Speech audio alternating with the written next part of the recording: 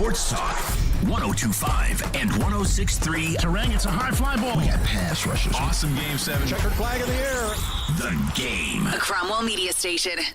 Mixing sports and a little bit of fun. This is fun! On your morning drive. This is Robby and Rexrode. With Robby Stanley and Joe Rexrode on Nashville's best sports talk, 102.5 and 106.3 The Game. And on the Game Nashville app. Ladies and gentlemen, it's showtime. And welcome into the Monday edition of Robby and Rexrode, 102.5, 106.3 The Game. Robby Stanley alongside Joe Rexrode, Michelle Knezovic here with you on this Monday morning in Nashville, Tennessee. Hope everybody's doing well. Joe Rexrode, good morning. How are we doing this morning after this eventful weekend of college football and pro football and a little bit of hockey mixed in there as well? Yeah, doing well. It was quite an eventful weekend. Good for the football teams with Tennessee in their names. Yes. Not many others. Not many others. Michelle, good morning. How are you? I'm doing great this morning, and I would just like to inform everyone that Robby Stanley has already started the trash talk because it is game week between Tennessee and Kentucky. So Robby came in hot this morning. Started it bright and early. Yeah, such as. I missed this. It's going to be intense. I mean, I didn't really say anything. I just said, I've got my eye on you. This is the week. He's It's ready. time. He's ready. Are you confident this week, Michelle? Eh? Well, of course she is. Michelle Knezovic. Why would she Listen, be confident? here's the thing. It's a win-win for you. Kentucky doesn't have anything to lose, you know? Oh, right? they got They're- something to lose. Well, I mean, they're not undefeated. I was hoping that we'd have 2 undefeated teams, obviously. Just Tennessee is, so I'm chilling. I'm excited. I'm going to Neyland for the first time. Now, that will be fun. I know. A little Yeah. scared, but also excited. Yeah. Are you in like a Kentucky fan area, like the visitor? No, not necessarily. Nope. You just might just be a little. Like, so is Ryan going too? And he's got his he will Kentucky be wearing. gear? I support the Chicago Bears, so he will be wearing all Kentucky, and Yeah. he's required to. For having to support the Chicago Bears, he should freaking get a Calipari tattoo on his butt. He probably my should. God, man. Probably should. We'll have a lot of time this week to break down Tennessee and Kentucky. Congratulations to the Vols playing the longest college football game of all time on Saturday between Tennessee and Chattanooga. My God, that game, or not Chattanooga, UT Martin. Yeah. My God, that game took forever, but they got the W at the end of Yeah. it. So congrats to them. It really is. Like, there's so much to like about this Tennessee team, but boy, that is problematic. Like, you're just signing up for 4 hours. It took so long. Yeah. One game that did not take very long. The Titans and the Colts. The Titans get it done 19-10 yesterday at Nissan Stadium. They sweep the Colts yet again, so 5 consecutive wins against the Colts and 2 consecutive seasons of a sweep for the Titans against Indianapolis. Lots of things to get to from this game. We'll do it throughout the show today. Take your thoughts on our phone and text lines, driven by WilsonCountyHyundai.com, 615-737-1025. Joe Rexrode, you were there in person for this game. What'd you think of that one for the Titans? 19-10, the final score, and they sweep Indianapolis for their 4th consecutive win. Well, Michelle and Junie were there too. We had Chris Ballard between us, but you probably didn't get much Ballard. No, didn't. I can tell you that you can pretty much gauge how the game goes by Chris Ballard reactions. I will say he was I think he intentionally muted himself a little bit, but there was about 4 or 5 straight MFers in a row on. Oh, it was the face mask by Jeff Simmons. Yeah. Which they missed, but I got to say, like, I missed too. I mean, I guess that was one that you kind of get them missing. And then, of course, you have the pick six. That was the play of the game. Yeah. I really think for all the Titans' limitations right now, you got to tip your cap to them. Yeah. You really do. You got to tip your cap to them for just being as tough as they are and understanding the formula that they have to employ to win, and just dominating the Colts. I mean, it's just like it's almost like inevitable now. They're just a little bit better, tougher, and the Colts are incredibly bad at hurting themselves, and the Titans, for the most part, don't do that. Yeah, I mean, the Titans, I think it's pretty clear at this point, and we talked about this a little bit last week, but, I mean, the Titans have, number one, the clear coaching advantage. Mike Vrabel is a way better coach than Frank Reich. And number two, I do think the Titans in that locker room, there's just a mental edge that they've got over the Colts right now, and I think that's a very real thing in this matchup. And it's crazy to think about because it used to be totally the other way, and the Colts used to have the mental edge. Now they also used to have the quarterback edge too. But that's what the Titans But that's have what the now. Titans have. And Tannehill is again a case yesterday with Tannehill where the numbers aren't going to blow you away. 13 of 20, 132 yards. I mean, look, the Titans' offense was nothing to write home about yesterday. They didn't score an offensive touchdown in the game. So it's not like they're out there just setting the world on fire offensively. But the difference in the game ends up being Tannehill didn't really hurt you yesterday, and Matt Ryan did. I mean, threw 2 picks for Matt Ryan. The Colts fumbled the ball late in the game as well, creating the greatest challenge flag toss in the history of the National Football League by Mike Vrabel. I mean, that was probably the highlight of my game yesterday for the Titans, was just the sarcastic little sassy flip that Mike Vrabel had with the challenge flag. It was like a mic drop. Mic right? drop. It was awesome. It was great. But the Titans, I think, clearly have the mental edge in this matchup, and now you've put yourself with everything that I still think is a big problem with this team. They're 4-2 in first place in the AFC South, 4 wins in a row. Yeah, and going to Houston, where they should win and get to 5-2. So, and that really they need to build some cushion with some of the games ahead. Some of them still look really tough. Some of them don't look as tough. Sorry to bring up the Green Bay Packers. I tried to tell y'all last week that they're not good. My God, Broncos? They're not good. Yeah, the Broncos are, but then again, the Broncos, the Jets and Giants are 11-3 combined right now. So, I mean, hey, What a league. What a league. I should also fall on the sword here. I thought the Colts were going to win this game. I thought the Colts were going to win the AFC South this year. So I should probably – there's a lot of football left. They're 3-1. I'm not convinced they're toast, because Matt Ryan, will have some good day. He'll probably win some games for them and where he won't throw horrific interceptions or fumble when he gets breathed on. Although the sample size, not many of those I think are coming down the Well, pike. that may be. Yeah, that may be. But still, I was wrong. Indy Ben, you were wrong too, buddy. They're just they're a pretty good defensive team, and Jonathan Taylor is really good. And actually the receivers are Not bad. pretty good. But I think, if there's one thing to take moving forward from the Titans, it is that you add Bud Dupree to the defense. You look at how they go with Fulton and McCreary on the outside. It's a pretty good defense. This is a good defensive team. So if you somehow keep this healthy, and is Amani Hooker the slot corner now? I don't know. In one game it worked out well. There's another coaching move where you're like, oh, wow, that's a really good idea. Yeah. And it worked out really well. But they could be a very good defensive team. Offensively, find a way, man. Yeah. But yesterday they did not do well in the red zone like they have been. They did not. They did not score a touchdown, and they still won a huge game. Yeah.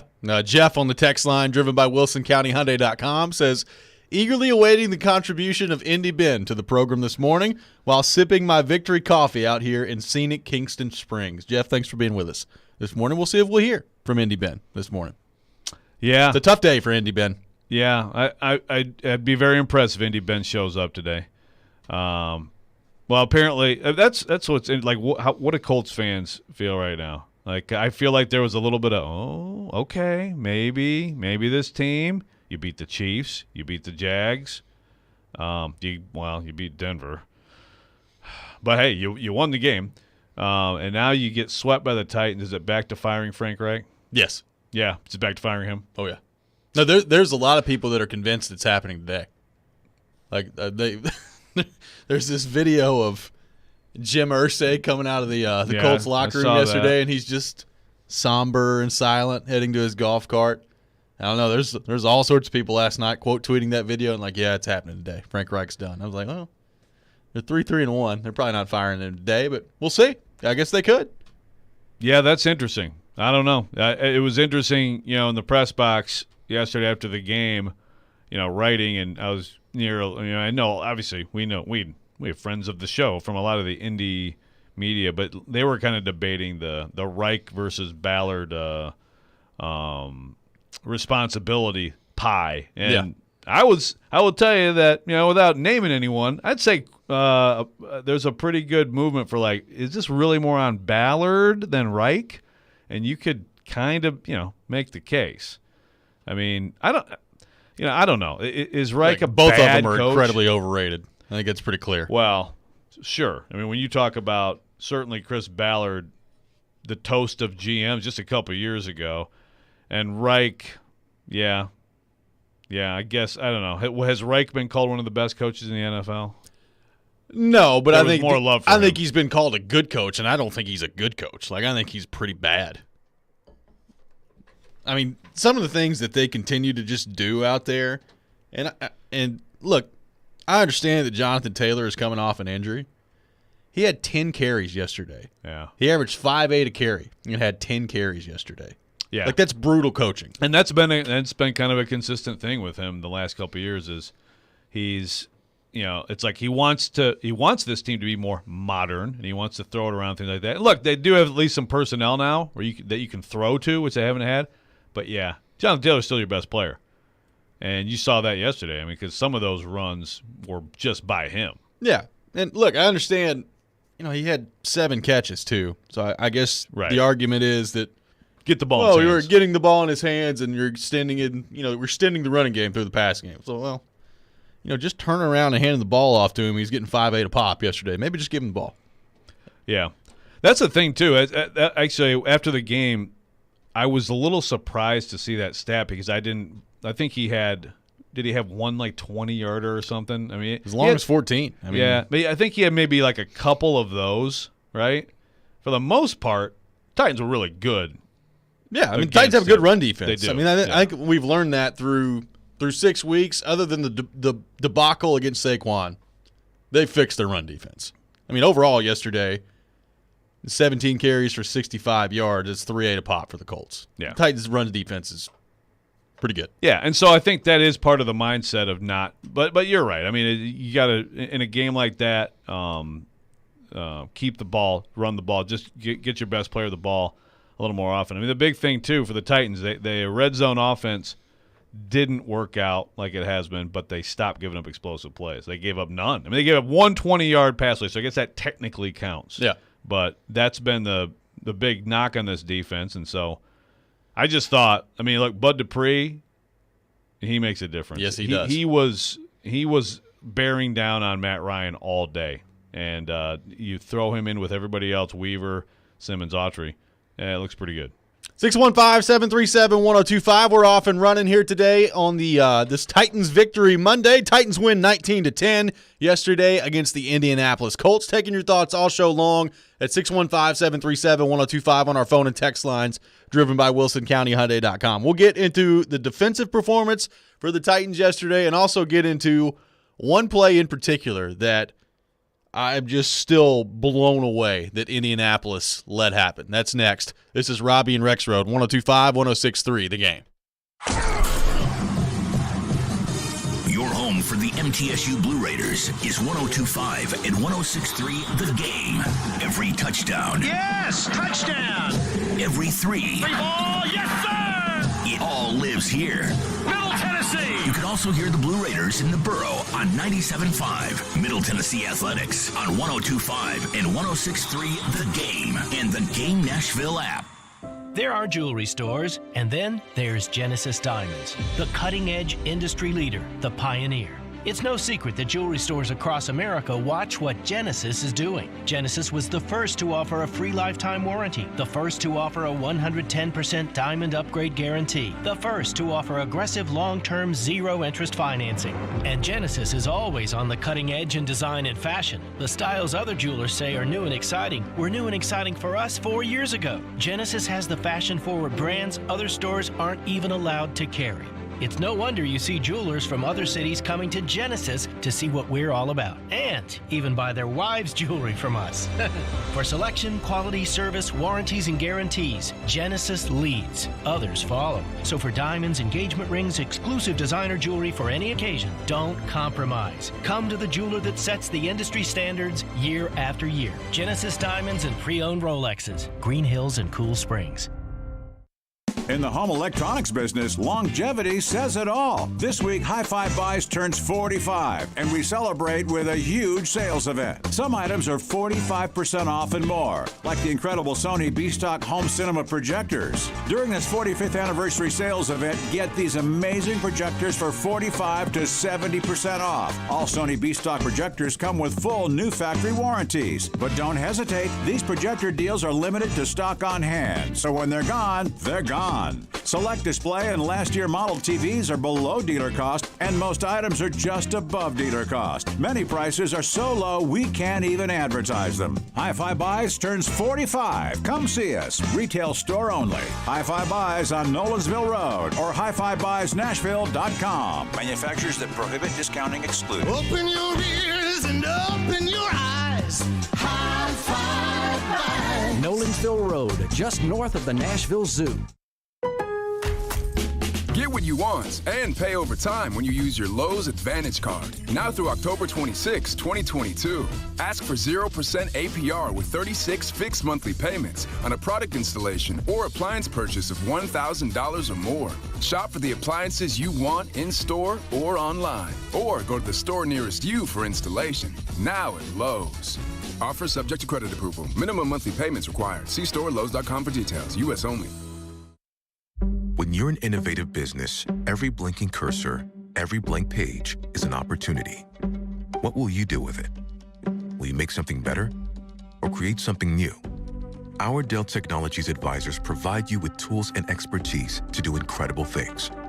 Because we believe there's an innovator in all of us. For advice on smart PCs powered by Intel vPro that's built for business, call a Dell Technologies advisor at 877-ASK-DELL. Get in the zone, AutoZone. Welcome to AutoZone. What are you working on today? Starting trouble. No one likes that. We'll get you set up for some stronger starts. You might just need a fresh charge, and we'll take care of that free of charge. But if it is time for a new battery, we've got replacement batteries that'll fit your needs, starting at just $69.99. You can learn more about our battery selection at AutoZone.com. That's what makes us America's #1 battery destination. Get in the zone, AutoZone. Claim based on data from the NPD Group 2021. Well, you've got the whole world listening. What do you got to say? Never miss a moment of the show. Subscribe to the Robby and Rexrode podcast on iTunes, Spotify, and wherever you get your podcasts. We may now begin our day. You're listening to Robby and Rexrode on 102.5 and 106.3 The Game and on the Game Nashville app. What is it about the Titans? It's 5 straight, 67.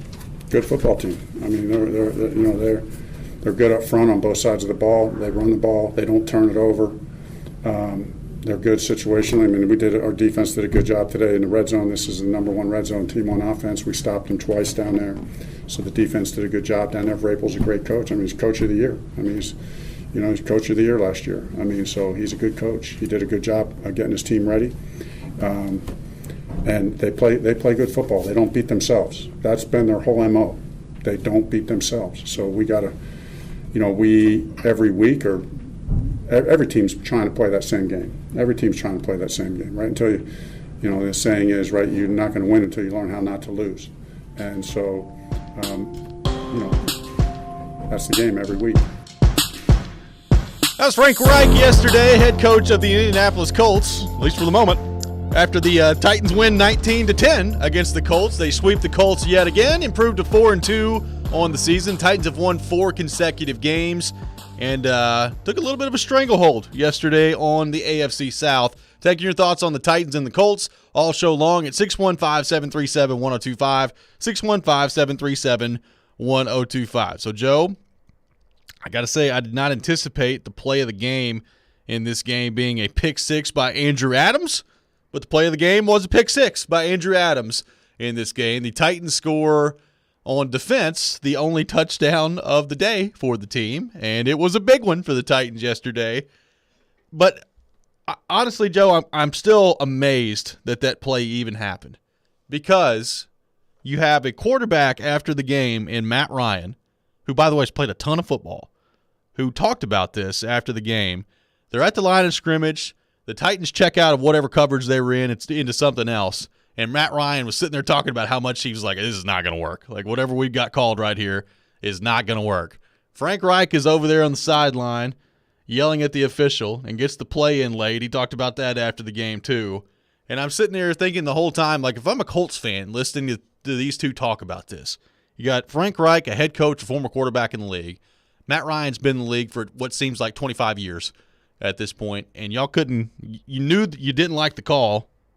Call a timeout or dirt it. What are you doing? Like, why are you throwing the ball? Like, those are mistakes that young teams, young quarterbacks make. I couldn't believe after hearing that explanation that Matt Ryan was like, oh, yeah, just threw it anyway. Just threw it over there. Makes no sense. Well, yeah, no, I agree. Now, is it possible that Campbell was supposed to do something different? I mean, you're throwing hot there, but either way, yeah, just go ahead and throw it right around his knee, you know? I mean, honestly, that was obviously a disaster. That was the play of the game. The next pick he threw to David Long, that's like you're not even a rookie in the NFL. That's like you're a college sophomore. What are you doing? That was horrific, man. And again, Matt Ryan, I mean, he can still throw it around a little bit. They've had some moments this year, but I just don't understand how after all this time, your guy and Brady right now, I think one of the stories of the league this year is like we may be seeing, I don't know, maybe not with your guys much, maybe not with Aaron Rodgers much, maybe it's other I don't even issues. know what to think about him. I mean, yeah, there's other issues, right? But like with Brady, I mean, are we just kind of seeing, okay, yeah, like he's at the age he is and it's starting to look like it? I mean, they've scored 3 freaking points at Carolina. Yeah. So now, in all fairness, he hit Mike Evans. Mike Evans on a ball. dropped it, like a punt touchdown, yeah. But I hear what you're saying, yeah. And I didn't watch any of the rest of the game, but I mean, the fact they still they scored 3 points. I know. So quarterbacks get old and they lose the fastball, but how can you be that dumb? I don't know. That's the thing that's crazy with Matt Ryan with these. Again, the turnovers where you get hit, that's a protection thing. They can't protect. And he fumbles too much, but that's not decision making. Like the decision making, that totally changed the game. I mean, won the game for the Titans. He's thrown 9 picks in 7 games. I mean, we talk about the fumbling issues, which are kind of funny. Like every time you breathe on Matt Ryan, he's fumbling the ball. Which, hey, did a pretty good job holding on the ball yesterday when he got hit. He did. So that was good. So he did. Maybe some progress in that area. Kudos. But, when you're talking about a veteran quarterback that has 9 picks in 7 games, I mean, that's just it's going to be hard to win that way if you're the Colts. And look, I'm not saying it's all on him. Like again, I think some of the calls, some of the game plan for the Colts have just been terrible so far this year. But 9 picks in 7 games is what it is. It's hard to win that way when you're turning the ball over as much as they turn the ball over. Yeah, and look, this also goes to credit to the Titans. That looked like that defense probably, again, with Bud Dupree, a whole game of him coming off the edge. David Long is such a good player. Again, I just thought Hooker, I loved that move. I mean, it's really interesting. Like, I assume that was a one-time thing, but I don't know. I mean, if they're confident that Adams can get it done, playing high, man, I don't know. Maybe this is something you keep leaning in on, because Hooker, you got to be physical in there, obviously, and he was triggering on the run game yesterday, big time. Well, I think it's clear that they're not confident in Amadi. Like, he doesn't play against Washington where you thought maybe he would, and then he's inactive again yesterday against the Colts. So obviously that's an area that they're just not looking to go to at this point. I really like, and I know that the Colts made some plays yesterday. I really like Fulton and McCreary on the outside. Yeah. So if Hooker's the solution in the slot there for the time being, so be it. Hopefully you get Elijah Molden back at some point and you can move Hooker back to where he's supposed to be. But, if I think whatever they need to do to make sure that it's Fulton and McCreary on the outside, I say do it, because I really like that combo. Yeah, no, Fulton a lot of the day was in the area of Pittman and matched up on him a fair amount, and he really good. Because Pittman's a good player. Yeah. Not a great player, but he's a good player, and he didn't do much. And then Pierce, there was a lot of McCreary on Pierce. Didn't do much, and McCreary gave up a couple. Even when he gives up plays, he's usually right there. Yeah. No, it's a good when you have corners like that who can cover like that on the outside, and then you've got a pass rush like that. You don't let people run the ball. You're getting turnovers, and then now you have Hooker back with Byard. Yeah, I mean, I don't know if it's like a top 5 ceiling defense, but that could be pretty good. Well, look, I think it's also clear that in order for the Titans to continue to win, this is what their defense is going to have to be. Now, I'm not saying that you got to hold them to 10 points every game and score touchdowns. You might want every to, though. game. Might want to, but I think it's pretty clear at this point, and Vrabel essentially said it yesterday in his post-game press conference, like this is the way that they're going to have to win. Their offense is just severely limited. It's what it is. And Derrick Henry had some big runs yesterday, and we'll get to the offense here a little bit more here in just a few minutes. But you're talking about 30 carries for 128 yards and then 132 yards worth of passing offense yesterday. Just there's not much out there right now for this Titans offense. So the defense has to play this way. And the thing that continues to blow my mind about this defense, we've talked about it. They're not perfect, and they've gotten into some situations where at times corner's been a problem this year. Bud Dupree's lack of being available has been a problem. But, random guys like Andrew Adams coming along, making big plays for this defense. I mean, look, give Terrence Mitchell credit yesterday. He went out there a ton, but makes a big play, forces the fumble. Amani Hooker recovers the ball. I mean, guys that were not even on the radar, that most people had no clue who they were heading into the season, out there making big plays yesterday for the Titans. And, as much as we talk about some high picks not working out, and that's a problem, they continue to just have a knack of finding guys that step up and make plays that you have no clue who they are and what to expect from them. Yeah, I mean, Andrew Adams, Steelers practice squad, Terrence Mitchell, Patriots practice squad, both signed September 21st. And look, we know Terrence Mitchell's not perfect. Yeah, it's a big play yesterday. He's been out there, and it's not ideal. But yeah, I mean, and he didn't give up any big plays yesterday. That's the thing. Like no one did.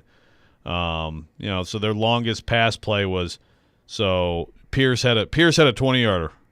That's it. I mean, Matt Ryan's averaging 5.4 per attempt. That's bad. Yeah. So no, it is amazing. Mario Edwards is out there yesterday. It's a 2-year story with this stuff, and it's not ideal that you have to go to these guys. And like you said, some of it's injury, some of it's no one's fault, some of it is the fault of, John Robinson for some misses he's had recently. But, these coaches and these players keep figuring it out. And it is like it's become this thing now where also every week it's like, what's Vrabel's little wrinkle? And again, you got to give Shane Bowen credit to him. He's the defense coordinator. But I feel like Vrabel's the mad scientist. What's the wrinkle this week that the other team isn't going to expect from the defense? You don't even that's not usually a thing in the NFL, but that's one of the things about this team. I did not even consider the possibility of Amani Hooker playing in the slot. It makes sense. But it makes sense. It does.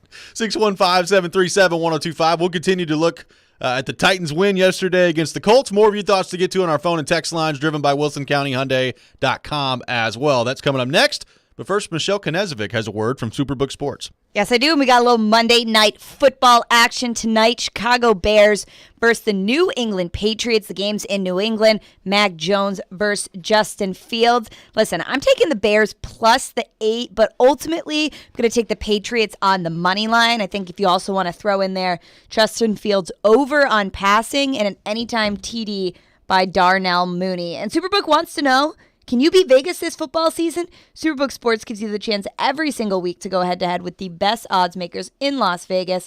One of the reasons I love it is because there's no fancy computer algorithms, no guys across the pond setting lines for American sports, just the best team of odds makers in the business behind the counter at the one and only Superbook in Las Vegas. Plus, Superbook features some of the best odds boosts and promo bets anywhere. So all you got to do, just download the Superbook Sportsbook app, or you can visit superbook.com and start your battle against Vegas right now. Visit superbook.com for terms and conditions. Gambling problem? Call 1-800-889-9789. Thursday night. He scored! Matthias It's a Central Division clash between your Nashville Predators and the St. Louis Blues. Pre-game at 6. Face-off at 7 on your home for Nashville. 102.5 and 106.3 The Game and the Game Nashville app. Hey, it's Eddie George. You know we all have crazy busy lives and don't take time to research car insurance, right? Well, you don't have to. Xander Insurance does all the work for you. Their system shops over 15 top companies to find you the best rates, and they keep shopping every year. Their clients have saved an average of $600. That's why I'm a client. Xander gives me more options. More options means more savings. Get free quotes at XanderInsurance.com or call 800-356-1780. The Parker Store at 1909 Nolensville Road in Nashville is the Parker Factory Authorized Store for your Parker hydraulic, pneumatic, water, and chemical hose needs. They stock metric tubing and hose connections to 42 millimeters in size, and they'll fabricate while you wait up to 6,000 PSI hydraulic hoses in a 2-inch size. Call the Parker Store at 615-248-8245 for all the Parker requirements you have. The Parker Store, 1909 Nolensville Road.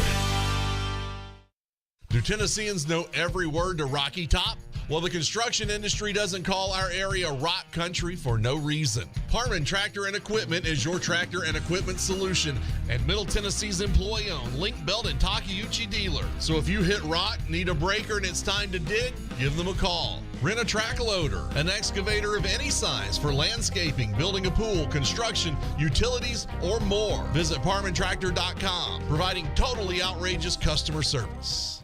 312 Pizza Company is a family-owned restaurant located in the heart of Germantown, serving up authentic Chicago-style eats right here in Nashville. 312 Pizza Company only uses the best all-natural ingredients and makes everything in-house from scratch every single day. And trust me, you can taste the difference. They've got deep dish pizza, thin crust pizza, their Italian beef. You'll taste the freshness. Stop in for a pint of local beer and a slice of pizza, or order online at 312pizzaco.com. 312 Pizza Company, Nashville's authentic Chicago pizzeria. Jonathan Hutton. You have to put the ball in his hands in that moment. And Chad Withrow. My kicker's making no decisions on a football team. Are in the game. Join them for NFL postgame after every Titans home game. Live from Landshark Bar and Grill in Margaritaville on Broadway. They'll break down that day's game and look ahead to the next one. NFL postgame is presented by Two Rivers Ford, Renter's Warehouse, and Superbook Sports on 102.5 and 106.3 The Game and the Game Nashville app. Hey Nashville, this is Vanderbilt football head coach Clark Lee. You're listening to Nashville's best sports talk, ESPN 102.5 The Game and the Game Nashville app. Welcome back in, Robby and Rexrode, 102.5, 106.3 The Game, streaming live on Twitch, Twitter, YouTube, and Facebook. Our video streaming brought to you by the law offices of Amanda J. Gentry. We are live from the Hillside Medical Game Studio on this Monday morning in Nashville, Tennessee. The Titans win again against the Colts, 19-10. The final score. Taking your thoughts all show long on the game. 615-737-1025. 615-737-1025. Josh from Cookville on the text line, driven by WilsonCountyHyundai.com, says the tight ends for the Colts were non-existent yesterday, which I'm thankful for. Last time we played them, they got open and made some huge plays. Titans did do an outstanding job yesterday on the Colts and their tight end group. Certainly a big change from game one. Yeah, and I think you have to probably look at Amani Hooker being available there. Just your secondary is just obviously better constructed, and you know, I mean he was involved in some of that directly too. But you think about the last game. I know it was at Indy. You know, games can just go sideways, but think about like the second half. Once the Colts started rolling in that game, they were throwing it around the yard, you know, to the tight ends, to other people. Titans got some huge turnovers in that game to win it, to hold on. But you add Dupree and Hooker, and it looked yesterday like the Colts just didn't have much chance of doing anything against the Titans, right? It looked different. It looked a lot better from a matchup perspective for the Titans. Well, and then another game yesterday, Joe, where we talked about Bud Dupree. I mean, he was all over Matt Ryan all day long, gets one sack on the day. But you know who else finds a way to the quarterback again yesterday? Danico Autry, back there again, hitting the quarterback, coming up with a sack. You know, I think it was it him that had the penalty? I think it was either third or fourth quarter. There was a penalty on Danico Autry, and then the very next play, he made a sack. I was just like, okay, that guy's unbelievable. Like he continues to show up week in and week out and be productive for this team. Yeah, and continues to force Chris Ballard to sit in the press box and watch him play and wonder why he didn't sign him at a pretty good bargain rate. Pretty good. pretty good. Jeffrey Simmons, some big plays yesterday. I mean, like you said, with Bud Dupree back in there and Amani Hooker back in there, I think we saw, what this Titans defense can be yesterday. And look, I'm not going to get carried away with it. Like the Colts, I think, have a bad offense. And we've talked about that. They're not good. Colts are not a good football team. Not a good offense. And the Titans made some plays that were available to them yesterday. I mean, the one part about yesterday, other than Bud Dupree coming back and what that means for pressure on the quarterback for the Titans that I think would really excite me yesterday, I mean, we've seen it. The Titans have given up big plays in a lot of these wins that they've had as of late. And not really many big plays given up by the Titans defense yesterday. Nobody got behind them. There weren't tight ends, to Josh's point on the text line. There weren't tight ends gashing them for 25 yards up the middle. I mean, the Titans, for the most part, you're never going to be perfect defensively, but I thought they did a great job of limiting big plays. And they talked about that on the broadcast, too, of the game, in terms of, you have the bye week, you self-scout a little bit, and you see what's going wrong. And I don't know if it was that or the way the game played out or just, having Amani Hooker back in there. But the Titans defense, not very many big plays given up yesterday. And that's probably the most encouraging thing if I'm a Titans fan. If you can put a stop to that, I think you got a chance to be a really good defense. Yeah, without question. I mean, that's been the issue. And again, it's like, the secondary has been a revolving door all year. And Caleb Farley. Vrabel yesterday was kind of talking about the secondary, and he's, basically injuries, and then he kind of trailed off. We all we fill in the blank. And some players who just, have right now aren't trustworthy, who you don't want to put on the field. I mean, Farley, I don't believe had a defensive snap yesterday, but you've had him as a part of that. You've had Mitchell as a part of that. You still haven't had Molden at all, and you don't want to overstate what Molden might mean to this defense, but if at some point that happens, you could be even a little bit better. But I think as constructed now, again, like how many big plays might have happened if Matt Ryan, actually had time to set up and had a clean pocket. The Titans, the Colts did protect him sometimes, but for the most part, you had to get the ball out quickly. And if you do that to teams, well, then they just have a way smaller chance of hitting you for a big play. I mean, I'm sure that there were some possibilities yesterday, but Matt Ryan was constantly under some kind of duress. I got a text that says MVP from yesterday, and then just has a screenshot of Stonehouse's stats. Another good day of punting for Stonehouse. 3 punts, 54-7 average yesterday for Ryan Stonehouse. Now, his net was 39. His net was 39. So, and one of those punts was absolutely, the hang time wasn't there. Yeah. It was way out kick the coverage. And so, it's like a 24-yard return, So that's the only thing. I don't want to nitpick, a guy who averages 54-7 a punt, but there are, some are better than others. Well, and I will say, one thing that is not going to get discussed a lot today in the aftermath of this win, but you pointed out yesterday on Twitter, and I think is important to point out here. Randy Bullock, 4 of 4 yesterday on his field goals, hits the 48-yarder yesterday. He's been pretty good since the miss against the Giants. So, I mean, obviously that's what you want to see, him bounce back from a miss like that. But Randy Bullock, good yesterday. And you win by 9, so you look at the field goals and you're like, okay, well, you miss one, you probably still would have been okay. But all those field goals at the time, pretty important yesterday, and Randy Bullock was really good. Yeah, it's been a big deal. Obviously, one more make by him that's a makeable kick, and the Titans are 5-1 right now. And really, it'd be more like, are the Titans actually a contender around the NFL just with one kick made? And the Giants wouldn't be like the talk of the NFL. Yeah. But since then, the idea of, maybe this Bullock thing is a Band-Aid and it's about to go the other way, he's calmed that down. So they're in good shape there. And they have to be. They have to be good. Their specialists have to be good. Special teams has to be good. Their defense has to be really good for them to keep winning. Because right now the offense is just, it's going to be very limited until further notice. Well, let's get into it. So the offense from yesterday, like we talked about, not much there. No touchdowns scored yesterday for the Titans. They did get to the red zone, got stopped down there in the red zone from scoring touchdowns. Tannehill finishes 13 of 20 for 132 yards. Derrick Henry, 30 carries, 128 yards yesterday. And, honestly, Joe, I thought for the most part the Colts did a decent job of keeping him contained, and then he just broke a couple of big ones. And there were a couple runs where he was about one guy away from breaking the big one yesterday against the Colts, which was good to see. Hopefully as the season goes on, you can beat that one guy and break off some of those big ones. But, I mean, the play of the game offensively to me was the run where it looks like he stopped for about a 4-yard gain, and then the entire line of scrimmage just pushes him about another 7-8 yards. I mean, that, first off, to me, kind of sums up what the Titans have done to the Colts over the course of the last couple of years. And number two, that's the way they're going to have to win. They're just going to have to totally muck things up offensively, and that's what they did yesterday. Yeah, and then Ben Jones after that play is pumping his fist and hopping. It's like the dude who at various times yesterday, again, was there was one play. I don't know how he stayed in the game because he left in the first half.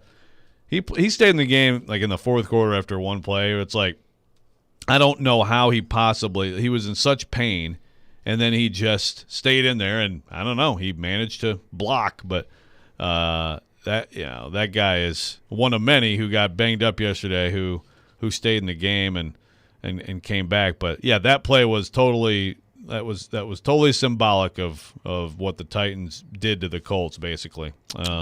And yeah, with Derrick Henry, that's the thing. This offensive line, protection-wise, it's tough, man. It's tough. But even Radens, for example, it's tough. Talk about pass protection. Run blocking, not bad. I mean, they can run. They can run block. I mean, the Colts knew exactly what they want to do. The Colts had their guys. They had Buckner and Stewart. I mean, they didn't have Leonard, but Franklin's good, and they knew it, and they still couldn't stop it.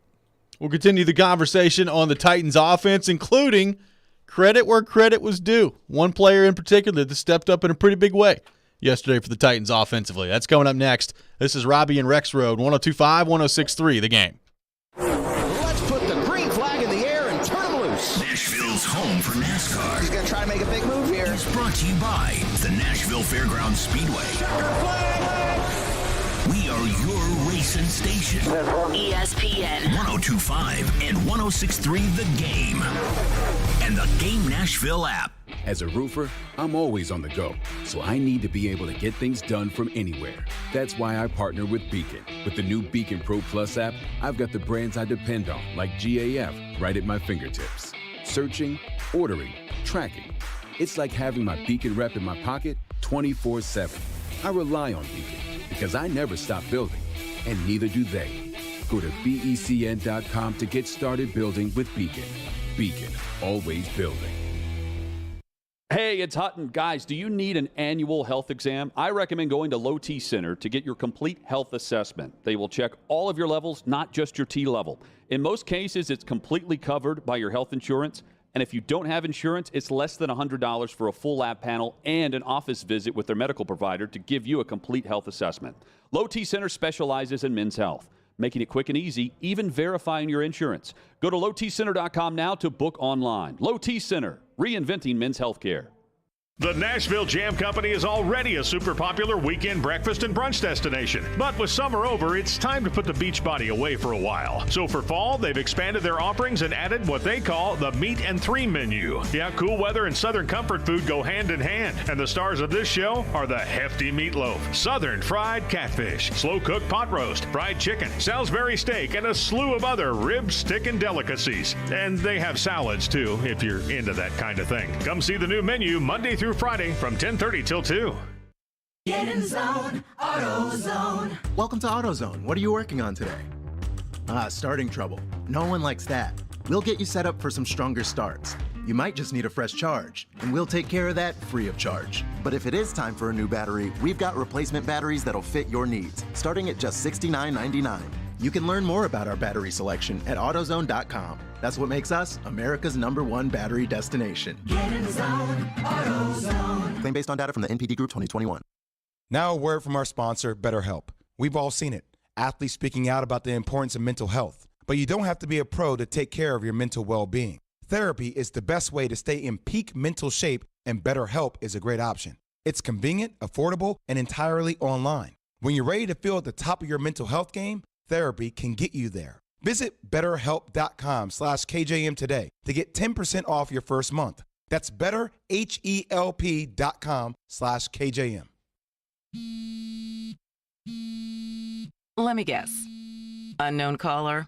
You could reduce the number of unwanted calls and emails with online privacy protection. The latest innovation from Discover will help regularly remove your personal info, like your name and address, from 10 popular people search websites that could sell your data. And we'll do it for free. Activate in the Discover app. See terms and learn more at discover.com/online privacy protection.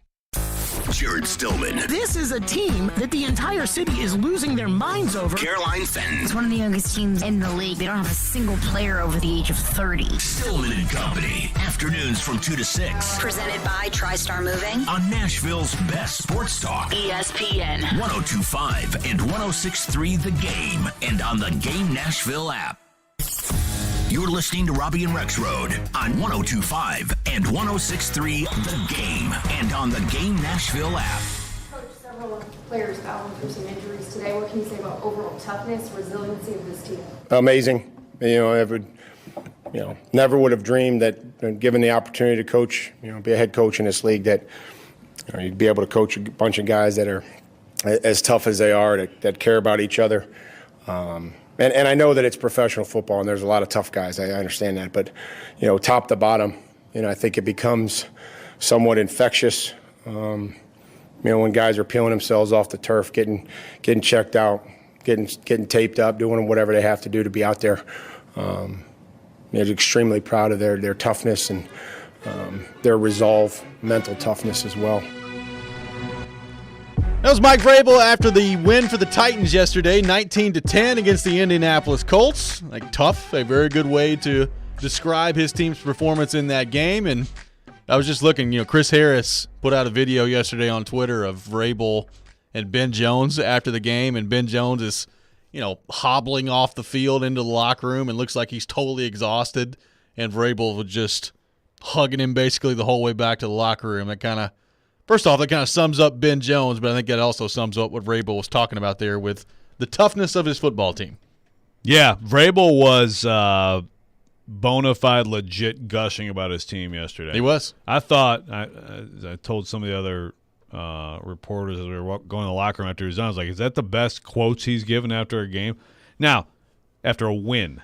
Because, sometimes after a loss, you get some spiciness. But after a win, he had a lot to say, and he was pretty passionate about it. So Ben Jones, that video is really good. Yeah. For people who, Chris Harris, check that out. That was a good job by them to get that. And then, Tannehill. Tannehill is incredible. I didn't realize this till yesterday, and I checked on it. And Dwight Spradlin of the Colts actually went through and checked this for me. What's that? Titans. Did I say Colts? Yeah. Sorry, yes, you did. I'm Indy Joe here, my beloved Colts.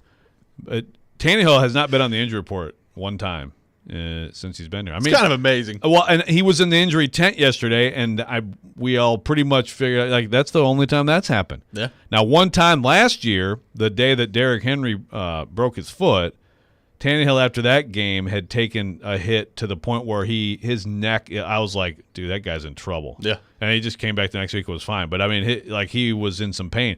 That's all I can think of. A guy who had serious knee and shoulder injuries in Miami when he was younger. Well, and he's come here, and he has taken an absolute beating the last 2 years. That's the thing. A guy that also is getting hit left and right the last 2 years. Look, Tannehill is I think they're trending toward playing January football this year, winning this division. Long way to go, but they've got a good chance. They are the clear favorite to win the division. They're going to get to the playoffs, and we can resume all of the very fair questions about Ryan Tannehill and the playoffs and all that. But give the guy a ton of credit because he's got no one open and no one blocking. It's a tough combo. And he's just in there taking the hits and then answering the bell and coming back out there, barely able to get handoffs to Derrick Henry at the end. Last three possessions, he's doing all he can do to reach the ball to Derrick Henry so they can execute their run plays like they need to execute them. So you got to give him both those guys, and Simmons comes back too after turning the ankle, comes back in late in the game. So it is a tough team. Oh, and then a pass late in the game from Tannehill where, he rolls out a little bit, and you can tell that there's some laboring going on as he's rolling out, and he throws it down the field, and who does he find? Austin Hooper, who holds on to the ball. Frank Reich decided a good idea to challenge that for some reason, even though it was never close to being incomplete.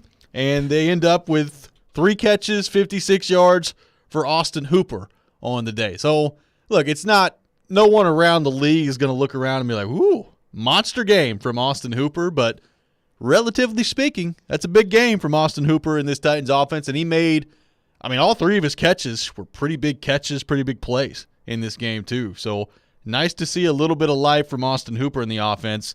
3 catches, 56 yards, including I think that one was that one the 23-yarder, the bobbled catch that he had yesterday? That was for 19. That was 19. Okay. So 19 yards on that play, but that's a big catch, 3 big catches for Austin Hooper yesterday. Says the guy who said he gave up on Austin Hooper. Well, maybe that's what he needed to hear. Oh, okay. So maybe you motivated him is what you're trying to say. Him and Princeton Fant. I gave up on Princeton Fant, too, and apparently he's Peyton Manning out there. He can't catch the ball, but he can run it and throw it pretty well. You love to rip the tight ends. No, it was actually hilarious. The first play, it's like 3rd and whatever, and, I get to sit next to Kaharski in the press box, and he's like, Austin Hooper time! Yeah, that's not really what he sounds like, but yeah. We're always Kaharski impression very much. We're up there constantly making jokes. He's up there like, Cody Hollister, got to give him the ball, But he got a big 2 big play catches too. for Hollister yesterday. Well, he had the most explosive play of the day for the Titans, didn't he? Yes, 27 yards, Cody Hollister. But yes, he said Austin Hooper time, and immediately he actually made a huge play. Like, Kaharski. But look, you had. That was it. They were all big plays. First of all, I think were they all 3rd downs for first downs? I think so. 2 of them were for sure. Yeah. And so Austin Hooper. Michelle and I were both talking to him, afterward in the locker room about, hey, no idea if this is going to be sustained or anything like that. But he seems to have hung in there and plugged away. I think there was a lot of, and I think we talked about it a little bit. Thought about, okay, it's time to just play Chickaconquo more. Have a seat, Austin Hooper. But, look, you need them both. You need all those tight ends. And there's been the trade stuff from Austin Hooper, and he acknowledged that he heard that stuff, But they're going to need that. He's still a guy who's big, who can catch the ball, who can move pretty well. And, gosh, look at their offense yesterday. He got 4 targets for Robert Woods, and he does manage 3 for 26. No. Hooper gets 3 targets, and then you're looking at Henry, Hollister. You got a couple targets for Westbrook Akine with no catches. Okonkwo gets a target, no catches. Swaim a target, no catches. Hilliard 2 targets, no catches. A big catch from Mason Kinsey, though, yesterday for 3 yards. Mason Kinsey did. He's in there. 100% on targets. Hassan Haskins, 100%. He got a 5-yarder. It is nibble, nibble, nibble if you're lucky. So anything you can do to help this offense out there right now, they need tons of help. Look, they need Burks back. They need McMath back. And then I still question. There's still at least upside there. What I question is, at any point, will they protect Ryan Tannehill well this year? I don't know. I got a text that says, I need to know why the jet sweep, especially when Henry was rolling. Why, in all capital letters. I knew we'd get to this at some point. Yeah, well, look, if things go differently, I know. if you're not great defensively, because I think the Titans, they were definitely smarter than the Colts. They were less mistake-riddled. They were tougher, all that stuff. You have a timeout and a 4th down, and you're trying to score a touchdown, and you have a false start from Dylan Radins. And then you have this play, which, variable after the game, liked the play, didn't execute it. But I think I understand. Look, whenever plays like that get blown up or don't work, oh, what an idiot. And when they work, it's like, oh, creative. Okay. Yeah. But I will say that if your quarterback, and I don't know if this has anything to do with the botch, but if your quarterback is struggling to get handoffs to your running back, maybe you take that one out of the rotation at that time, right? Yeah. It's a little bit of a different movement for him, and I don't know.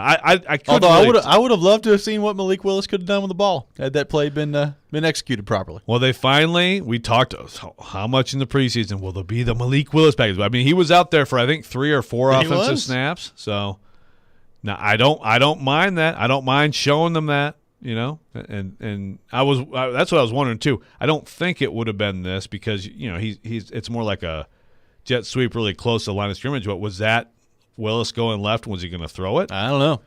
I don't think so, but maybe. Just take a hop step back, a little throwback over the other side, maybe so. And Cody Hollister streaking downfield. So many possibilities. And then we're talking about what a genius Todd Downing is on the program this morning. I mean, look, it's the minute it happens, and they phone you like, why are you doing that? Why are you doing that? I think especially with Tannehill hurt, but I think moving forward, I'd have a little bit of that in there. Why not? Well, look, there's going to come a time where, as an offense, you're going to have to find some ways to try to generate some yards and points. Like, that's the takeaway. Kudos to Vrabel. I think he's done another outstanding job. I mean, they're 4-2. They dug themselves in an 0-2 hole, and things didn't look good. And I fully recognize that the 4 wins that they've rolled off here are against opponents who may not be all that great, and it could look a little different as they move forward. But the fact is they're 4-2, and I think they got a good chance to get to 5-2 coming up on Sunday. I do think it's fair to say at this point, like we've learned that this offense is just not very good, and at some point they're going to have to find some ways to figure out how to scheme open some yards and points because – personnel-wise, they're just not there right now. No, and again, at least there's the hope on the outside. And I don't know with McMath. I don't know how long it's going to be, how much he can matter. It's worth a shot, though. Trust me. But with Burks, it's turf toe. I don't think it's going to be too much longer. And you just got to ramp it right back up when he gets back. You got to. They just don't have explosiveness, They just don't have it right now, other than Derrick Henry. So at least you have that. Yeah. Again, I don't know what you have when it comes to protecting Tannehill.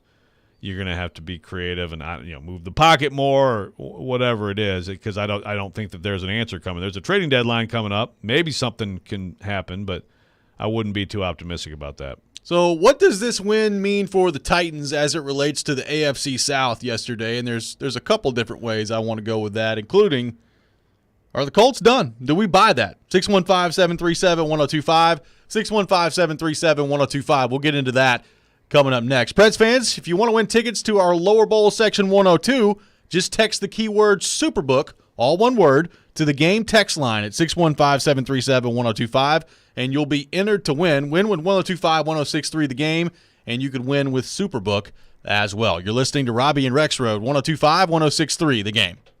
You love the game. Predators win it in overtime. Touchdown, Tennessee. We live the game. My quarterback needs me to step up. He can make a defense pay. We are. We got pass rushers. Checkered flag in the air. Awesome game 7. What a stop made by UC Sarah. The game. Nashville's best sports talk, 1025 and 1063 The Game, and the Game Nashville app. ElectronicExpress.com. We make it happen. Hey football fans, Patrick Mahomes here, and I'm here to tell you that with NFL Sunday Ticket only on DirecTV, you can watch your favorite team no matter where you live. Because NFL Sunday Ticket gives you every live out-of-market game every Sunday afternoon. So switch to DirecTV and learn how to get the 2022 NFL Sunday Ticket season included at no extra cost. Call 1-800-DirecTV. With choice package and above, 24-month agreement required. Call for details. Joe Rexrode here for OrderGreen.com. Listen, to do the job I do, got to stay on the move at all times. Lots of travel, early mornings. Sometimes it can catch up with you, and when it does, I always enjoy natural and enjoyable ways to de-stress my mind and body. That's why I use a high-quality, wide selection of THC and CBD products from OrderGreen.com. It's not just me. Lots of my friends are on the bandwagon here, including a sick family friend of ours who has gotten great benefits. OrderGreen.com. You subscribe, you save 25% off shipments of gummies, or use promo code Joe20 for 20% off your first purchase. OrderGreen.com. Men, are you asking yourself questions like, why am I gaining fat? Why is my energy or sex drive down and maybe haven't been getting the exercise you need? If you want to get back to the man you used to be but just don't have that youthful energy, that edge you once had, you very well might have low testosterone. Low T causes all kinds of issues, from a reduced libido, lower drive, and bad sleep patterns to problems with muscle gain, bone density, and more. It may even contribute to erectile dysfunction, and if this sounds like you, it's probably time to get treated for your low T. At the Tennessee Men's Clinic, we've treated thousands of men for low T. We've seen them put on muscle, add to their energy, improve their sex lives, get better sleep, and just feel better. Plus, if you're like most men, you'll see results in only a few weeks. So make an appointment today and experience how testosterone therapy can truly change your life. Your initial appointment is only $99 with results in minutes. Call today, 615-208-9090, or go to TennesseeMen'sClinic.com. Visit our website to learn more, including side effects. Treatments extra. Results vary. In the home electronics business, longevity says it all. This week, Hi-Fi Buys turns 45, and we celebrate with a huge sales event. Some items are 45% off and more, like the incredible Sony B-Stock home cinema projectors. During this 45th anniversary sales event, get these amazing projectors for 45 to 70% off. All Sony B-Stock projectors come with full new factory warranties. But don't hesitate, these projector deals are limited to stock on hand, so when they're gone, they're gone. Select display and last year model TVs are below dealer cost, and most items are just above dealer cost. Many prices are so low we can't even advertise them. Hi-Fi Buys turns 45. Come see us. Retail store only. Hi-Fi Buys on Nolensville Road or HiFiBuysNashville.com. Manufacturers that prohibit discounting excluded. Open your ears and open your eyes. Hi-Fi Buys. Nolensville Road, just north of the Nashville Zoo. Lions, Tigers, and tailgates. Oh my. The college football season is always a great time of year. Besides the jerseys, the face paint, and the foam fingers, there's the food. And nothing gets you more fired up for game day than Eckrich smoked sausage. They're naturally hardwood smoked and have the perfect blend of spices. From buffalo sausage dip to sausage chili mac and cheese, Eckrich smoked sausage is a quick way to bring flavor to all your tailgate meals. Visit Eckrich.com for easy, one-of-a-kind sausage recipes. Eckrich, you do you. From the Hillside Medical Game Studios, WPRT-FM Pegram, WPUC HD2 Laverne. Chase Elliott scores the win in the Ally 400 at the Nashville Superspeedway. Nashville's exclusive home for NASCAR. 102.5 and 106.3. Terang, it's a high fly ball. We got pass rushers. Awesome game. Checkered flag in the air. The Game. A Cromwell Media Station. Mixing sports and a little bit of fun. This is fun! On your morning drive. This is Robby and Rexrode. With Robby Stanley and Joe Rexrode on Nashville's best sports talk. 102.5 and 106.3 The Game. And on the Game Nashville app. Ladies and gentlemen, it's showtime. Hour number 2, Robby and Rexrode, 102.5, 106.3 The Game. Robby Stanley, Joe Rexrode, Michelle Knezovic here with you on this Monday morning in Nashville, Tennessee. The Titans win against the Colts yet again, 19-10 the final score yesterday. They sweep the Colts for the second consecutive season. They've won 5 games in a row against Indianapolis. Taking your thoughts all show long on our phone and text lines driven by WilsonCountyHyundai.com, 615-737-1025. So, Joe, overall for the Titans yesterday, it's hard for things to go much better than they did in the division. You win yesterday. Everybody else in the division loses yesterday. So the Titans at 4-2 in first place in the AFC South. Indy still in second place at 3-3-1. Jacksonville now at 2-5. So after the 2-1 start, they have morphed back into the Jacksonville Jaguars. And Texans, my guy Davis Mills is out there trying, man, but it's not much there. 1-4-1. On the season thus far. So what does this win in your mind, Joe Rexrode, do for the Titans yesterday as it relates to the AFC South? Still a lot of football left to be played, lots of things left to happen, but they're done with the Colts. That part of the schedule's over. The Colts have one more game left in the division, and I think that's a game against the Texans in Week 18 coming up, and that's it. What does this win do for the Titans now with essentially, 2.5 game lead over the Colts when you factor in tiebreakers, which we talked about last week? Going to be hard to get to a tiebreaker with the Colts having a tie in there. Yeah, well, the Titans having a 9-all tie at some point, like maybe when the Broncos come in here. Titans-Packers could be first 1-9 coming up. Titans-Broncos, Titans-Packers, those could be, who knows. But Well, they're in good shape. They're clearly the favorite right now. They're the best team, despite their flaws and limitations. They're the best team. I think they have the best defense. Actually, it's funny because before I watched a lot of the Texans Raiders game yesterday while writing, and I've kind of had a high opinion of the Texans defense, and the Raiders kind of broke it yesterday. But like even the Jags, like those teams are not going to be in the race. It's going to be kind of what we thought. But the Jags are still, I think, actually not bad. Good for the Giants for beating them. That was a crazy game, crazy finish. They end up a half yard short of winning that game. Jags are the only team in the division right now that have a positive point differential, and they're 2-5, plus 18. Everybody else is in the negative. It's like basically like I honestly, if you line up the Titans and Jags, and it'll be a while before that happens because let's get the 2 Colts games done. Yeah. And let's just have those 2 late. But I think Week 14's first game. If you honestly line these 2 teams up right now, it's real close. I totally believe that. But you know the difference? The Titans know how to win. They have a winning culture. They do.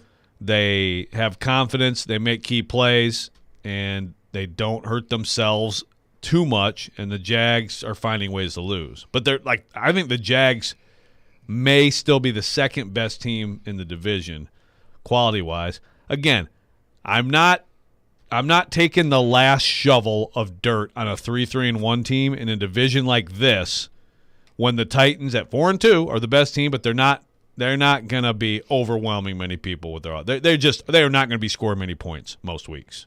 So I'm not going to pour the last shovel of dirt on the Colts.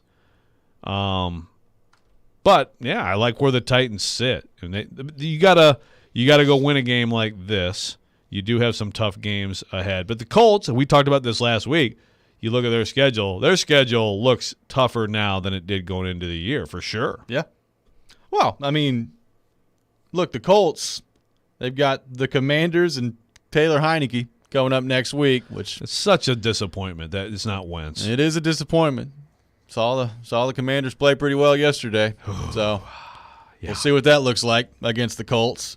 And you've got a Patriots team that's playing really well right now. The Raiders' record's not good, but you can't tell me that the Raiders couldn't score on this defense and make life miserable for Matt Ryan in that game. And you got the Eagles, the Cowboys, the Vikings, the Chargers, the Giants at the end of the year. I mean, I guess I'm with you. I'm not willing to say that the Colts are done yet just because I think there could be some tougher Sundays coming up for the Titans as their schedule unfolds as well. But I am convinced of this. The Indianapolis Colts are not a good football team. And I don't know that I see them, just all of a sudden snapping out of that at any point this year. Like I think they have some fundamental problems offensively. One thing that I guess we don't probably talk about enough that is continuing to be just amazing to me, and it's not only the offensive line as a whole that the Titans continue to make look bad for the Colts, because I think their offensive line might just be bad. What Jeffrey Simmons does to Quentin Nelson every time that they play is unbelievable to me. Did you see what Tier Tart did to him yesterday? I mean, yeah. He threw him to the ground. And you're talking about one of the most elite, we think, interior linemen in the league. Like, Quentin Nelson's a good player. But I don't think he is anymore. And it feels like the Titans just totally punk him every time that they play him. I kept watching it yesterday, and you'd see the penetration, and the play would be over, and they'd go back and show the replay. And it's just Quentin Nelson holding on for dear life as either Jeffrey Simmons or Tier Tart's just blazing over the top of him. Yeah. It's almost every play. Like, it's unbelievable. Yeah, it's a mismatch now, and who knows? Is he banged up? I don't know, but he's not what he used to be, from what I can tell. No. I mean, certainly not when he plays the Titans. Yeah, no. And some of that is, Jeffrey Simmons is tough for anybody to deal with, Yep. but no, that's the thing. The Colts were supposed to be, I bought into, okay, Matt Ryan, been with a bad team, really, now he's got a real offensive line, he's got a running back, an actual running game, and a defense that's going to help him too. He doesn't have to try to, throw it all day and have to score 30 points and win a game. And a lot of those things just have come up way short. That's the funny thing. Like, actually, their receivers, because I do like Alec Pierce. Didn't do much yesterday, but I like him. And Paris Campbell's become like an okay player now. If he can stay healthy, he's fine. Yeah. Like, their receivers are actually, if you told a Colts fan their receivers would be like what they are right now, they'd be like, oh, so are we 6-1 right now? What's our record? But a lot of other things are way underperforming or just not as good as we thought they were. That's probably more the truth. Let's go to our text line driven by WilsonCountyHyundai.com, 615-737-1025. Indy Ben on the text line. Hey, Indy Welcome back, Ben. Way to answer the bell, Indy Ben. Indy Ben says Reich, Ryan, and the refs were too much to overcome yesterday for the Colts. Uh-oh. The game certainly altered when a blatant missed call occurred where Hines was basically yanked down by his helmet and face mask. Next play was the pick six. Second INT completely on Matt Ryan and should have never been thrown. Reich is yet again to blame for only running Taylor 10 times when he was averaging 5.8 a carry.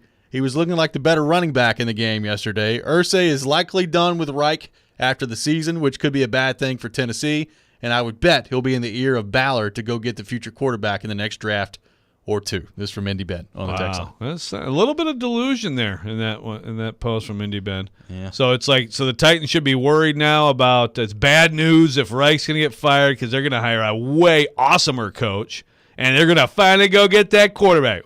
How are they going to get? That's the problem.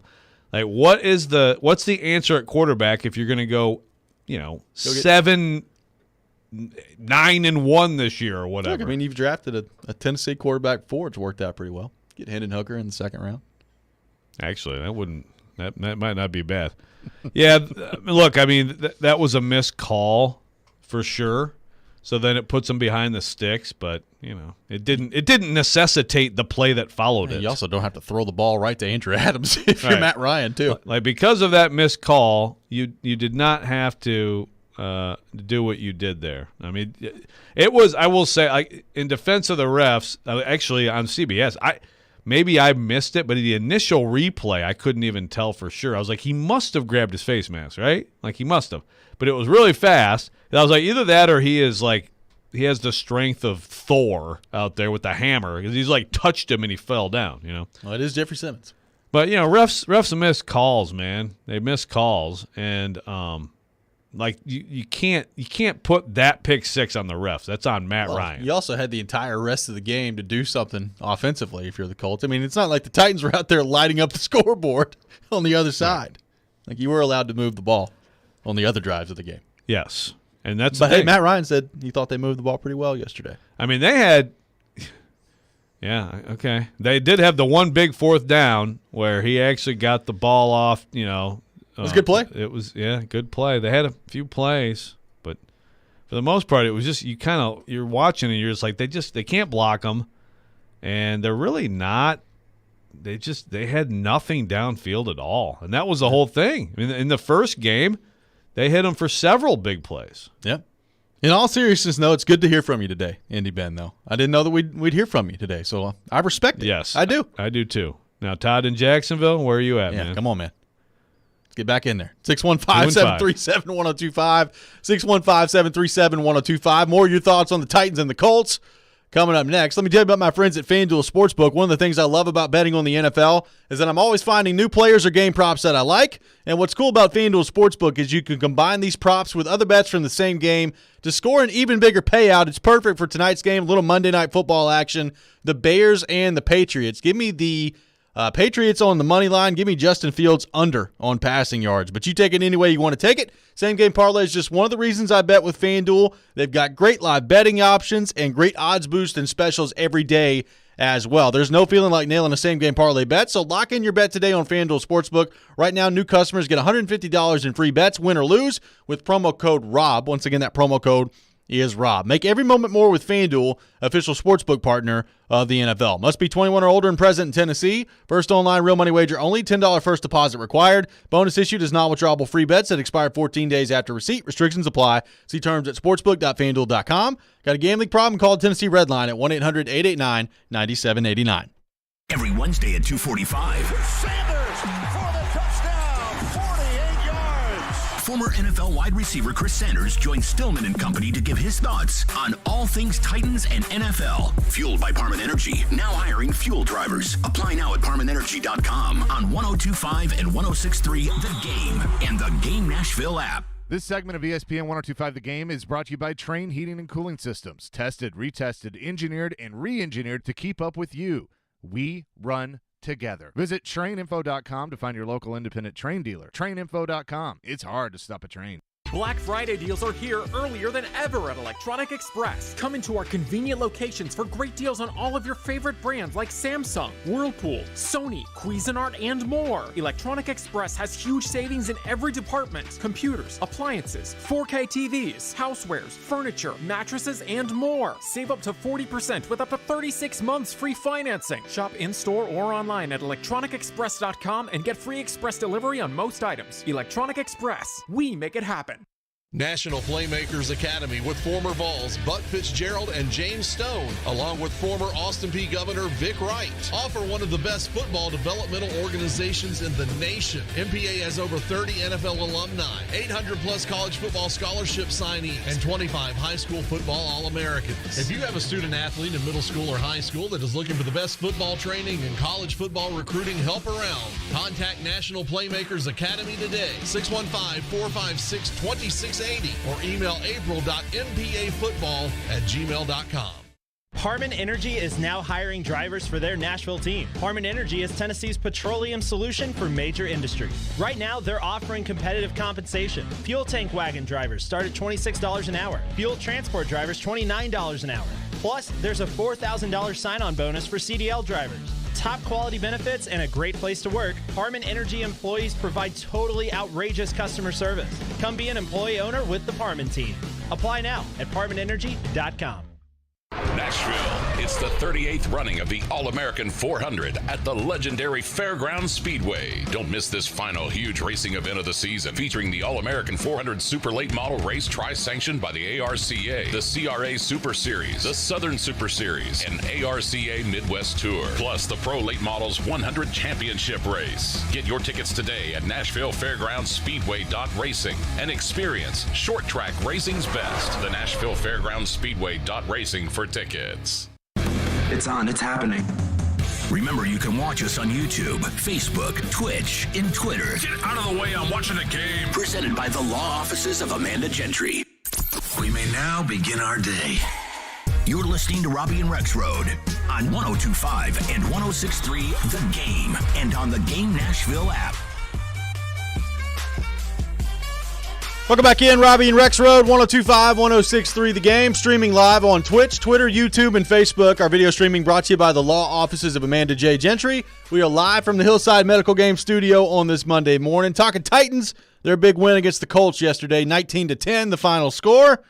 And the Titans in full control right now in the AFC South at 4-2. And throwing the question out there, what does this win mean for the AFC South? And can we officially rule out the Indianapolis Colts? Taking your thoughts on our text line driven by WilsonCountyHyundai.com, 615-737-1025. Many people responding to Indy Ben on the text line. Alex from Montreal says, Indy Ben, I'll send you some tissues. Indy Ben, a very popular figure on our text line. Alex, I respect Indy Ben for showing up today. I do too. Alex from Montreal. So he feeling okay? I can't access the text line today, so I'm just counting on you. Okay, that's fine. Because of my computer issues that I self-inflict. Alex from Montreal's been very down on the Titans. So is he feeling good now? I guess so. There's some people who were feeling bad who are feeling good. That's why Victory Mondays are so beautiful in this league. Lots of positivity. Yeah. Victory Mondays, which this year has included a lot of the Giants, included a lot of the Jets, included a lot of the Seahawks with Geno Smith. What a wacky year in the league it is. It really is. With the Titans, what someone on the text line said, you take away the Buffalo debacle, and it's a plus on the that game did happen. And here's the thing: a couple weeks, Titans go to Kansas City on Sunday Night Football. I think they're probably going to get smoked. Now, you know what? If this team goes in there and mucks up that game, hey, we've seen stuff like that before. But I think as constructed, I think that they're probably going to get exposed in a game like that. But you look at their schedule, and so again, you push that off to January, and you say, how are they going to actually make a run? And that's all fine. It would be an achievement to win the AFC South for a third straight year. And most of the rest of the schedule you look at, and there's some games that don't look as tough as they did going into the season, and I think there's a lot of winnable games. I just went through it, and I'm like, they could actually go 12-5. Well, look, which is just crazy, but they're good. There's 2 games left against the Texans. There's 2 games left against the Jags. You have the Broncos, who are not good. You have the Packers, who are not good. Now, it is Thursday night, Lambeau Field, but the Packers are not good. I'm telling you, they're not a good football team. I mean, there are a lot of games out there left to win if you're the Titans. So, you're in a spot right now that even with your limitations, and we've talked about it, offensively, the Titans are not a good football team. And they weren't a good football team heading into the game offensively yesterday, and they probably got worse in terms of where they're going to look in the rankings as you look forward here. But here they are, 4-2 with an opportunity to be at 5-2 coming up on Sunday. It's pretty incredible.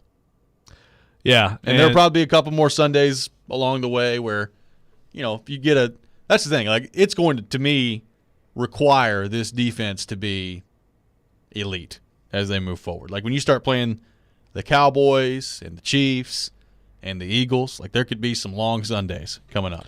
Yeah, and one thing we haven't talked about yet, and it's not great because you had the off week and he's still out there, but they can certainly be better up front when Nate Davis comes back. If and when Nate Davis comes back to playing how he was playing this year. So, because earlier we're going through the McMath, but especially Traylon Burks. Okay, you at least have some. I've got questions on my column at The Athletic about trading deadline receivers. I just don't know who it would be. Yeah, but at least they have potential to get better there. Up front, with Nate Davis, they're certainly better too. Certainly better than with Dylan Radins there. But left tackle is the one spot you look at with this team, and you're just like, I don't know. I don't know what the answer is. That, if there's anything trading deadline related, it's got to be to address that. Josh from Kentucky on the text line says, Ben talking about the Titans fearing the Colts 2 to 3 years from now is honestly the funniest thing I've heard in a while. The Colts haven't been a real threat since Luck retired, and unless they draft another Luck or Manning, they won't be a threat for a while longer. This is from Josh from Kentucky on the text line. A lot of Colts shade being thrown out there today. I do wonder, is Frank Reich, is his fate sealed at the end of this year right now? I don't know. Today. Or today. I mean, could be. Twitter says it's happening today. I know. Lunchtime firing. Yeah, maybe so. Yeah. I'd be pretty surprised by that. But it does seem like he'd probably be – it seems like the public sentiment is more – again, like I said, there was some interesting discussion yesterday where it's like, why is Reich getting – and I don't think Reich is free of blame. Don't get me wrong. But why is Reich getting all the blame or way more than Ballard? Yeah. I think it's a fair question. Yeah, it's a fair question. I think here, for example, if the Titans hit a bad stretch, which is certainly possible with this offense, I think it's pretty clear here. Right now, Vrabel and his staff are doing tremendous work. And, the John Robinson has made some mistakes that are hurting this team. Vrabel, to me, right now, I mean, he's operating at another Coach of the Year level. He's not going to get it because Brian Daboll, I mean, they're 6-1 right now. And, look, you could look at Pete Carroll on the other side, Robert Saleh. Vrabel's probably not even going to be close to winning Coach of the Year this year. Nathaniel Hackett should. Yeah, I think he's also probably be at the top of the list. Yeah, but to me, he's doing every bit of as good of a job right now as he did last year. For different reasons. Last year there were a lot of injuries, and they've had some injuries this year. But a lot of it this year, I think this offense and this roster has serious limitations, and yet here they are at 4-2. Yeah. I think Vrabel's done a great job. No, there's no doubt. Nobody nationally is going to talk about it because it's all going to be in terms of Coach of the Year because it's all going to be Saleh, Daboll, and I'm not saying those guys don't deserve it, but Vrabel to me is doing every bit as good of a job as he did last year. Yeah, no, I agree, and his staff. I mean, it's you gotta because look, I'll say this too. The Malik Willis handoff. I mean, don't like it. I think Todd Downing has done a pretty decent job here. I really do. I really think he's done fine. I mean, it's just you are so limited right now with personnel. If you don't feel like you can give your quarterback time and you don't have anyone who really can press a defense downfield, that's a tough combination. And then if everybody knows you have to run the ball, and you're still able to run the ball like you did yesterday, I think there's some credit. Like when you get in the nuances, they had some gap scheme runs yesterday that were really effective, and obviously they're more of much more of a zone running team. I mean they're doing. It's not just like we're going to come at you and run the ball. Like they're figuring out some ways to find seams for Derrick Henry, and like that you have to dig down and find every little thing you can. I think the off week for them actually worked pretty well in terms of self-scouting and all that stuff. And yet we're still talking about a team that didn't score an offensive touchdown. Yeah. So it's like, how could the OC be doing a good job? And yet I think he is. By the way, Derrick Henry now up to 4th in the league in rushing at 536 yards, behind Jacobs and behind Nick Chubb and Saquon Barkley as well, who have both played one more game than he has. He's creeping up there. Well, he's got a chance. And he looks good. I mean, I do feel like there's a couple plays like yesterday and this season, there's been a handful of plays where I'm like, I don't think that guy gets him, 2 years ago. Or even last year before he got hurt. And I could be wrong. I don't know. Yesterday there were a couple where he was one guy away. Yeah. One guy. Yeah. But regardless, he's exploding through the line. Once the acceleration gets going, he still looks awfully fast, awfully difficult to tackle. So he's going to have a 1,200 to 1,400 yard year. Look, I think we found a new strategy at the end of the game yesterday. Just get in a big rugby scrum and tell the offensive line, just pick him up and carry him the whole way. Carry him another 7 yards. And help that rushing total pretty quickly. Yeah. Just got to make sure he holds on the ball while he's in midair. 11 yards of carry would be pretty good. Like, it was funny listening to the CBS call of that. And he was like, now there's an angry run from Derrick Henry. And I was like, well, he just kind of got picked up by his entire offensive line. But, yeah, that works. Yeah, that was. Got to do. There couldn't have been like a better way to cap that game. Just the total punking of the Colts. Let's go to our 102.5 The Game phone line, driven by WilsonCountyHyundai.com, and welcome in Paul. Paul, thanks for calling in. Hey, thanks, guys. Okay, I've got a question for you. Okay. I don't disagree with anything you're saying. I do think that Downing and, of course, Vrabel are doing an incredible job with what they have, and I promise this is not a Stillman-y question at all. But I guess I don't understand. I feel like in the same breath, everyone's saying, well, J-Rob's doing a great job, and I'm not saying he should be on the hot seat at all, and I'm happy with the win. But if everyone's doing so great with this lack of personnel, doesn't it fall back there? Again, I'm happy with the win. They're doing a pretty incredible with what they've got. But isn't that a GM issue that needs to get solved, or a scouting issue that needs to get solved? Hey, thanks for the call, Paul. Yeah. We just said that. Didn't we just say that? I don't think I haven't heard a whole lot of John Robinson doing a great job. Man, John Robinson, what he's done. No. Yeah, I don't think it's been a very popular sentiment. Mike Vrabel right now is kind of doing what the offensive line did with Derrick Henry on the run you just said. He's kind of carrying John Robinson right now. Yeah. Because if they're 2-4 right now, which easily they could be, there'd be way more talk about Dylan Radins and Caleb Farley and Isaiah Wilson and A.J. Brown and on and on and on. The team is diminished. I mean, the team is diminished. There's no question about it. I mean, they are, and again, it's nobody's fault that Taylor, and I've heard some fans say this, and I disagree. I know we got to go to break. Like, I don't agree that, like, they should have moved on from Taylor Lewan, knowing he was going to be hurt. I don't agree. It's not their fault, Taylor Lewan. Yeah, go draft another left tackle. Right. Yeah, exactly. I mean, yeah, sure. It's worked out well. They've been really good at identifying tackle. No, absolutely. It has been, I mean, right now, Mike Vrabel and these guys in the locker room are cobbling it together to their great credit and to the discredit of what's happened with the personnel. Coming up next, we'll continue the discussion on the Titans. We'll also look at Ryan Tannehill and his day yesterday and the end of his day, which included him leaving the press conference in a walking boot. How concerning is that if you're the Titans as they move forward here? All that coming up next. But first, Michelle Knezovic has a word from Superbook Sportsbook. Yes, I do. And we got a little Monday Night Football tonight in Foxborough. The Patriots and the Bears. Give me the Patriots on the money line, but give me the Bears plus the 8. I think it's separated by maybe about a touchdown. And if you want to do a little parlay action, I'm taking Justin Fields over on passing yards. And Superbook wants to know if you can beat football this season. Superbook Sports gives you the chance every single week to go head-to-head with the best odds makers in Las Vegas.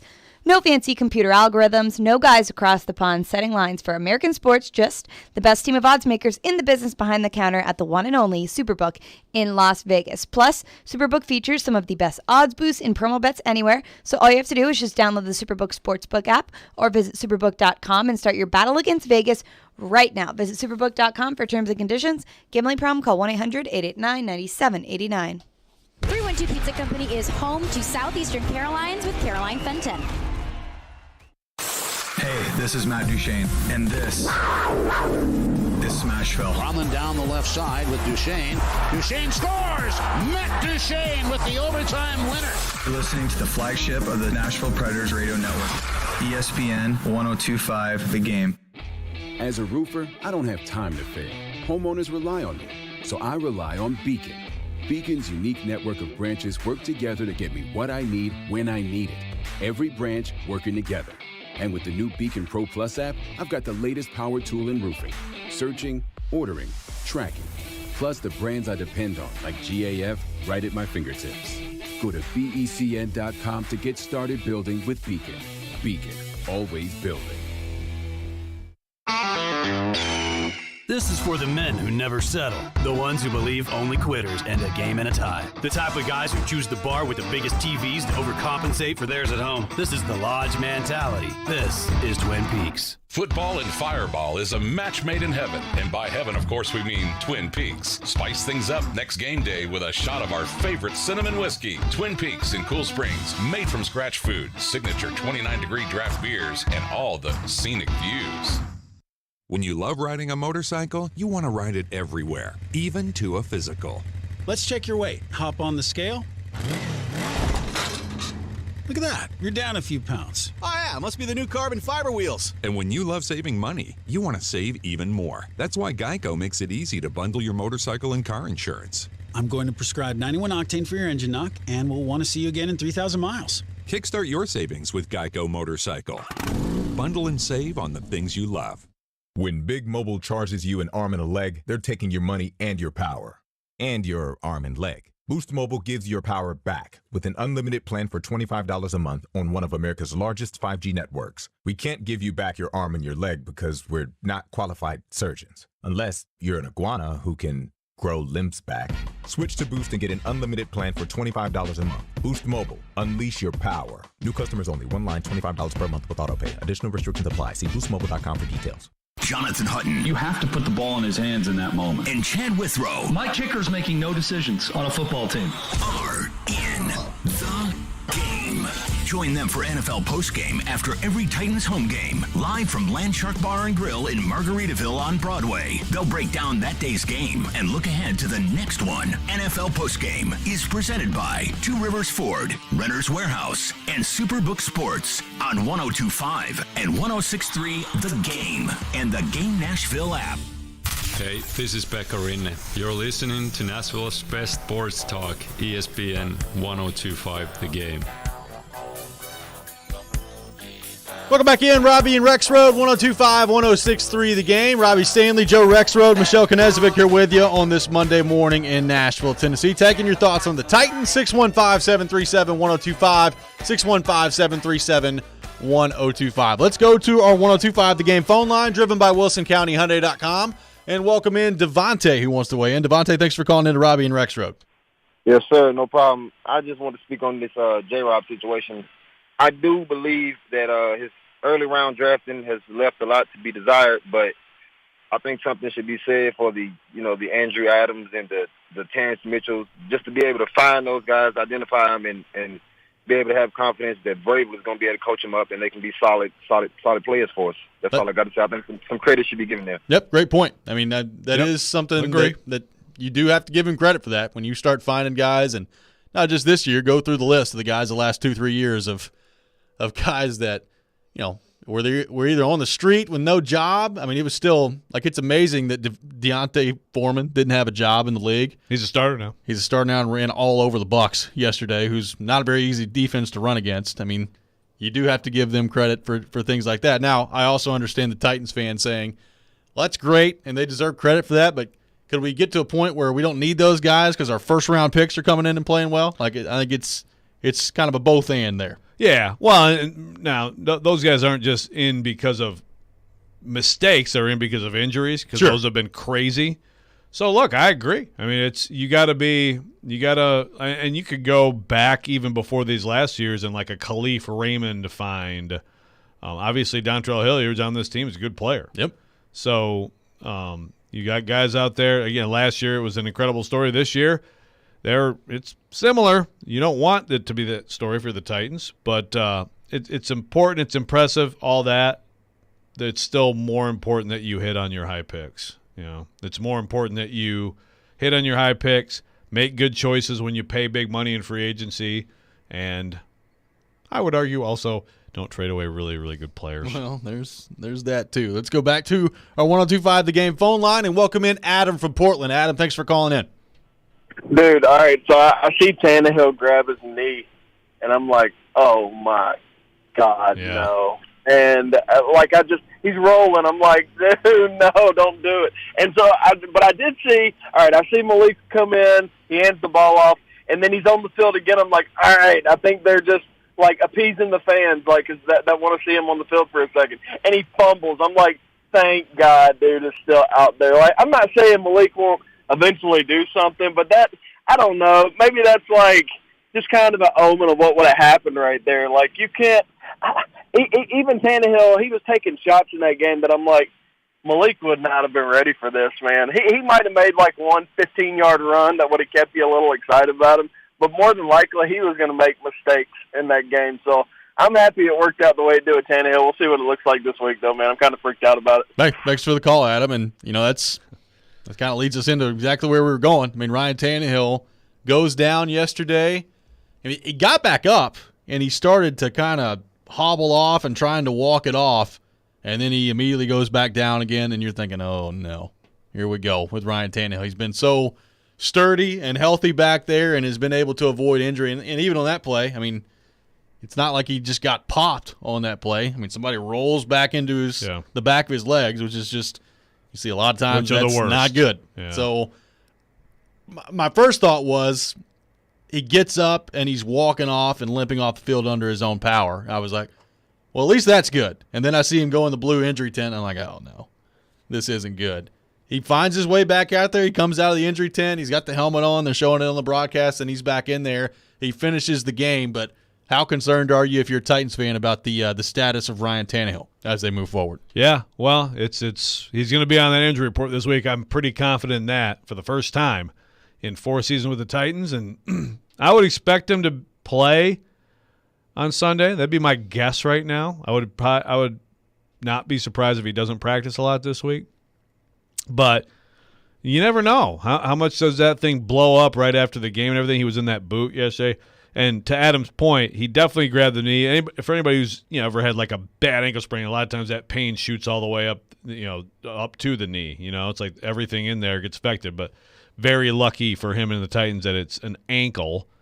It's gonna, if he does play, it's gonna restrict his mobility. And again, not a big runner necessarily, but that's been effective for him to get out of trouble and extend plays. And every once in a while, rip off a decent-sized run. Yep. That's gone if he plays.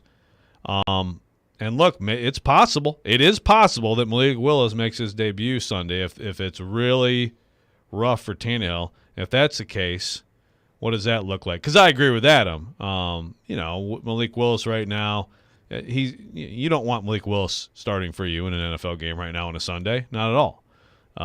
It's interesting, too, from the obviously, if you're the Titans, you got to see where Tannehill is on Wednesday.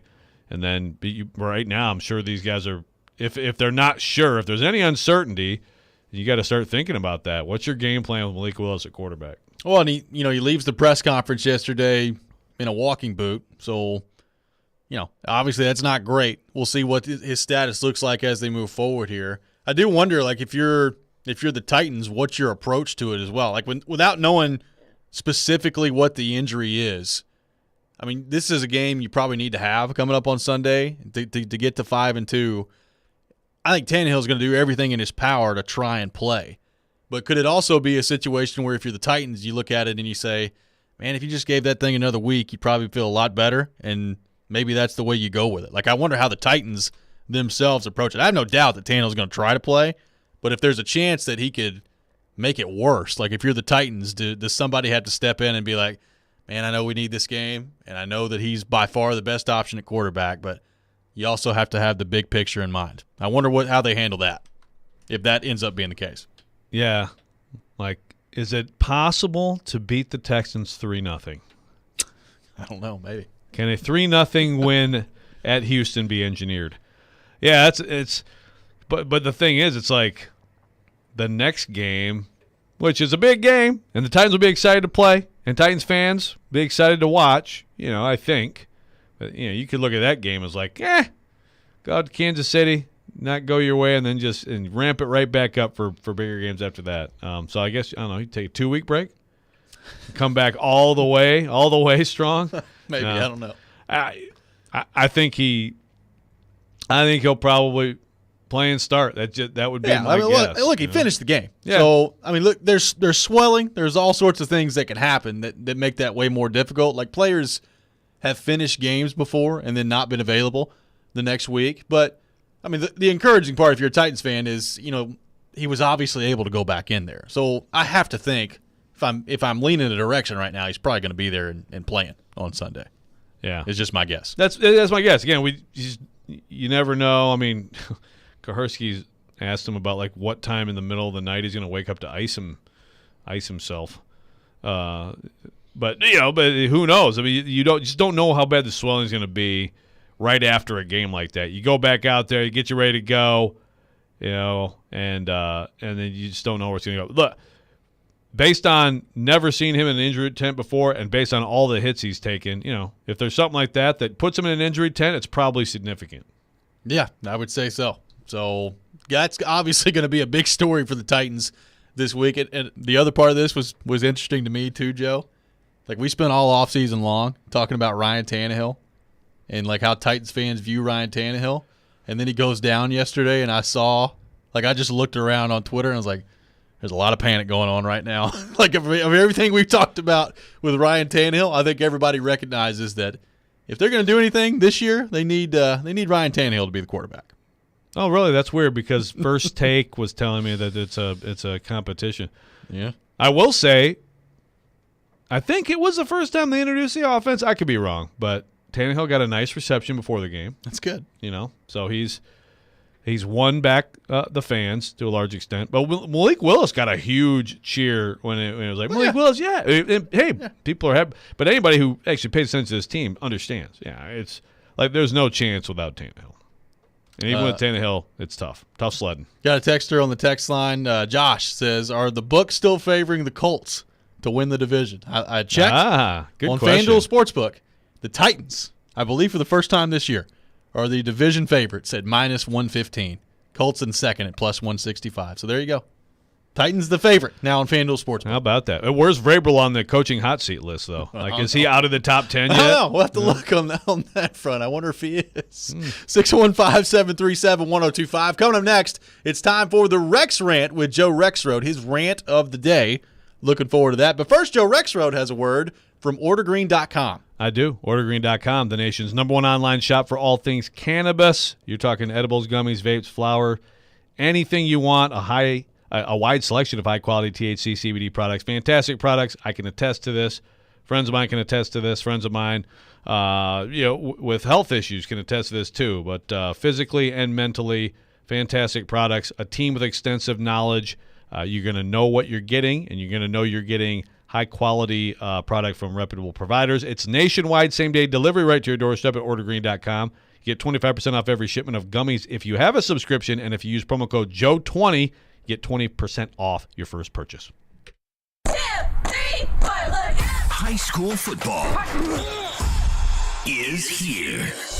Join Big Joe Dubin every Friday night at 6 for the Apple Collision Center's Game Blitz, presented by National Playmakers Academy. Just a small sample of these great coaches in our area. We'll go around the mid-state for scores and reports on all the big games. If I'm a high school coach, I want the challenge. The Game Blitz is on 102.5 and 106.3 The Game and the Game Nashville app.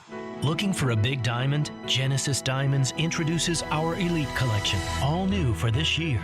These are large, rare diamonds in the top 1% of the world. 3 carat, 4 carat, 5 carat, up to 10 carat precious diamonds for the most discriminating buyers who appreciate quality. Genesis owners travel worldwide, tapping a vast network of diamond cutters, carefully hand-selecting each of these remarkable diamonds. We invite you to view this premium collection of GIA-certified diamonds, rounds, cushion cuts, emerald cuts, even fancy colored diamonds in size and quality never before seen here. And to showcase these exquisite stones, only Genesis has the finest handcrafted rings from all the world-class designers. If 2020 is the year you're upgrading her original diamond, or you just want to go big for the first time, no need to travel to New York or Los Angeles or Antwerp. Genesis Diamonds' elite collection of large, precious diamonds is here in Nashville. Genesis Diamonds and luxury pre-owned Rolexes, Green Hills and Cool Springs. Predators fans, Brewhouse South in Cool Springs and Brewhouse Highway 100 in Bellevue is your home for hockey action all season. They are Predators approved. All games are on, and they're even gonna give you the sound. Get awesome game day drink specials. When you think hockey, think Brewhouse South on Galleria Boulevard in Cool Springs or Brewhouse Highway 100 in Bellevue. Go Preds!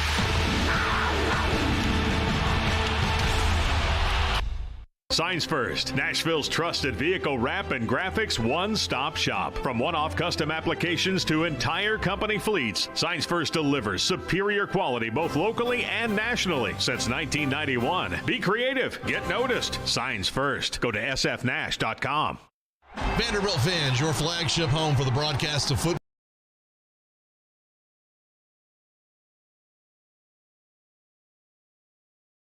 In the 94.9 The Fan on Monday nights at 6 p.m.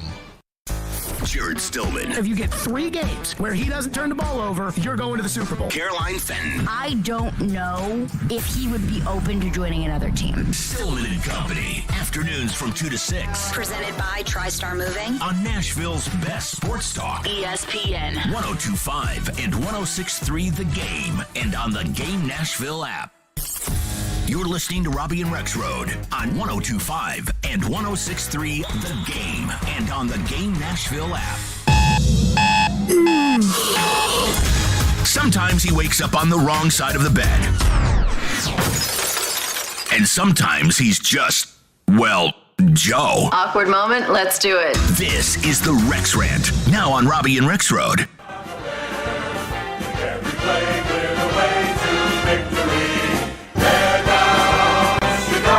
And it is that time of the day, time for the Rex Rant with Joe Rexrode here on Robby and Rexrode. You can check it out every morning at 7:45 here on the program. And thank God we all get to see the Chicago Bears play on national TV tonight. Looking forward to that.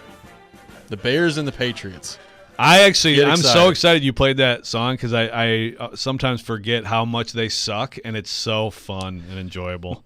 And I would like some more videos from Ryan from Chicago, please. Make sure you take some. He doesn't know that I sent you guys that, but now he does. Does now. I didn't know that. Oh, my gosh. It's all right. We'll have videos out there. I'm sorry. Ryan from Chicago. Hope he's not listening. All right. Anyway, got a sweet rant here for you. Good. Yeah. Well, let's just talk about our weekend. First of all, right now. I'm just getting the word from Catherine, from Katie Rexrode here, that she and Caroline got home at 12:15 a.m. because they went to Lizzo last night. Yeah. It was an incredible party weekend at the Rexrode household. Friday night football, big win for the Knights at Franklin, big comeback win. That's right. And then, last night they go to Lizzo, and Katie's sending me videos. Apparently, Caroline knows every single lyric and dance move of Lizzo. I did not know this, so shout out to both of them. But also, Saturday we had Marquise Munson's wedding. Yeah. Producer extraordinaire. Shout out Munson. Fantastic wedding. He was That was maybe the best groom performance I've seen in terms of just absolutely tearing up the dance floor, start to finish. Great playlist too, by the way. I mean, attaboy. Like great playlist. He couldn't get Tribe Called Quest in, but they got they had like even like Mr. Brightside, Late in the Wedding, pretty strong. It's pretty good. Queen, the Bohemian song. Rhapsody. Thank you. That was a banger. The one Porth is obsessed with. There is that. Yes. But shout out to Marquise and Sarah, fantastic event. And so Katie and I, again, party weekend, man. And so we Ubered down there, to be smart and safe. And then of course we got an Uber home. And very nice. So, first of all, actually no. We lifted there in a car that should not be on the road. It was very harrowing and dangerous, and I don't know how to handle that exactly. It's like I like the guy. He was really nice. Hey, man, why don't you go get you a new car? I mean, I seriously thought we were going to – when we got there, I said, Katie, I just want you to know I love you because I thought we were going to die there. We're alive. Had nothing to do with his driving style? Just no, the car itself? His car should be condemned, and he's a Lyft driver. So how do you handle that? Like, do you – because you don't want to put like a bad rating on the driver, Sure. but you want to have feedback that says, dude, like you can't drive people in this car. But that's actually not why I want to rant. I want to rant about the ride home. Great driver, great car, super nice guy. Liked him a lot. We had a nice chat on the way home, talking about football, talking about high school football, talking about the Vols and everything like this. And we got the ride home, from like Sylvan Park, like a $37 Uber ride on a Saturday night. Not bad. Yeah. Not bad. Oh, that's good. Yeah, right. I was pretty excited. I was like, okay, this is solid. We'll take this. I mean, it wasn't, it was like 10:30, which felt like 3 a.m., Yeah. But then I get an email from Uber Sunday morning. Your fare has been updated. You have a vehicle upcharge, $58.53. No. What? What does that mean? I don't know. A vehicle upcharge? Vehicle freaking upcharge? What the hell does that mean? So now this $37 ride is $96. I mean, if I have to sit here and rant about Uber and Lyft every freaking day, I will. I'll start tweeting at it too. I will. Say. I don't want to do that too often because, you look like a whiner and you're an entitled little whiner, about this company, that company screwing you over. But like, what do I have to do here? $58 vehicle service upcharge? Yeah, I don't even know what that means. So, like, did they come back and said, you really enjoyed that vehicle and they had heated seats. We forgot to charge you $58 extra bucks. What are you talking about?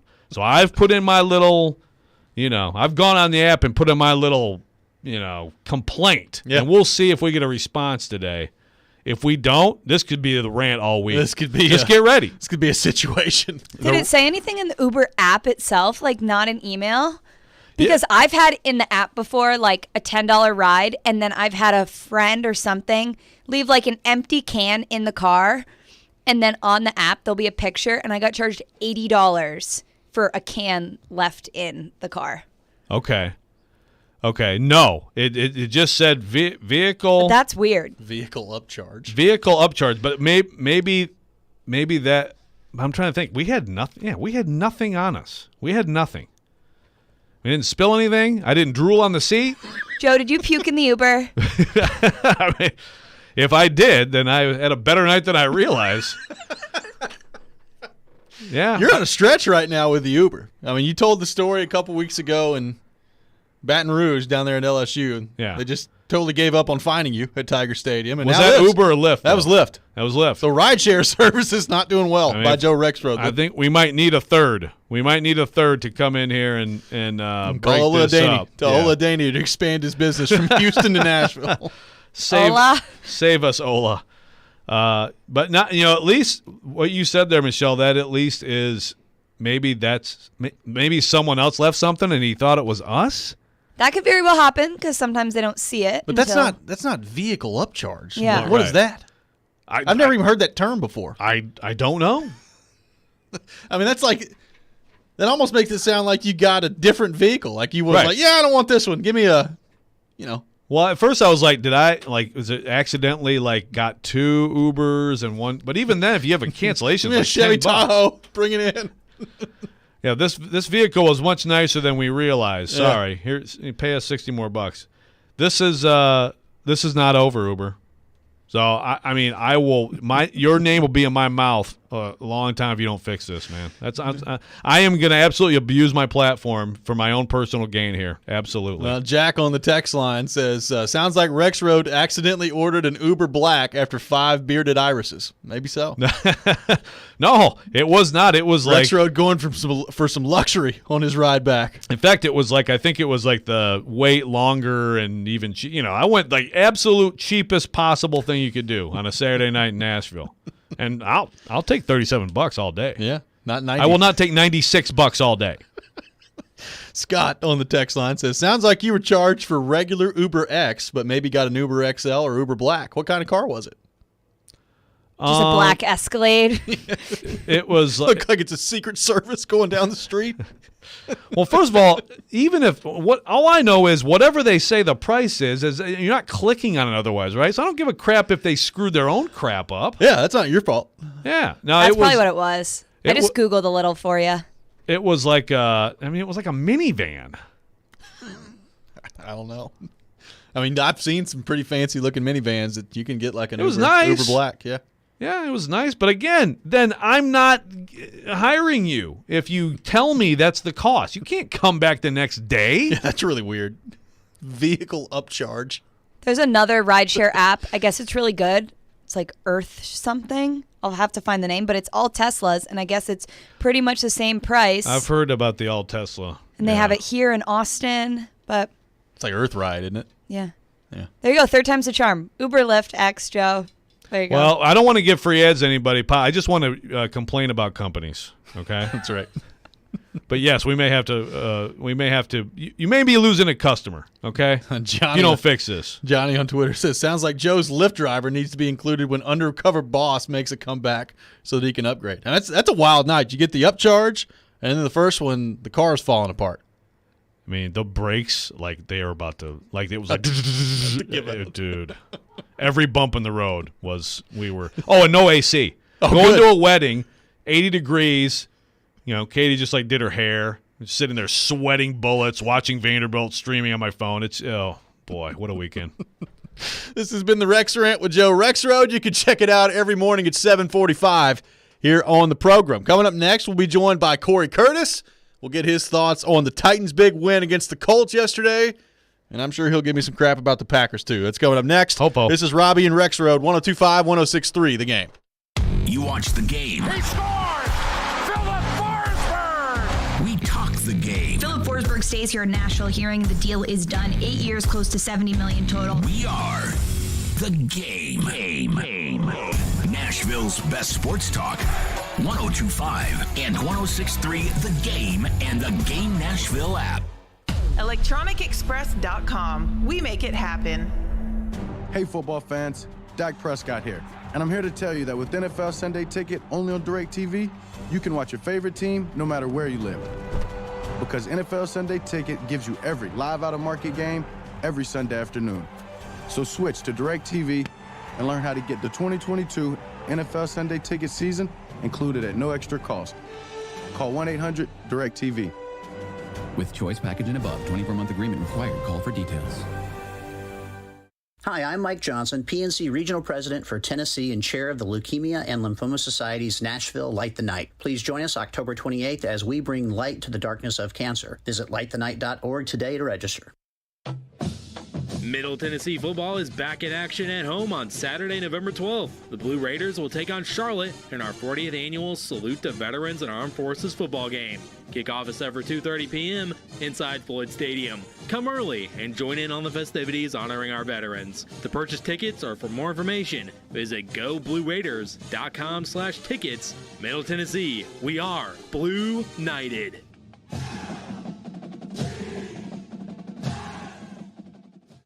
This year's been a roller coaster, and not the fun kind. Businesses know it's a dangerous time to not know your numbers. That's why you need NetSuite by Oracle. NetSuite gives you visibility and control of your financials, inventory, HR, planning, and budgeting to identify rising costs, automate business processes, and save money. Over 31,000 businesses have the confidence they need because of NetSuite. See if you qualify for NetSuite's one-of-a-kind flexible financing offer. Head to netsuite.com/KJM right now. netsuite.com/KJM.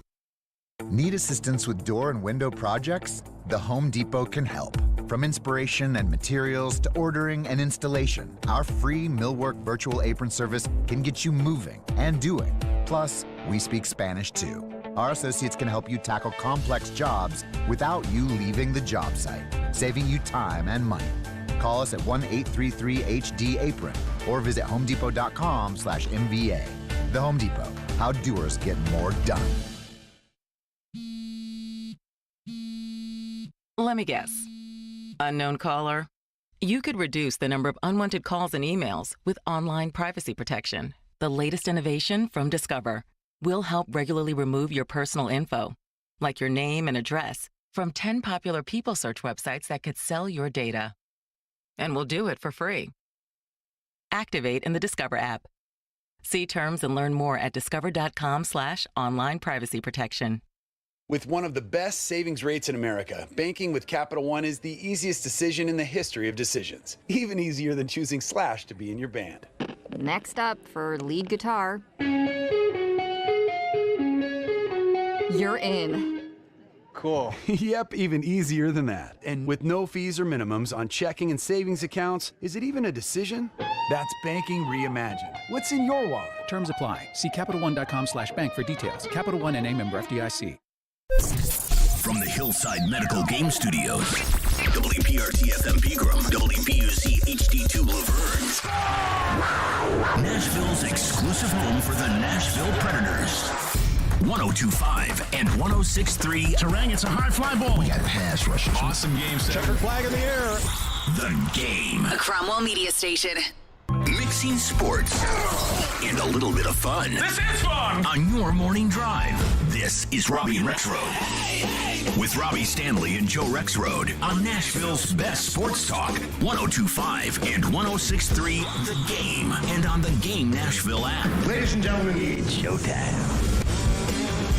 Hour number 3, Robby and Rexrode, 102.5, 106.3 The Game. Robby Stanley, Joe Rexrode, Michelle Knezovic here with you on this Monday morning. A big win for the Titans. They take down the Colts 19-10 yesterday at Nissan Stadium. And to help us talk more about that, we go to our 102.5 The Game phone line, driven by WilsonCountyHyundai.com, and welcome in our good friend Corey Curtis from News 2. Corey, good morning. How we doing?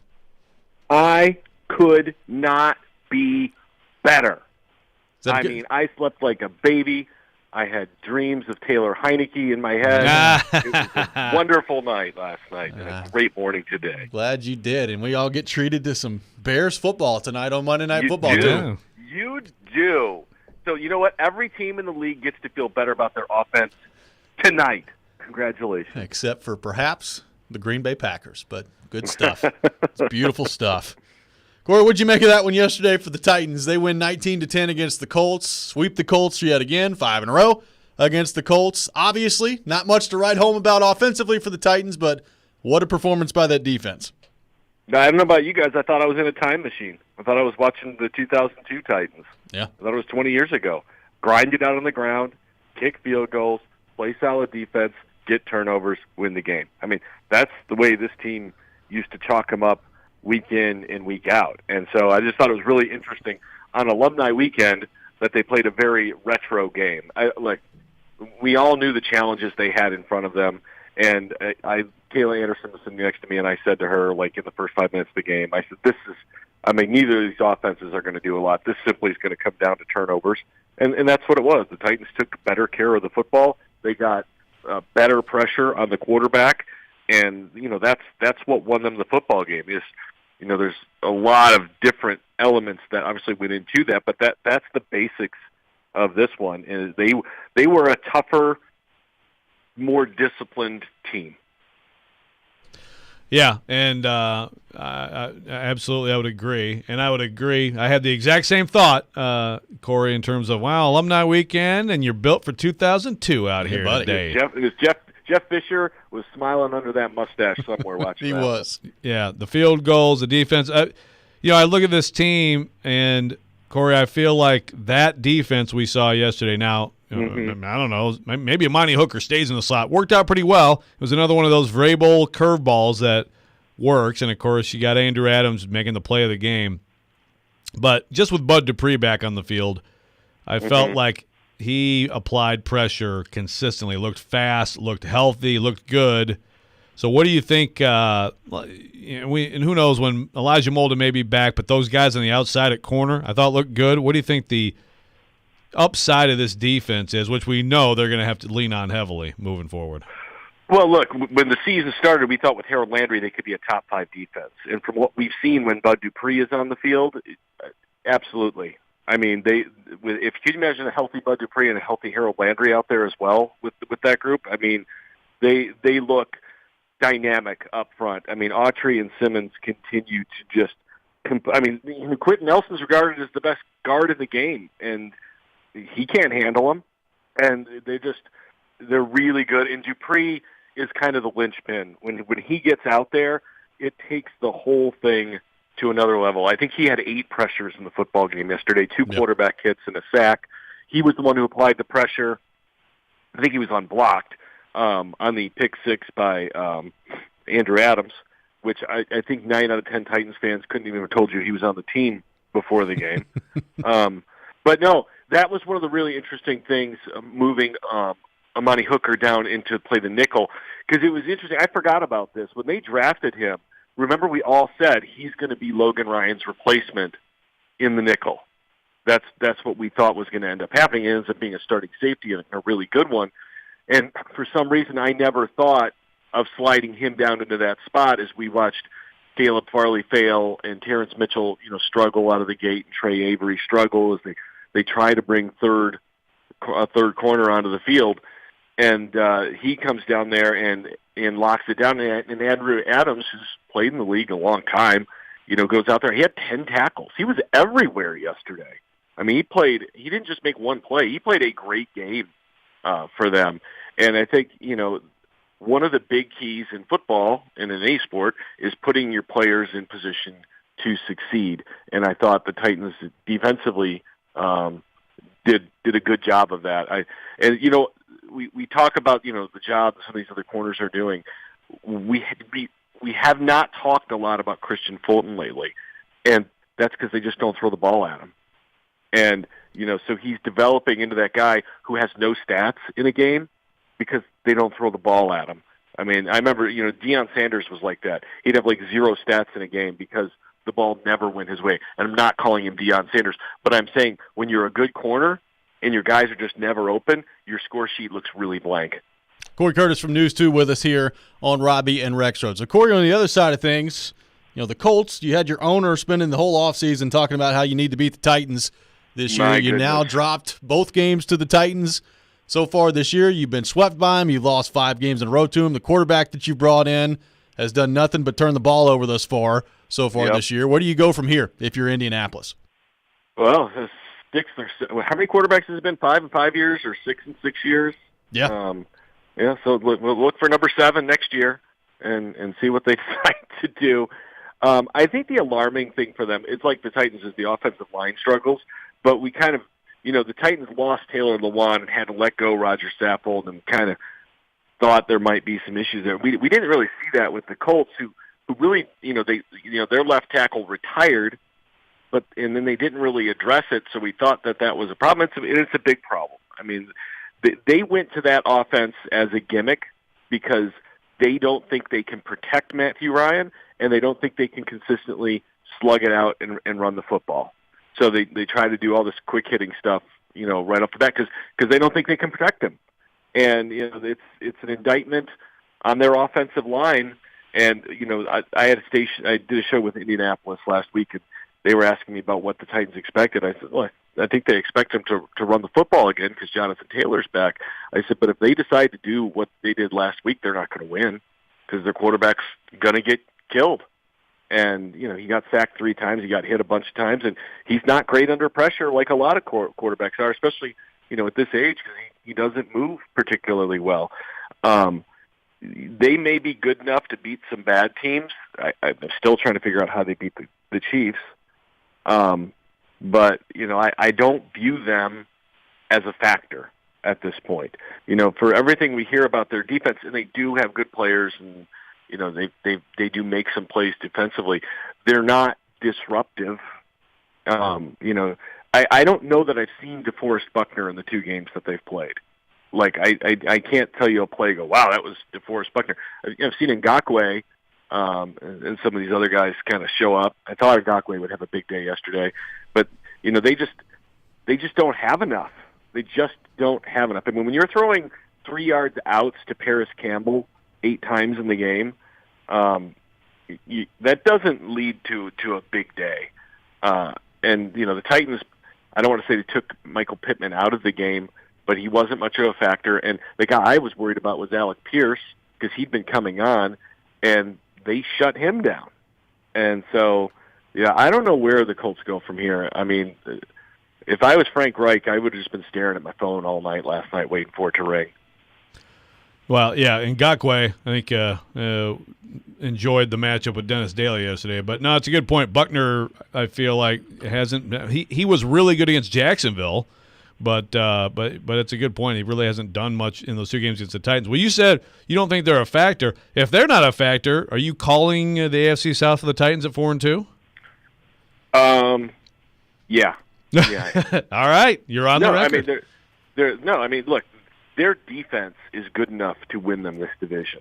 I don't know what their offense is going to do the rest of the way, but their coaching and their defense are enough to win them this division. I'm confident of that. I'm not going to say it's going to be more than 9 or 10 victories. I have no idea, but I'm confident that will be enough. What's your concern level with Tannehill and the injury that he sustained yesterday? Obviously, he stayed in there, so that's good. But leaving the press conference yesterday in a walking boot, and really the first time that he's had injury concerns at all thus far.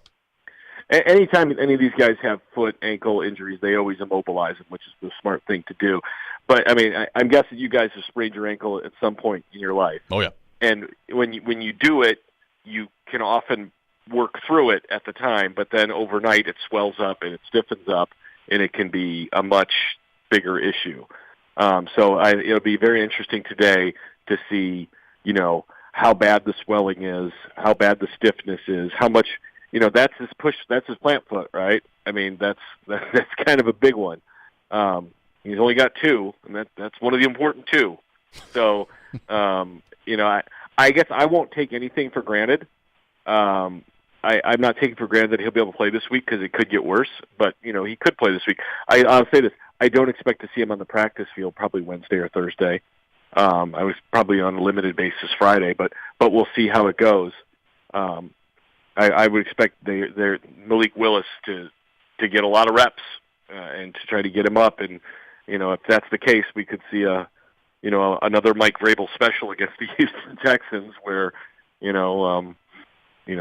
somebody who's the personal protector now in the backfield. I don't know who does it this year, but are they going to throw another touchdown pass?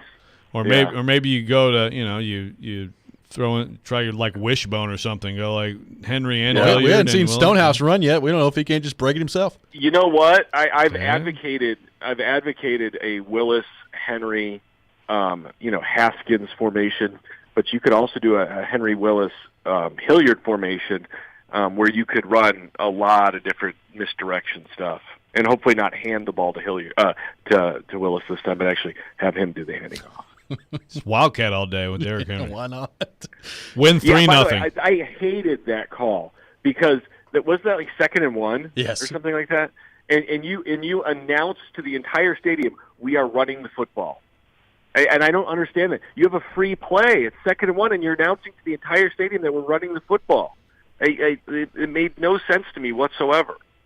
See, most people are complaining about the Malik Willis handoff, but you go for the deep cut, Corey. I like that one. I like that insight. No, I didn't like it. I agree. Either. Yeah.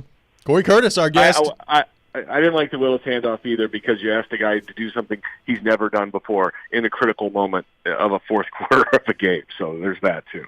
Corey Curtis from News 2, our guest here on Robby and Rexrode, joins us every Monday morning at 8 o'clock. Corey, great stuff as always. Enjoy watching the Bears tonight take on the Patriots. Hashtag bear down. Bear down, Corey. Bear down. Is Bailey Zappi playing or is it Mac Jones? I think it's up in the air. I don't think we know yet. Okay. Doesn't matter against the Monsters of Midway either way, man. Just you know what? Called shot, Bears victory. Yeah. That's what we're here for. I like it. Let's go. Last week the Falcons were my called shot against the 49ers. Actually, I had the Chiefs for my called shot at San Francisco this week. I can't do two called shots. Thank you, Corey. We appreciate you. All right, go Pack, go. Thank you very much. Corey Curtis, our guest here on Robby and Rexrode. We'll take your thoughts on the Titans, 615-737-1025, 615-737-1025. More on their win against the Colts coming up next. Let me tell you about my friends at FanDuel Sportsbook. One of the things I love about betting on the NFL is that I'm always finding new players or game props that I like. And what's cool about FanDuel Sportsbook is you can combine these props with other bets from the same game to score an even bigger payout. And it's perfect for a little Monday Night Football tonight. The Bears and the Patriots. I am not with Corey Curtis. I think the Patriots are going to win this game. And I would take the under on Justin Fields' passing yards, but that's just me. You take it any way you want to take it. Same game parlays are just one of the reasons I bet with FanDuel. They've got great live betting options, fast withdrawals, and great odds boosts and specials every day as well. There's no feeling like nailing a same game parlay bet. So lock in your bet today on FanDuel Sportsbook. Right now, new customers get $150 in free bets, win or lose, with promo code ROB. Once again, that promo code is ROB. Must be 21 or older and present in Tennessee. First online real money wager only. $10 first deposit required. Bonus issued is non-withdrawable free bets that expire 14 days after receipt. Restrictions apply. See terms at sportsbook.fanduel.com. Got a gambling problem? Call the Tennessee Red Line at 1-800-889-9789. 185! Every team needs a quarterback. 185! That's why we have Hasselbeck, bootleg, rollout, toss, touchdown! Tim. ESPN NFL analyst Tim Hasselbeck gives his expertise on all things NFL. How that team is built, I think there's a lot to like about them. Every Tuesday at noon, Tim with Chase, Willie, and D-Mace. Presented by Red Spirits and Wine in Bellevue and BetUS.com on 102.5 and 106.3 The Game and the Game Nashville app. Now is a fantastic time to sell in Nashville, but you can't do it without the intel. And no one has better intel than the Gary Ashton team. You may be wondering, what is this intel I keep hearing about? Intel so you can sell your home without any staging or showings. Intel on where to find your next home so you can sell your current one while the market's hot. Intel that helps you win the buyer battle and cash in on your home equity now. Everyone else is getting the same information and competing for the same properties. GaryAshton.com gives you the edge with the best real estate intel in Nashville. No one else even comes close. Plus, the Gary Ashton team is the official real estate agent for the Preds.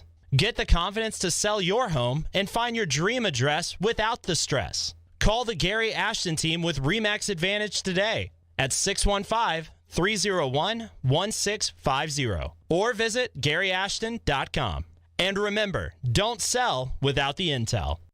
Hey, it's Hutton for the Low T Center. Guys, if you've noticed a lack of energy, motivation, and drive, it could be low T. Schedule your complete health assessment at Low T Center. They now offer the convenience of monitored self-injected home testosterone treatments for $155 a month cash pay or covered by most health insurance. If you don't live near a Low T Center or you just need the convenience of at-home treatment, Low T Center makes it easy to get started. Only your first 2 visits are in person. Go to lowtcenter.com now to book online. Low T Center, reinventing men's healthcare. Now's the time to make a message known. All working-class Tennesseans vote no on Amendment 1 this voting season. Right to work does not belong in the state constitution. Hardworking families deserve to have their needs addressed in today's economy. Visit TennesseeWorkerAlliance.org, paid for by the Nashville Building Trades. Looking for a career with purpose or have that passion for youth development? Boys and Girls Clubs of Middle Tennessee provides a safe place where youth gain the tools to learn, lead, and reach their full potential. And that starts with you, offering competitive pay and free after-school care for employees. Learn more at bgcmt.org. We want to hear from you. Thanks for taking the call. Join the conversation.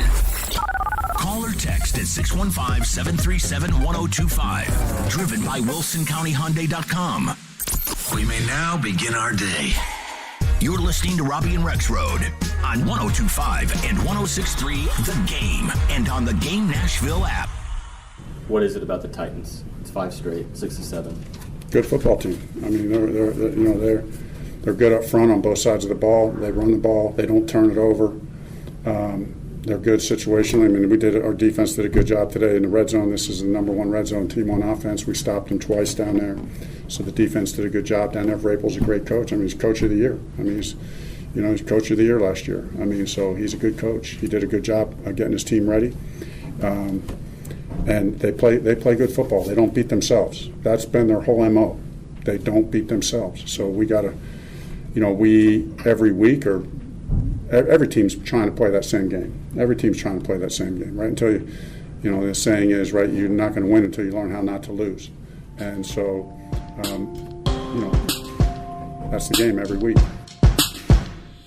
That was Frank Reich yesterday, head coach of the Colts, following another loss for the Colts against the Titans. They fall 19-10 yesterday at Nissan Stadium. The Titans improved to 4-2 in first place in the AFC South and kind of took a stranglehold on the division yesterday. There's still a lot of football left to be played, Joe Rexrode, but that's a big win yesterday. You sweep the Colts for the second consecutive season and have won 5 games overall in a row against the Colts as well. 4 games overall this season in a row for the Titans after being in an 0-2 hole. 19-10 the final score yesterday. Joe, you were there for the game at Nissan Stadium. What stood out to you about this game and the Titans' performance, especially on the defensive side of the ball? Well, that side of the ball can be, I don't know top what, but it can be top something in the NFL. And that's, I think, the thing you take away moving forward. I don't know if like Amani Hooker in the slot is going to be a consistent thing. Looked pretty good, though. And you said it earlier, but Fulton and McCreary at outside corner, that's a good look. Because the Colts actually are, to me, it's not best case scenario, but it's a pretty good case scenario in terms of their hopes for having a better receiving core. Paris Campbell is becoming at least a worthwhile playmaker. He had the one offensive touchdown in the game. Pittman's good. Fulton pretty much erased him when he was on him. And then I think Alec Pierce is going to be a good player. Yep. And his momentum took a little detour yesterday against the Titans.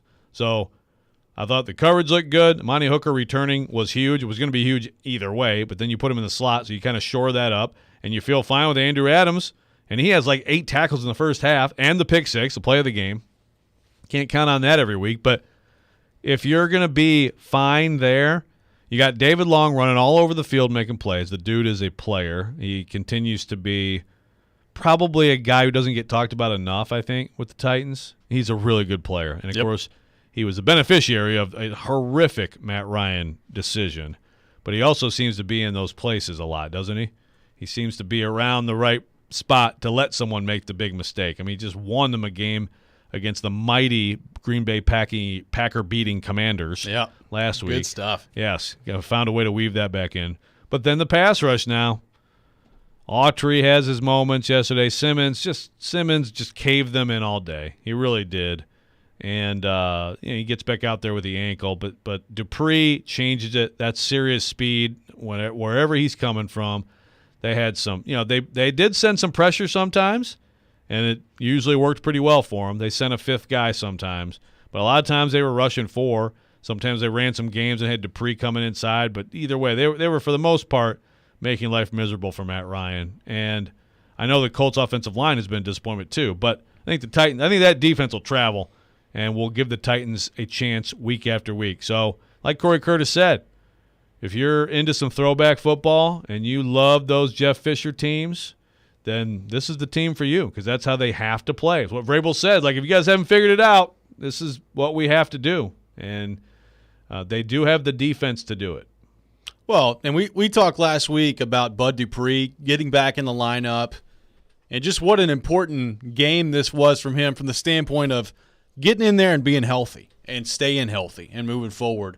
And that's going to be important, and it remains to be seen whether or not he can do that. We'll monitor that, obviously, as the season goes on. But just on the field, what it means for him to be back in there. I mean, he gets the sack yesterday, but he was all over Matt Ryan all day long. And, I think the Titans have done an admirable job without him in there when it comes to, Tart playing really well and obviously Simmons and Autry playing really well. And they've gotten some moments out of Rashad Weaver where he's looked great. But to me, that front part of their defense really changes when Bud Dupree is in there and available. And we talked about it. Even this year, he's not been in there all that much, but he was in there against the Giants. Looked pretty darn good for the most part. Even the first part of the Buffalo game before he got hurt. That Titans defense was making some plays. And then yesterday, not really any big plays given up by the Titans defense, which is good improvement from the secondary. But to me, Joe, also speaks to they were just getting after the quarterback all day, and Bud Dupree, a huge part of that. So not only just contractually, I thought it was interesting that, Vrabel just brought up how much money he was getting paid yesterday out of nowhere. It's like, he's getting paid a lot of money. We'd really like him to be out there. Vrabel was a quote machine yesterday. Was. Man. But it's also just purely the impact he has on the field when he is healthy. I've said it. The stats aren't going to really blow you away when you look at Bud Dupree. And even yesterday, he finishes with 1 sack. His impact was way more than 1 sack on that game yesterday. Yeah, 1 sack, 2 QB hits, but constant energy, and just he was tough to block for them. So looks like that week off did him well. The Titans need that. And, they also, by the way, not just Elijah Molden, but Ola Daney, if he comes back, then there's another guy who certainly can give you a little bit of help, and certainly just at least have depth.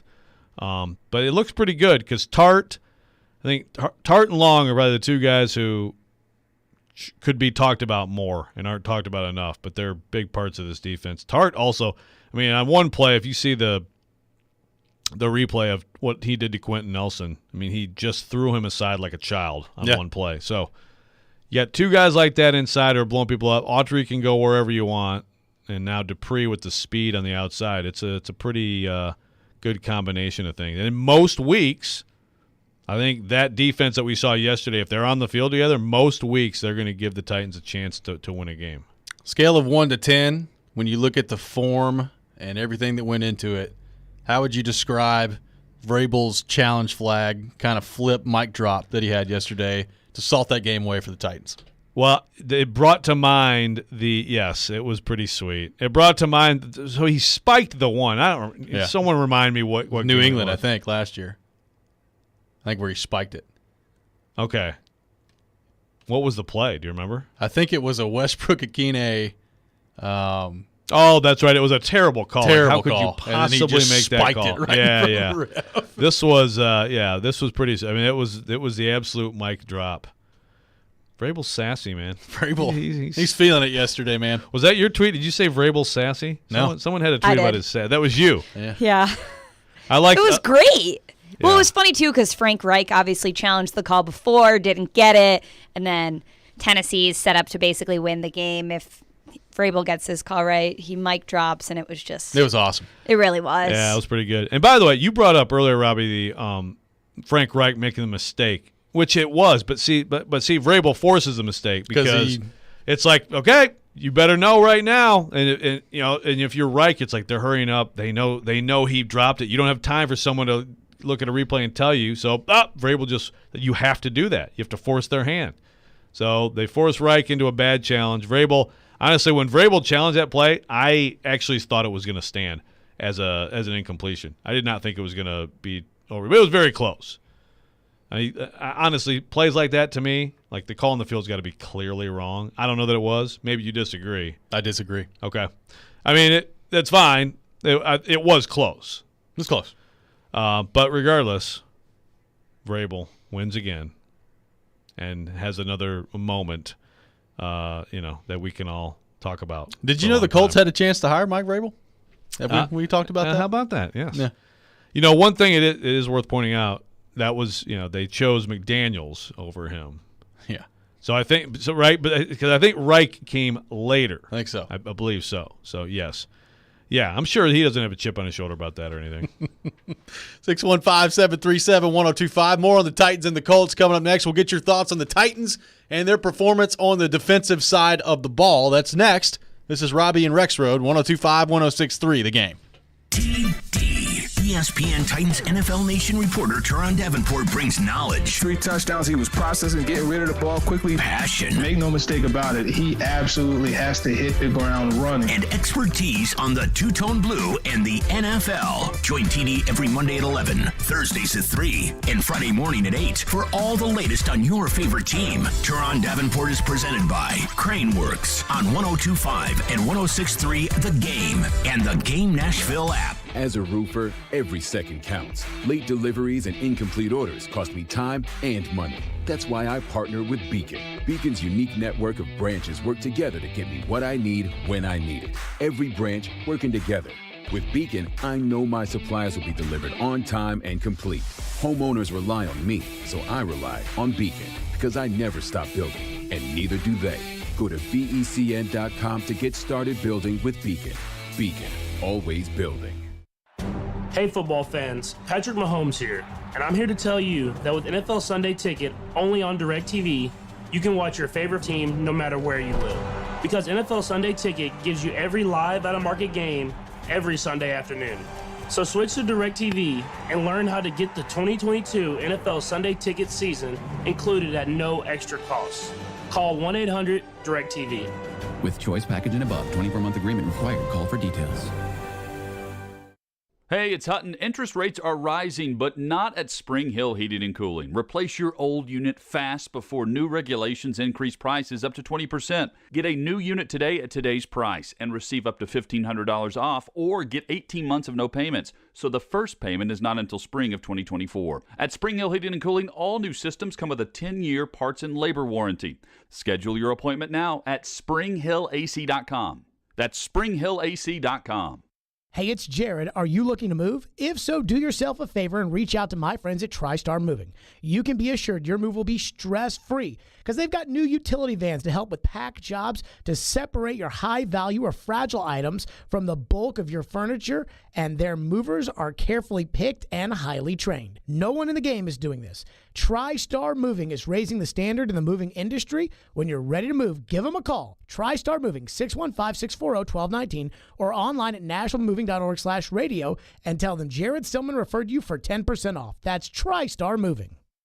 Football season is underway, so now is the perfect time to download FanDuel, America's #1 sportsbook. Because right now, new customers get a no-sweat first bet up to $1,000. Just sign up with promo code PLAY. FanDuel has all your favorite bets from the money line to point spreads to player props. So sign up today with promo code PLAY for your no-sweat first bet. Make every moment more this season with FanDuel, official sportsbook partner of the NFL. 21 plus in select states. First online real money wager only. Refund issued as non-withdrawable free bets that expires in 14 days. Restrictions apply. See terms at sportsbook.fanduel.com. Gambling problem? Call 1-800-GAMBLER or visit fanduel.com/RG in Colorado, Iowa, Michigan, New Jersey, Pennsylvania, Illinois, and Virginia. 1-800-NEXT-STEP or text NEXT-STEP to 53342 in Arizona. 1-888-789-7777 or visit ccpg.org/chat in Connecticut. 1-800-9-WITH-IT in Indiana. 1-800-522-4700 or visit ksgamblinghelp.com in Kansas. 1-877-770-STOP Louisiana. 1-877-8-HOPE-NY or text HOPE-NY to 467-369 in New York. Tennessee Redline 1-800-889-9789 in Tennessee. 1-800-522-4700 in Wyoming or visit 1-800-GAMBLER.net in West Virginia. Jonathan Hutton. You have to put the ball in his hands in that moment. And Chad Withrow. My kicker's making no decisions on a football team. Are in the game.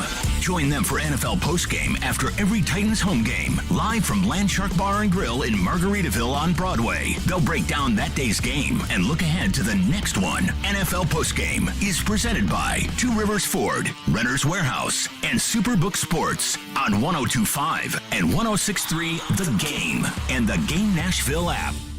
Hey, this is Roman Yossi. You're listening to Nashville's best sports talk, ESPN 102.5 The Game. Play number 9 on this drive. 2nd and 13. Quick pass is intercepted. Picked off by Amani, hooked up by Andrew Adams, and he's going to go the distance. Pick 6 for Adams, and the Titans lead 9-0. Can you talk us through the pick 6? Oh yeah, so we were in an empty formation, and we had a little defensive check, and that allowed me to get my eyes on the quarterback. So I was keying the quarterback the whole way. So when I saw him look to my right, I broke to my right. He threw the ball, picked it. The rest was history. What was the hardest part? Making the easy catch or outrunning everybody for 76? I would say the hardest part was making sure I didn't get caught. I was kind of checking back behind me, making sure nobody was coming. And then once I saw I was clear, it felt good. Play of the day yesterday for Andrew Adams. The pick 6 for the Titans. Put them up 10-0 at the time, and the Titans go on to a 19-10 victory against the Colts, sitting in first place in the AFC South. Heck of a play yesterday by Andrew Adams. I said this earlier. Frank Reich and Matt Ryan were talking about this play after the game, and I don't know, maybe I'm being too harsh, but like for two guys that have been around football as long as they've been around football, Matt Ryan was talking about how he knew before he snapped the ball that they're in a bad play and yet threw it anyway. And then Frank Reich was talking about how he was talking to the refs on the sideline and got the play in late, so they didn't have enough time to check. The play clock was going down. So I guess my first question was, well, if you knew all these things at the moment, why didn't you just call a timeout? And secondly, if you're Matt Ryan, you knew it was a bad play, you just dirt it. It was just a really weird things. And, Matt Ryan talked about it after. He's like, yeah, I probably should have dirted that ball. I was like, yeah, probably so. But the play of the day for Andrew Adams. So regardless of whether the Colts are helping you or not, still got to make the play, and Andrew Adams was able to do it. Yeah. I mean, maybe Paris Campbell should have done something else on a hot read, but Andrew Adams was like just right there waiting for that ball, man. And yes, Jeffrey Simmons got a face mask on the play before, which I guess not only did that put them behind the sticks, but apparently got Frank Reich all discombobulated. But you don't have to give the Titans that ball right there, but they did. They did, and that little did we know that would be the only touchdown of the day for the Titans yesterday. But he makes the pick six, and then after that, Joe, just a brutal interception from Matt Ryan to David Long Jr. You said it. I mean, you could say that that's a gift for David Long Jr., and it was. But he continues to put himself in good spots to make these plays, and then another turnover forced later by the Titans in the game where we got the nice Vrabel mic drop challenge flag. So 3 turnovers for the Titans, +3 in the turnover department yesterday. And that's how you win football games when your offense isn't great, and the Titans were able to do that yesterday. Matt Ryan, 9 interceptions through 7 games for the Colts.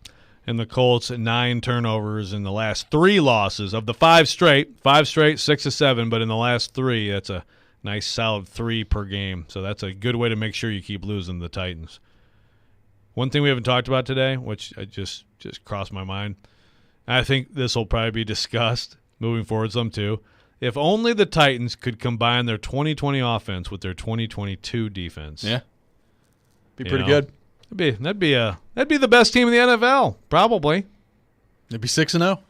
Well, maybe that too. Maybe 5-1. Well, yeah. I don't know.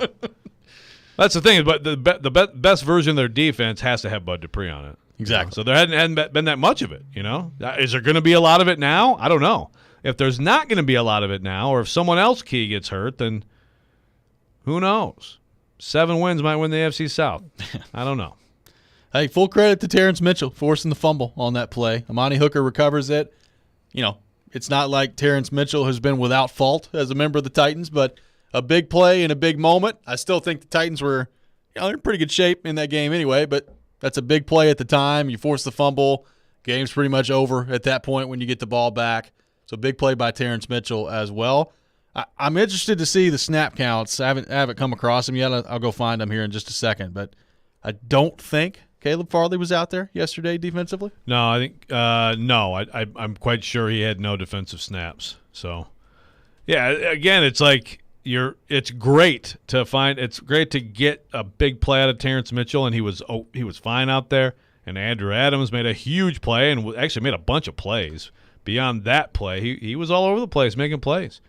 It's also like you have to find guys like that because your first-round pick from last year right now does not have the trust of the staff to be able to get on the field, which at some point is just a big problem. I mean, it's a big problem in terms of like another player you could have on your team right now instead of him. And who knows where it'll go from here for Caleb Farley. But, hey, they're finding a way. They still have a lot of good football players on that side of the ball. Got a texter that says, I watched the whole game yesterday, and I didn't realize that pick 6 was the only touchdown. Now, the Colts did score an offensive touchdown, but the only touchdown for the Titans yesterday was the pick 6. Randy's kicking them through the uprights right now, 4-4 yesterday. Yep, that's the thing. 2 things that had been hallmarks of the Titans season. 1, best red zone team in the league. No touchdowns. If the Colts beat them, I think if you're the Colts, you're thrilled with that. Like you held them to no red zone. That in there twice, no touchdowns. You feel like you might have a chance to win that game. But the other thing is they've been giving up big plays left and right, X plays as they call them, explosive plays, and Really none yesterday. Joe, on the offensive side of the ball for the Titans, 13 of 20, 132 yards for Ryan Tannehill.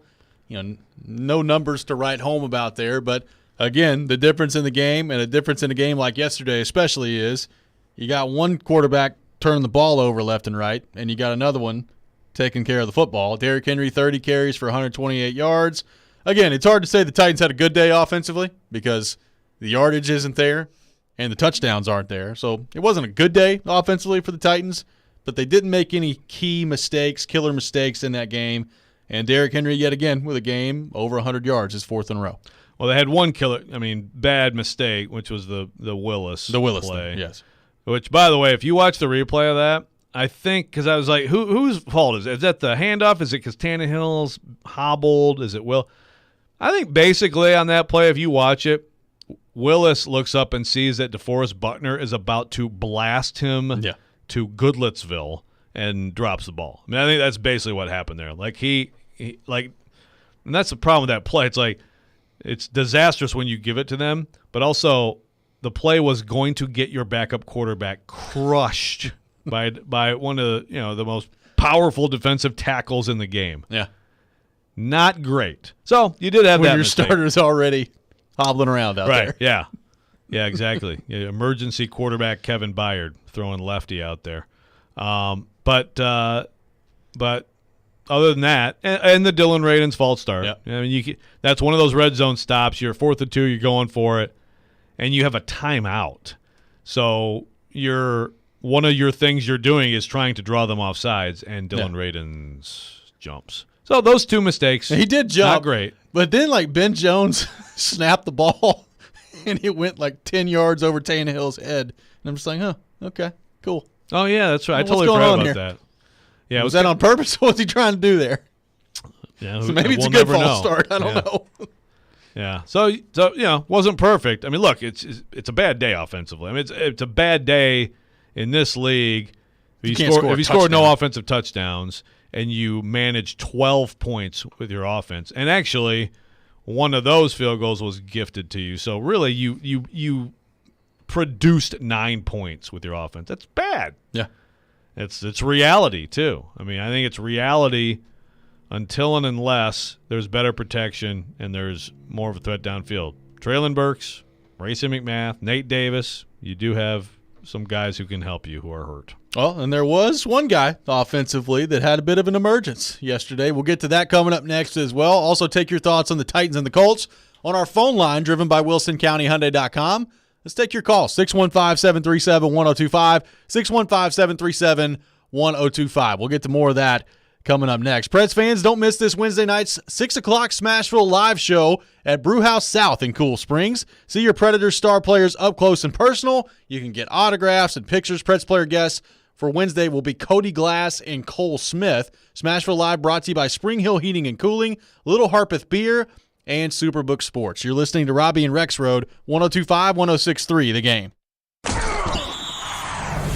The Sports Talk doesn't end on Friday. Join Michelle Knezovic and Junie Riddle for Michelle and Junie. Have they truly been tested yet? I really want this to be a good game. Michelle and Junie, every Saturday morning at 9. Presented by Superbook Sports and the Nashville Jam Company. I think Junie and I are going to go hit breakfast/brunch there after the show. On 102.5 and 106.3, The Game and the Game Nashville app. Bob's Steak and Chop House in the Omni Nashville Hotel. Hi, this is Chef Mark again from Bob's Steak and Chop House at the Omni Nashville Hotel. Come join us before any Preds game or concert at Bridgestone Arena. Enjoy one of our prime steaks. Why Bob's, you may ask? Because at Bob's, we not only serve prime beef, but the top 2% of prime beef in the world. Try our certified Japanese A5 or Australian tomahawks. So come see us at Omni before go to any game and make sure to ask for Chef Mark. Let's go Preds! Attending an event downtown? Dine at Bob's Steak and Chop House in the Omni Nashville Hotel. Finishing jobs on time, never being idle, and powerful equipment. Meade has the John Deere excavating equipment and the smart grade technology solutions for you and your business. Power your business with a new, used, or rented excavator and get the performance you expect and service you can rely on. Call us today for the equipment built as tough and reliable as you, or visit us at meadtractor.com. That's meadtractor.com. Hey, folks, it's Joe Rexrode here for FanDuel Sportsbook, letting you know that now's the perfect time to download FanDuel, which is America's #1 sportsbook, because right now new customers get a no-sweat first bet up to $1,000. That means free bets back if your first bet doesn't win. All you have to do is sign up with promo code Joe102 if you want to take it to the Titans-Texans, another AFC South matchup for the Titans. I like them in this game. The Texans can play some defense, but I think I like Derrick Henry to get over on the rushing yards against that defense, which just got gouged by Josh Jacobs.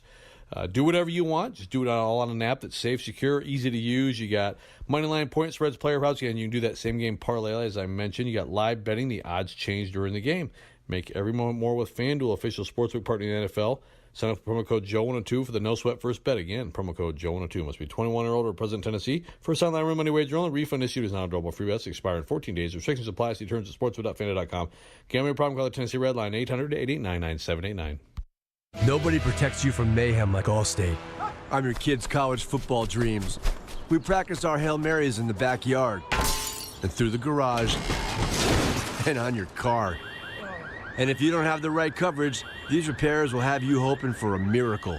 So bundle your home and auto with Allstate to save money and get protected from mayhem like me. Bundled savings vary by state based on coverage and limits selected. Subject to terms, conditions, and availability. Allstate Vehicle and Property Insurance Company and affiliates, Northbrook, Illinois. Chase McCabe. The best way to figure that out is to watch Twitter. Willie Donick. Trying to move down the field for the winning field goal. And Derek Mason. I'm putting in my hours and I'm out of here. Chase, Willie, and D-Mace. Weekdays from 10 to 2 on Nashville's best sports talk, 102.5 and 106.3 The Game and the Game Nashville app. You're listening to Robby and Rexrode on 102.5 and 106.3 The Game and on the Game Nashville app. What can you say about a guy like Austin Hooper who didn't quite have the production, didn't complain, and here he has a big game today? Yeah, huge game. Helped us out. And, it's where we're at right now, there is not a whole lot of opportunities for production. We've talked about this, just a number of snaps, but clearly, appreciated what he's done and worked. And, given the opportunity, that's what you have to do. You have to go make some plays and, came up huge. Ryan's always had trust in him, and we're just able to get him out there today, and had two really nice catches down the field. Had the third down, being able to cut back in and keep that drive alive, which was great. You've been asked about Hooper. You've been asked about Hooper on a weekly basis. How good was it to see him finally get involved? Yeah, it was great. It was great. I've said it all along. Just like the ball's going to find him. The guy's doing a good job for us. He's consistent. He works in practice. Have a great connection with him. So it was just a matter of time. And today made two huge plays. The first one was tight coverage. Obviously, I guess before that, back it up on a third down. Right, had to throw it short to him. He was able to break a tackle, make a guy miss, and convert a huge third down for us. And then was able to hit him on a crossing route there a little bit later. Made a great adjustment to the ball. I didn't see it. I got hit, but from where I threw it, I knew he was going to have to adjust to it. So obviously, he was able to make that play. And then on the final scoring drive, that huge catch, kind of off schedule, getting contacted and hanging with it and making the play. So happy to see him get going. Fair to call it a breakout game for Austin Hooper yesterday. 3 catches, 56 yards. Some big catches yesterday for Austin Hooper on 3 targets. Big day for Austin Hooper. He was the leading receiver yesterday for the Titans. 3 catches, 56 yards. Again, not a ton of offense out there for the Titans yesterday, but good to see Austin Hooper in the week after I said I was giving up on him being a part of the Titans offense to come out with 3 catches for 56 yards. Coincidence? I don't know. I think not. I don't know. But, yeah, it's almost half of their passing offense that he had, so I would call that a breakout game. Yeah. You got to grade on a curve with their passing production. But, that move he made, that was a big play, and it was Zaire Franklin, who's, I think, a good player for the Colts.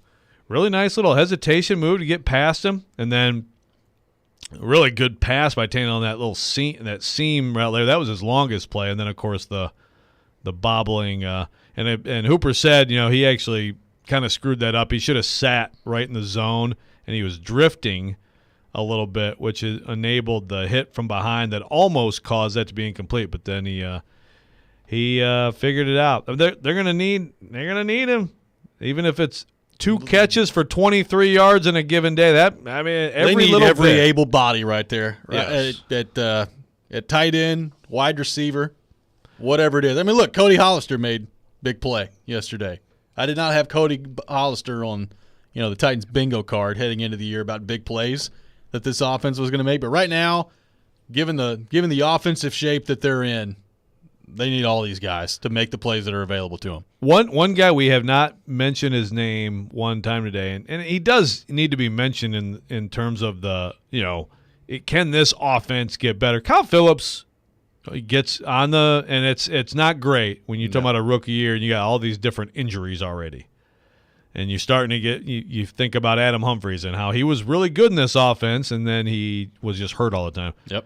But Kyle Phillips, I still think, is a guy who can make plays and be a part of them being better offensively. He gets back on the injury report Friday, and I'm misremembering now what it was. Of course, he's had the shoulder. Oh, the hammy virus. So who knows when that'll be? But they'll be better. They should be better with him. They certainly need Traylon Burks. That's number one by far, and I still think Racey McMath can also matter. But right now, get Hollister one, scheme one up for Hollister. Get Kinsey a nice 3-yard completion. Robert Woods is out there. Robert Woods had 3 for 26. He did have that one over the middle where showed some real toughness and physicality to get that play completed. Well, look, but it is scrounging and scraping right now. Their wide receiver core yesterday was Robert Woods, Nick Westbrook-Akine, Cody Hollister, and Mason Kinsey. That was it. That was their wide receiving core yesterday. Is that bad? I looked at that coming in the game and I was like, man, how are they going to get anything done passing? And, to their credit, they scrounged together some plays. But again, I mean, you're talking about today's NFL, 132 yards passing. It wasn't like they were really doing much out there throwing the football. So, look, I think guys are going to come back. I'm interested to see what it looks like when Phillips is back in there. Hopefully at some point relatively soon Traylon Burks is back. But the bottom line to me is those guys will help. I still think this is a pretty limited offense, even with those guys back in there moving forward. You need every bit you can get. I understand that, but I don't think this offense has a lot of upside in terms of the passing game as they move forward. Yeah, I mean it could be better with the targets, with the threats downfield. It can be better. There's a chance.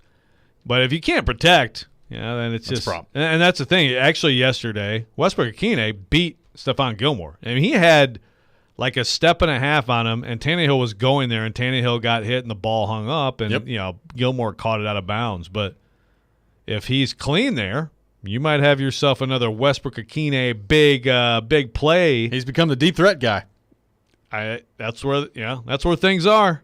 That's where things are right now. So, but that's the thing. It's like, okay, so if you get Burks back and you get McMath back or whatever, can you have the time to throw? The play action game is your best bet, and they did run the ball yesterday. That's the thing.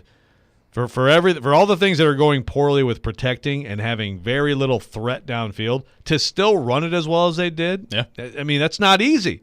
If everybody knows the only thing you can do effectively, and you do it that well still, it speaks well of their offensive line does one of its jobs pretty darn well and one of its jobs not well. Kevin on the text line, driven by WilsonCountyHyundai.com, says, loving the defensive performance happening right now, but eventually the offense has to start putting it together. This style will catch up to the Titans eventually. Love what I'm seeing, but work to do for sure. This from Kevin on the text line. Mike from Clarksville on the text line says, do you think there's any chance of us going out and getting a wide receiver like DJ Moore to help benefit the offense before the trade deadline? Well, they've said they're not trading him. They're not trading him. They're not trading Brian Burns. Yep. So they got offered 2 first-round picks, apparently, for Brian Burns. He's a good player. He's good. Meanwhile, the Christian McCaffrey era did not start out great in San Fran, but the Deontay Foreman era started out pretty well with a win over the Bucs. It did. They're in an interesting spot. But as far as the Titans trading for a receiver, I'm all ears on who else might be out there that someone's going to deal, who's going to come in here and make a difference. Again, Traylon Burks is just a huge key. Getting him back and then getting right back to the business of trying to turn him into a down-in, down-out number one wide receiver, at least a guy who makes big plays for you this year. I just don't know who's out there. If the Titans make a trade, to me, it's got to be for a left tackle. If the trade priority, they can be okay. They have a chance with what they have signed to their, to their roster. They have a chance to be okay catching the ball. Right now, I don't know that they have a chance to protect Ryan Tannehill with Dennis Daly at left tackle. Well, it's just bad. I mean, it's, and it wasn't like the Washington game yesterday, but there were still moments where Tannehill drops back, and Ngakoue just cooked him one time, just got right around him immediately. And you're thinking, I mean, what is Tannehill supposed to do there? I mean, before you snap the ball, you take a 5-step drop and the dude's right in your face and you're on the ground. I mean, I don't know how, if you're the Titans, and we've seen Vrabel scrap some things together before, but like if you're the offensive staff right now and you're watching what's happening at left tackle, like what do you do about that? There's only so much you can scheme when your left tackle is just a sieve out there in the pass blocking. Like you said, run blocking, I think they've done a pretty good job for the most part. But they've got, especially when Nate Davis is out and you've got Radens out there and you've got Dennis Daly at left tackle, you got some problems trying to protect Ryan Tannehill. Yeah, so that's if there's a and I don't know what that would be either, by the way. I don't have a great idea for you. There's a shortage of, good left tackles, good tackles in the NFL. So I don't know. I mean, honestly, getting Daly is pretty big deal. What would they be doing right now otherwise? They got LaRaven Clark sitting there. They got Radens. I mean, trading for Daly turns out to be pretty clutch, but it's tough sledding right now. Steven from Hendersonville on the text line says, this putrid offense is completely on J-Rob. They have no tackles. They have a fluffed-up tight end as a left guard. There's zero explosiveness at the skill position. J-Rob's misses are becoming more and more visible. And fire Todd Downing. This is from Steven from Hendersonville. Oh, and fire him too. All right. So I said this earlier in the show. I think as silly as it may sound, I'm going to stand by it. I think Todd Downing had a pretty good day yesterday. Take away the Willis handoff play, which was doomed to be just a bone-crunching TFL, even if he didn't fumble the ball. But honestly, I think that the Titans figured some things out with the run game. Some of their better runs were gap scheme runs. They figured some stuff out, figured a way to run into the teeth of that defense when the Colts knew they had to. And I feel like with what he's working with right now, I think he's done a pretty good job here the last few weeks. I totally agree on John Robinson. I mean, there's no doubt. I mean, right now there's a big gap right now between the coaching and the players and what they're doing with what they have, and the fact that what they have is unacceptable. We are streaming live on Twitch, Twitter, YouTube, and Facebook. Our video streaming brought to you by the law offices of Amanda J. Gentry. We are live from the Hillside Medical Game Studio, taking your thoughts all show long on the Titans, 615-737-1025 on our text line, driven by WilsonCountyHyundai.com. Coming up next, we'll be joined by Max Hers.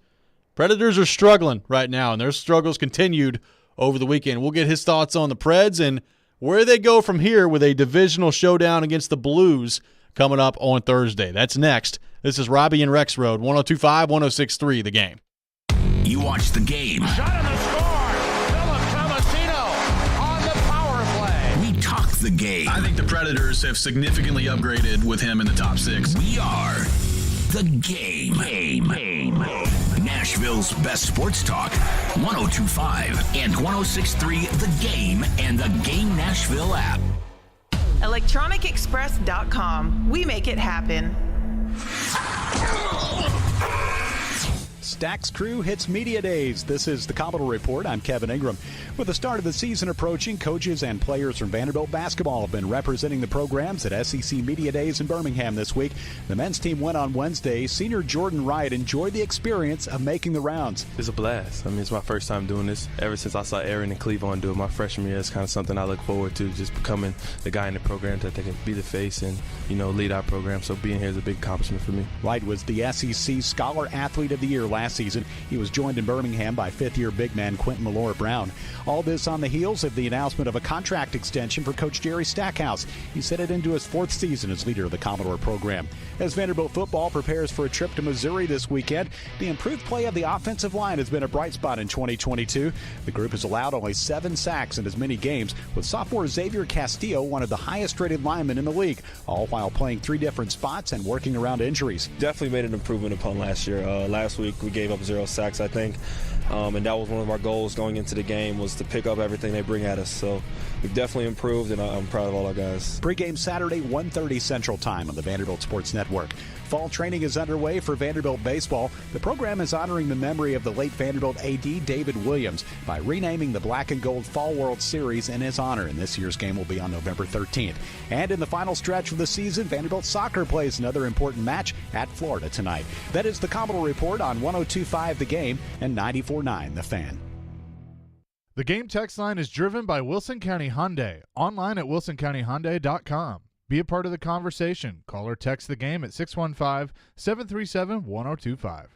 The Nashville Area Chamber of Commerce is celebrating 175 years of creating economic prosperity by facilitating community leadership in the Nashville region. Join their annual celebration presented by PNC Bank on October 25th from 7:30 to 9:30 a.m. at the Renaissance Nashville Hotel. Enjoy networking, breakfast, and an immersive We Are Nashville experience designed to inspire conversations and take simple but meaningful actions to embrace and preserve the unique character of our city. Get tickets at the door. More information at celebrate.nashvillechamber.com. When you download the Home Depot app, taking on big or small projects starts with a tap. It's your pocket-sized toolbox for getting more done. Image search helps you find what you need with a snap. Store mode pinpoints exactly where to go to get what you want while you're at our store. Or just tap to arrange for easy curbside pickup, all from the palm of your hand. It's the app that's made for doing. The Home Depot app. How doers get more done. From the Hillside Medical Game Studios, WPRT-FM Pegram, WPUC HD2 Laverne, broadcasting on Alexa. I appreciate that. And other smart speakers. 102.5 and 106.3. Terang, it's a high fly ball. We got pass rushers. Awesome game. Center flag in the air. The Game. A Cromwell Media Station. Mixing sports and a little bit of fun. This is fun! On your morning drive. This is Robby and Rexrode. With Robby Stanley and Joe Rexrode on Nashville's best sports talk. 102.5 and 106.3 The Game. And on the Game Nashville app. Ladies and gentlemen, it's showtime. Final hour, Robby and Rexrode, 102.5, 106.3 The Game. Robby Stanley, Joe Rexrode, Michelle Knezovic here with you on this Monday morning in Nashville, Tennessee. Talking Titans, taking your thoughts on our phone and text lines, driven by WilsonCountyHyundai.com, 615-737-1025, 615-737-1025. Joe, we have somebody that's taking issue with your defense of Todd Downing. No. Liam on the text line says 12 points is not a good day for this offense. Yeah, no, the offense is not good. Don't misunderstand me, okay? Do you think it's a coaching issue? Do you think Todd Downing has all the chess pieces and he's just coaching them into the ground, or do you think it's a personnel issue? If you think it's more a coaching issue than a personnel issue, I don't even know if we have anything to talk about anymore, buddy. Okay, so again, I understand the idea of, oh, good job by the OC when they didn't score an offensive touchdown. There's a limitation on that, okay? But I don't think he's the problem. I don't think Todd Downing is the problem right now. It is a personnel problem. I think it's a personnel problem. I'm also not convinced Todd Downing is the solution either. But it's hard, like, judging this offense right now. We just went through it. You got a left tackle that can't pass block.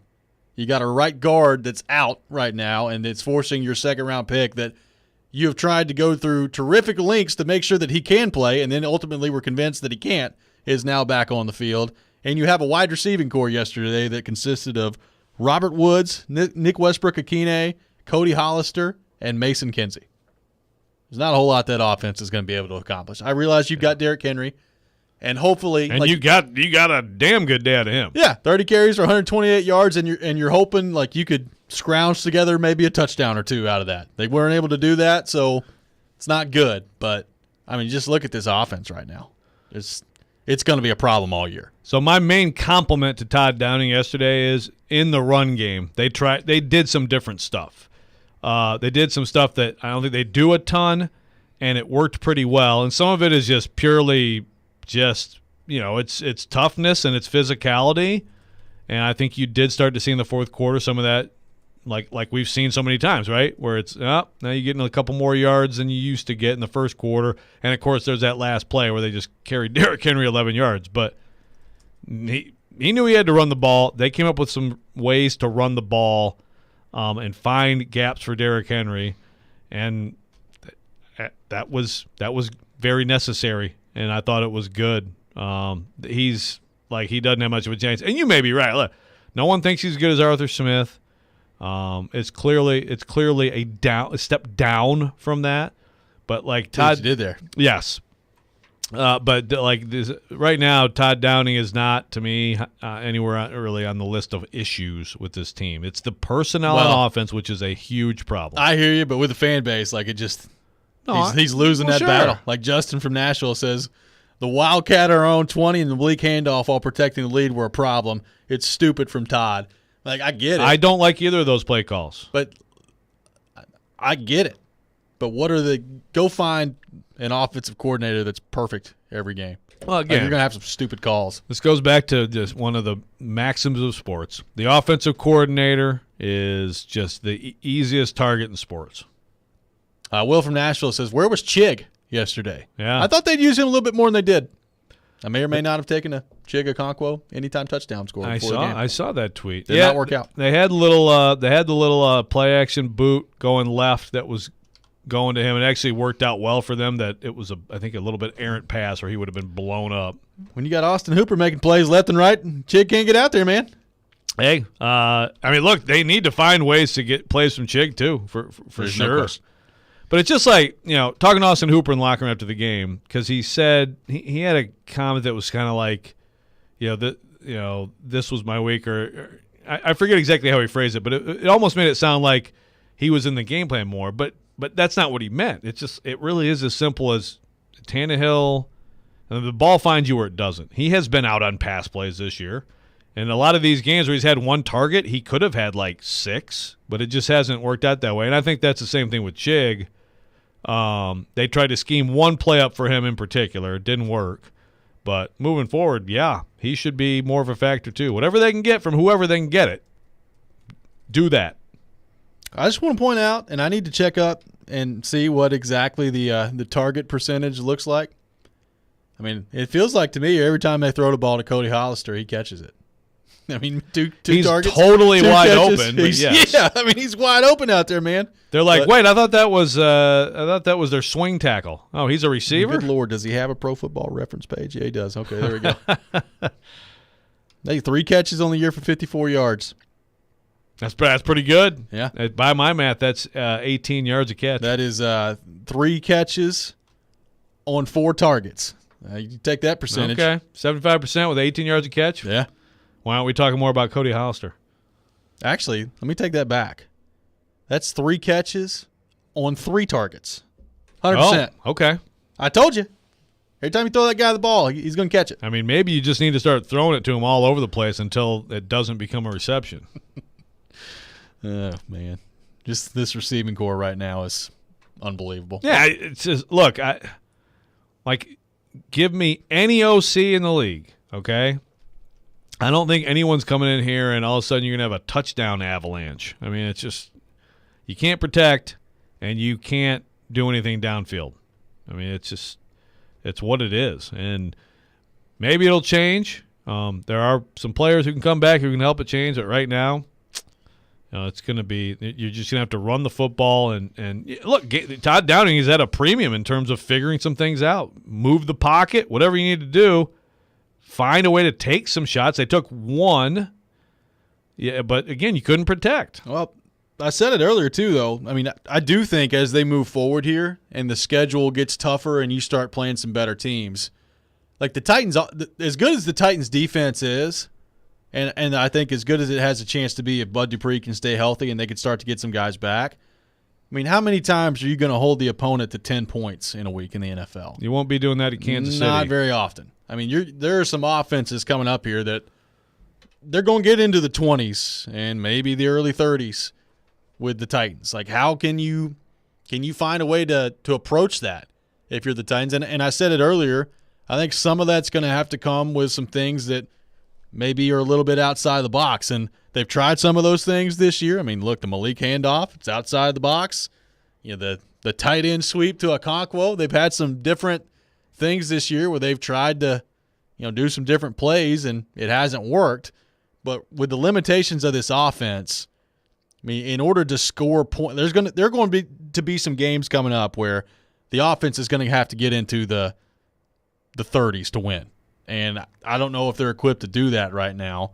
And coming off the game yesterday with that roster, I don't even know how you get to the 30s with that offense. But can Todd Downing and Vrabel figure enough out as they move forward to where if you run into one or two of those games, you can hold your own in those games? I don't know, but they're going to have to at some point. Well, so they've had 2 24-point halves, right? The first half against the Raiders, first half against the Colts. Isn't that right? Yeah. So if you can bottle that up, I mean, that's the thing. You go back to, like, the first Colts game, that offense was humming in that first half. I mean, every possession it was just – I thought that was a good Todd Downing day. I thought they had a great mix of pass and run, and then obviously it goes away in the second half. But even if you could – 24 points and a half?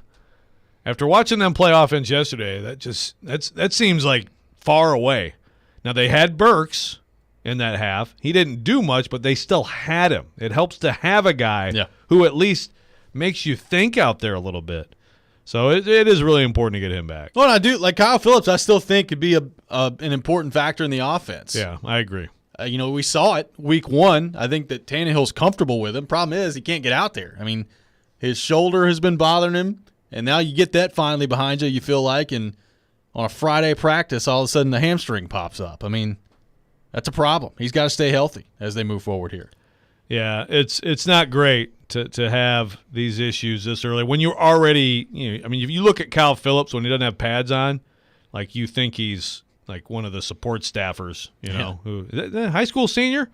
This guy's out here catching. He's a slot receiver, so he's getting hit by linebackers. Yeah, big guys. Yeah, so that's not great. But yeah, if you can somehow get him back out there for a while, Phillips, Burks, McMath.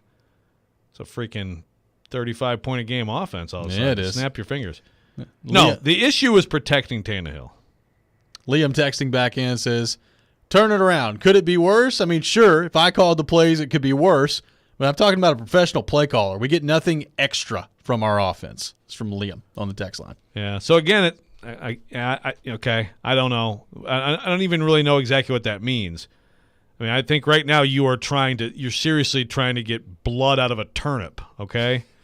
I mean, which is such a weird phrase, and I may have said it wrong, but you know what I'm saying. I mean, extra. You're trying to get stuff extra. I don't know what you're saying, but I think that actually is a saying. Okay, someone help me out. I believe you. No. I believe it. Squeezing blood out of a turnip. I believe it. I think that is actually a phrase. Someone let me know. Nip it in the butt. That's right. Yes, but. You're trying to get something extra with like that Willis play. So see that play, I would say in that situation, the fourth quarter hold on to a lead, that's when I wouldn't run it. I'd run that earlier. But that's the type of thing you have to try to do. Again, when this offense scores 24 points and a half as it did twice, that's extra, man. That's above and beyond what it's constructed to do. So.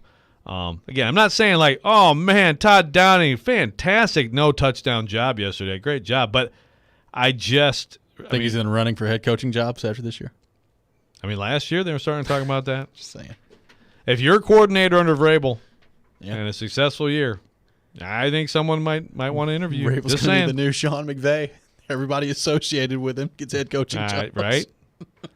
Mike on the text line says, best of Rex Dad's puns, a step downing from Arthur Smith. Well done. And Robby dropping Titans bingo card. You guys are awesome. We appreciate you, Mike. Thank you. Only program in town that has witty remarks like this. That's right. We're the only program in town who has dad jokes like that. Squeeze blood out of a turnip. Someone help me out. Is that real? I think it is real. I don't know what it means. 615-737-1025. More of your thoughts on the Titans and their big win against the Colts coming up next. I want to get Joe's thoughts from the Colts perspective. What's your mentality like today if you're Jim Irsay and Frank Reich and Matt Ryan after what the Titans have done to you in a very short amount of time so far this year? We'll get into that coming up next. Now's the perfect time to download FanDuel, America's #1 sportsbook, because right now new customers get a no-sweat first bet up to $1,000. That's free bets back if your first bet doesn't win. All you got to do is sign up with promo code ROB. I got some advice for you in the NFL. I would start leaning towards the under for the Titans games moving forward, and I would definitely start leaning towards the under for the Packers games moving forward as well. But you take it any way you want to take it, all in an app that's safe, secure, and super easy to use. Great live betting options on FanDuel as well. So sign up today with promo code ROB for your no-sweat first bet. Once again, that promo code is ROB. Make every moment more this season with FanDuel, official sportsbook partner of the NFL. Must be 21 or older and present in Tennessee. First online real money wager only. Refund issued as non-withdrawable free bets that expire in 14 days. Restrictions apply. See terms at sportsbook.fanduel.com. Got a gambling problem? Call the Tennessee Red Line at 1-800-889-9789.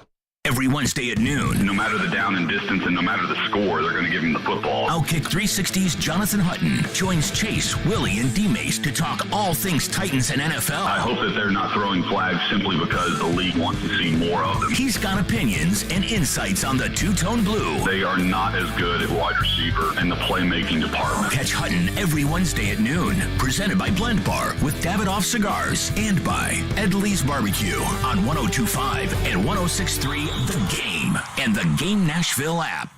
Middle Tennessee, you can count on an award-winning service team for all your home maintenance and improvement needs. Lee Company, we're A+ rated with the Better Business Bureau and trusted by thousands of homeowners in our community. Our team is ready to assist with all your home maintenance projects, heating and air conditioning, plumbing, electrical, appliance service, and more. Experience the convenience of calling one phone number for all your home maintenance needs. Call Lee Company today at 615-567-1000 or visit leecompany.com.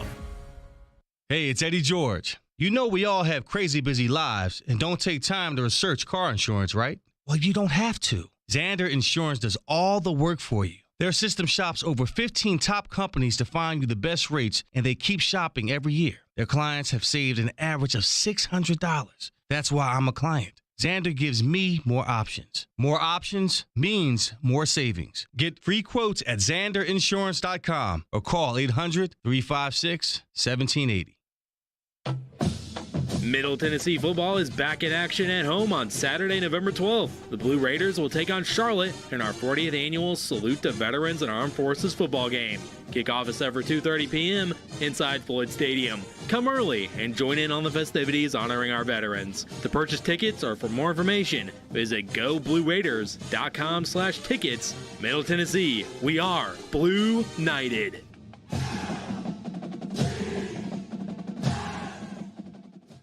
Prescription products require an online consultation with a healthcare provider who will determine if a prescription is appropriate. Restrictions apply. See website for full details and important safety information. Subscription required. Refund available for 60 days after purchase. Hey guys, did you know there's a generic form of Viagra that works just the same but is 90% cheaper? And you can get it online? Just go to 4hims.com/joy. You'll get a free medical consultation, discreet shipping if prescribed, a 100% online process, and trusted generic alternatives to the biggest brands at 90% off. That's right, get generic for Viagra, the same active ingredient as brand name Viagra, but 90% cheaper. It's the same medication you get from your doctor, but with zero copay, no expensive appointments, and no awkward face-to-face conversations. Results are guaranteed or your money back. To start your free online visit, you need to go to this exclusive address, 4hims.com/joy. That's 4hims.com/joy for your free online visit. FORHIMS.com/JOY. Well, you've got the whole world listening. What do you got to say? Never miss a moment of the show. Subscribe to the Robby and Rexrode podcast on iTunes, Spotify, and wherever you get your podcasts. We may now begin our day. You're listening to Robby and Rexrode on 102.5 and 106.3 The Game and on the Game Nashville app. So the good news is, right, here's the good news to me, right, as bad as this feels, and listen, I'm not like looking for any silver linings, but I'm also, you know, as the head coach, you got to have a little perspective here. We're 3-3-1. We're 3-3-1. We're 3-3-1. I mean, and we lost a game today that hurt. We got outplayed and we got outcoached. And so there's no excuses for that. So we deserve all of it. We deserve all the negative stuff. We really do. I do. We do. So, but we're 3-3-1. There's a lot of football left. I believe in this team. I believe in our coaching staff. I believe we'll get to where we want to get to. That's Frank Reich after the game yesterday. Titans win 19-10 at Nissan Stadium. Back-to-back seasons of sweeps against the Colts. They've won 5 in a row. I believe 6 of 7 overall against Indianapolis. Yep. It's an interesting time for Frank Reich. As he pointed out multiple times, they are 3-3-1 right now on the season. Titans at 4-2, so still a lot of football left to be played. But, Joe, I mean, look, I said it going into the game. I don't think they're a very good football team, and yesterday did nothing but reinforce that. Like, I just don't think the Colts are good. And I'm not sure how good the Titans are, so we'll see what that looks like as they move forward. But, like, I don't expect the Colts offense to just be magically fixed. They got a big problem. They can't block anybody. That's a huge problem as they move forward here. Matt Ryan's turning the ball over left and right, and he has from the word go so far this year. And apparently their coach is just totally averse to giving Jonathan Taylor the football. So all of those things add up to me to be a pretty big problem. I'm not saying that they're done, but I'm pretty close to it. Like, I think the Titans would have to do some work to not win this division right now. Yeah, I mean, they're the clear favorite. They're clearly in control. And I agree the Colts have the issues you mentioned, and just defensively, they're not as good as they're not as good as I thought they'd be. Maybe it is it Buckner fading a little bit as a player? I don't know. Obviously Leonard is a good player, and they've missed him. But they're just, they're pretty good on D. They can throw it around a little bit on O, but they can't protect that well. And look, like you said earlier, Jonathan Taylor is their best player, I think. And he touched it 17 times, but only 10 rushes, 58 yards. He had some runs. He had a couple runs yesterday. We're like, oh man, I would keep giving that a look. And this hurry up stuff worked for the Colts against the Jags, but it was so much quick hitter, dinking, dunking, and ultimately look at the results. They had one drive. They had one touchdown drive, and it was a good drive. Matt Ryan made some good throws, but so much of the day they just looked kind of just overwhelmed, and they couldn't block the Titans. Titans are the clear favorite. Titans have one half of their team that's right now, especially the way it is yesterday with Bud Dupree, that's really good. And the Colts don't really have anything really good. But people who are saying, why would you be excited about beating the Colts? I've seen a fair amount of that. Oh, who cares? No, it matters. Oh, it matters. First of all, they used to torment you. Second of all, let's all remember that they were the favorite to win the division. And again, I was one of the people who also thought they would do that. So, I mean, they're supposed to be good. They're supposed to be better than you. And the Titans, I think, just have some players who are some leaders and some really good players who kind of drive the bus. And I start with Tannehill just in terms of over this stretch, 6 of 7, 5 straight, that's one consistent thing. The Titans have been better at the most important position.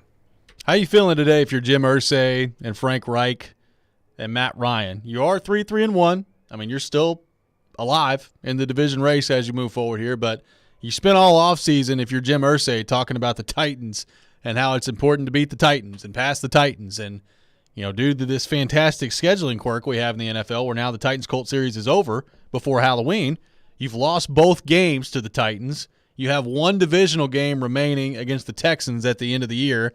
And, oh, by the way, your schedule, which you thought was maybe a little softer heading into the season, now looks a little bit more difficult with the Cowboys on the schedule and the Vikings on the schedule and the Giants still on the schedule as they look ahead here. The Patriots, who aren't going to be a pushover in a couple of weeks. The Taylor Heineke-led Commanders coming up next week for the Colts as well. How you feeling today if you're Jim Irsay and Frank Reich and Matt Ryan as you try to pull yourself out of this if you're the Colts? Look, I don't have much belief that they can pull themselves out of it. I wonder what their thought process looks like today. Well, Jim Irsay, was it Michelle that sent us this tweet? Yeah. He did just thank the Colts fans for coming down. Were there that many Colts fans in there yesterday? I didn't really notice too much of that. It's kind of hard to tell with them. They all wear blue. Yeah, well, if you're them, you are 3-3-1. You did beat the Chiefs. Now, you can always point to that, which remains mind-blowing to me. I mean, great. They're looking forward to the Bills. Okay. I mean, for the most part, watching the Chiefs this year, They should bomb the Colts anytime they play them. But they beat them. But if you're the Colts, one thing you do take some heart in is that, like, you're behind the 4-2 Titans, and you don't think they're that great. Like, you think it's possible the Titans, with that offense, have some losses coming up to Kansas City, I guess maybe to Green Bay. Looked like one of the toughest games on the schedule coming. Who knows? Who knows what that game will look like? But I got a pretty good idea. I mean, it'll probably be ugly. Oh, yeah. That's for sure. both offenses, right? But like, at least if you're the Colts, it's not like you're like, the Titans swept us, they beat us, and God, who's going to touch them? Who could possibly chase down that juggernaut of a team? Yeah. They're better than you.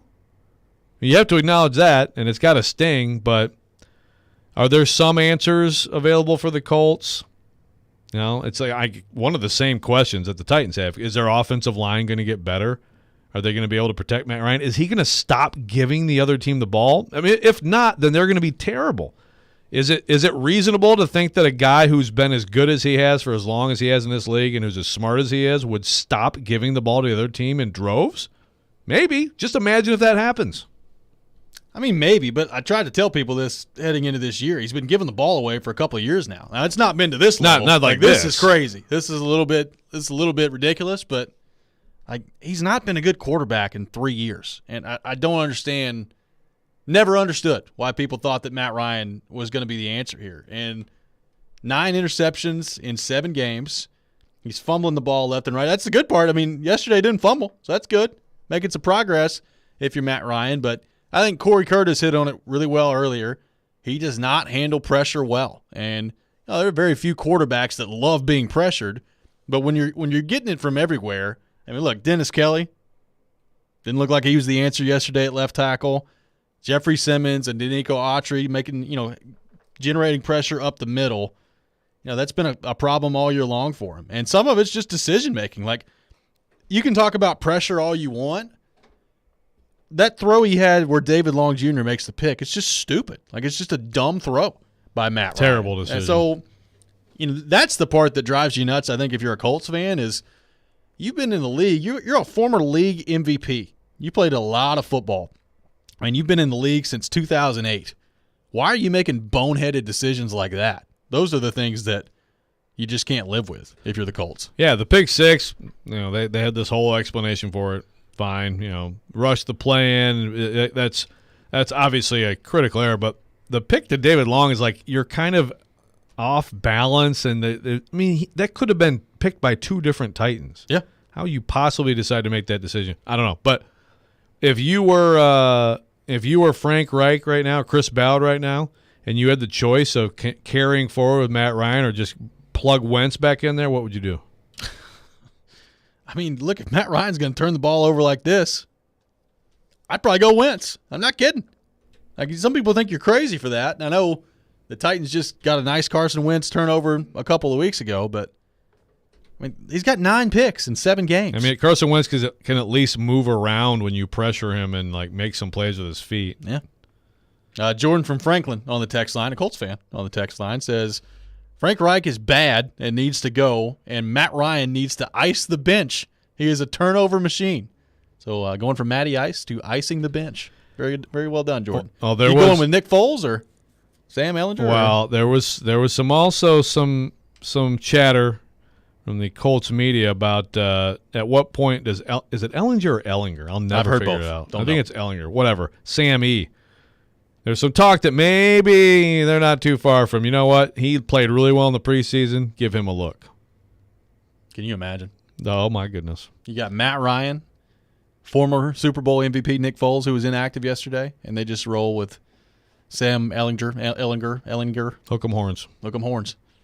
They're in a tough spot right now. 615-737-1025. 615-737-1025. What does this win mean for the Titans in their pursuit for their 3rd consecutive division title and the landscape in the AFC? Got an interesting question on the text line that I want to get Joe's thoughts on as well. That's coming up next. This is Robby and Rexrode, 102.5, 106.3, The Game. Want a chance to win tickets to an upcoming Preds game? Yes. Tune in to Robby and Rexrode every weekday Preds game day at 8:45 for Preds Pick to Click. Guess a goal scorer and win. I'll take Roman Yost. Matt Duchesne. Pick to Click is brought to you by TJ Anderson Homes of Benchmark Realty. Visit tjandersonhomes.com to see why they are referred so often. And by Superbook Sports, voted #1 sportsbook in Vegas. Download their app today. Preds Pick to Click. We are 102.5 and 106.3 The Game.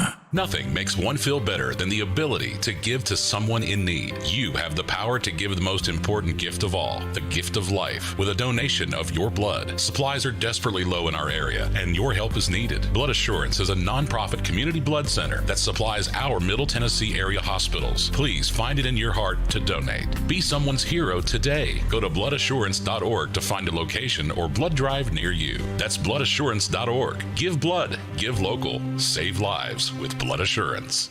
Black Friday deals are here earlier than ever at Electronic Express. Come into our convenient locations for great deals on all of your favorite brands like Samsung, Whirlpool, Sony, Cuisinart, and more. Electronic Express has huge savings in every department: computers, appliances, 4K TVs, housewares, furniture, mattresses, and more. Save up to 40% with up to 36 months free financing. Shop in-store or online at electronicexpress.com and get free express delivery on most items. Electronic Express, we make it happen. In a world where human interaction seems to be reduced to chats and clicks and emails, where transactions are measured only by speed, where corporate policies overrule common sense, sometimes you just want to go old school. Welcome to Genesis Diamonds, a refreshing experience where personal relationships and authentic interaction are the norm, not the exception. At Genesis, you're here celebrating something awesome in your life, and we want to know all about it. We want to hear your story, listen to your requests, and be a meaningful part of whatever occasion this is. A proposal, an anniversary, a birthday, graduation, push gift, sweet 16. If it's important to you, it's important to us. So we don't care how long it takes. We're not paid on commission, and we're not beholden to some corporate rule book. We just want to help you get what you want to make it into a special memory. So take a break from modern shopping and go old school with us at Genesis. Let's start a real relationship that you can count on for life. Genesis Diamonds, Green Hills, and Cool Springs. Are you looking to get your foot in the door in the sports media business? Do you want to be around the biggest teams in Nashville and learn from some of the best in the business? We're opening that door for you. The entry to working in the world of sports radio exists as a promotions assistant at 102.5, 106.3 The Game. The Game is looking for a few passionate and outgoing folks to represent the station on site at the biggest sporting events in and around Nashville. Does that sound like you? Email together@cromwellmedia.com. That's together@cromwellmedia.com. Can I get the sales projections for the Springfield, Bristol, and Fairview stores? Val's Froyo Palace is dishing out 3 more locations. Jody, have you lined up interviews? They need 3 new store managers before they have a meltdown. And remember, they need at least 5 years experience. Indeed can help them hire great people fast. I need Indeed. Indeed you do. We instantly connect you with quality candidates whose resumes on Indeed match your job description. Visit Indeed.com/credit and get $75 towards your first sponsored job. Terms and conditions apply. Jonathan Hutton. You have to put the ball in his hands in that moment. And Chad Withrow My kicker's making no decisions on a football team. are in the game. Join them for NFL postgame after every Titans home game. Live from Landshark Bar and Grill in Margaritaville on Broadway. They'll break down that day's game and look ahead to the next one. NFL postgame is presented by Two Rivers Ford, Renter's Warehouse, and Superbook Sports on 102.5 and 106.3 The Game and the Game Nashville app. Hey, this is John Hines, and you're listening to Nashville's best sports talk, ESPN 102.5 The Game.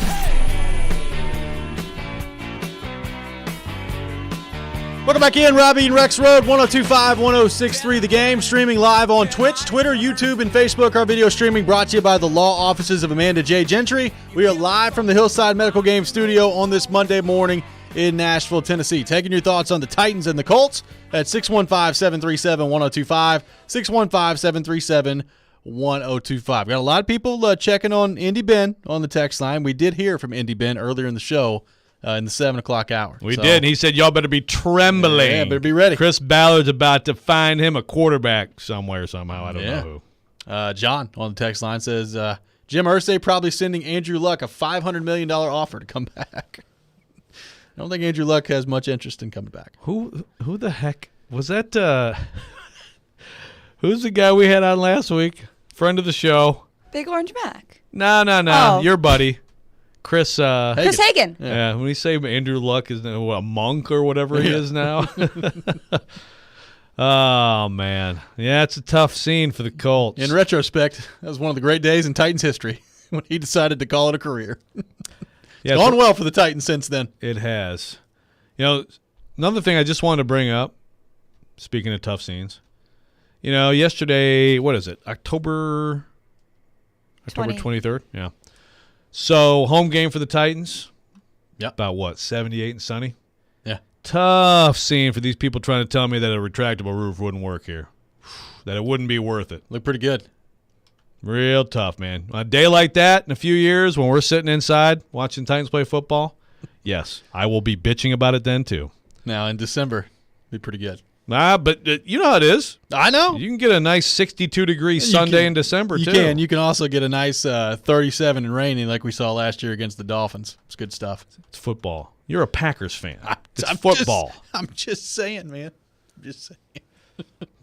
Yeah, that was one thing I hated about Syracuse. When there were football games, they were inside, and I was just like, this is so weird. Yeah. In the fall. Yeah, Syracuse blew it, by the way. They got screwed by the refs. No, let's not play that game. I mean, they kind of did. Yeah, I know. But. All right, so this is an interesting question from Austin from Clarksville that I want to get your thoughts on, Joe. Okay. Austin from Clarksville on the text line says, where do you put the Titans in the NFL tier list? And it's interesting from the standpoint of we've talked about all the problems that we believe they have offensively, what we believe they could turn into defensively, starting yesterday with that performance and hopefully getting, Bud Dupree back on a permanent basis. He can stay healthy as they move forward here. But you look at the standings right now, they're the 3 seed in the AFC. It's Buffalo at 1, Kansas City at 2, and the Titans are at number 3 right now. So, I don't think, and you can correct me if I'm speaking out of turn here, I don't think that either you or I would consider the Titans a Super Bowl contender at this point, just based on this offense. But where do the Titans rank in your mind thus far from what we've seen in terms of the NFL tiers that Austin from Clarksville has thrown out there? So the way I would tier the NFL right now is I would have 2 teams in my top tier. And I would have no one from the National Football Conference in my top tier. That's just me. I know the Eagles are 6-0. I like the Eagles. They have a new receiver who seems to be pretty good. Gosh, where'd they get him? But I don't think the Eagles are that level. I think it's Bills and Chiefs. I think that's the top tier. One of them, I think, is going to win it all. I understand that someone from the other side has to play in that game. Sure. So there's a pretty good chance that one of them could win it, but that's my top tier. I think after that, as limited as the Titans are offensively, and again, the problem is those teams are both in their conference, and they would have to beat one or both to get to the Super Bowl, and I don't like their chances at all. I think they're going to go get beat soundly by the Chiefs in a couple weeks. And I know it's just absolutely just nectar for them in that locker room that people think that. But I do. But I would put the Titans on the second tier with whoever else you have. Because, and yes, I'm including like the Eagles. I mean, who from the NFC is actually good? I mean, the Seahawks are an incredible story.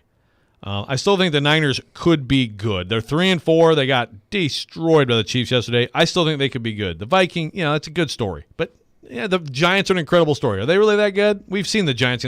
If you think the Giants are like second tier at 6-1, you have to put the Titans on the same tier with them, don't you? I mean, they should have beat them.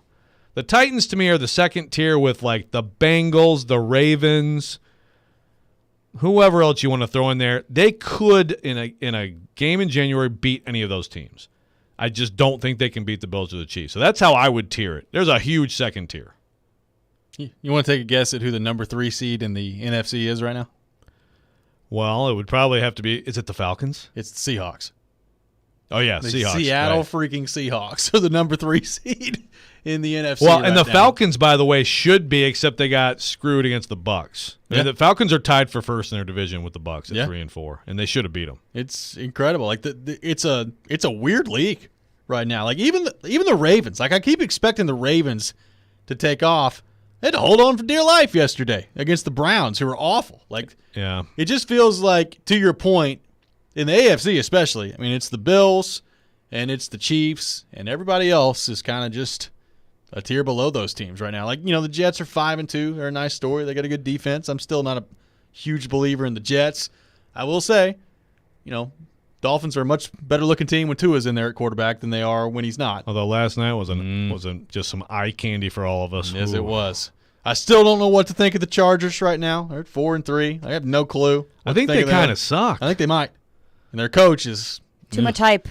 Now, the one thing that would scare me if I'm the Bills or the Chiefs right now is looks like Joe Burrow and Jamar Chase about to be cooking, and that could be a problem for everybody as they move forward. About 350 in the first half there for Joe Burrow yesterday. Ended with 459, I think. Yeah, after downshifting the second half. No, and that's a team that, of course, will come in here. So that'll be a really interesting day because we know the Titans' pass rush can do some damage, but maybe they're figuring that out a little bit. And obviously, that's just a tremendous passing game. If you can keep him upright, he's gonna put numbers up. So, yeah, and I think their roster is that of a good team. I think the Chargers roster is that of a good team.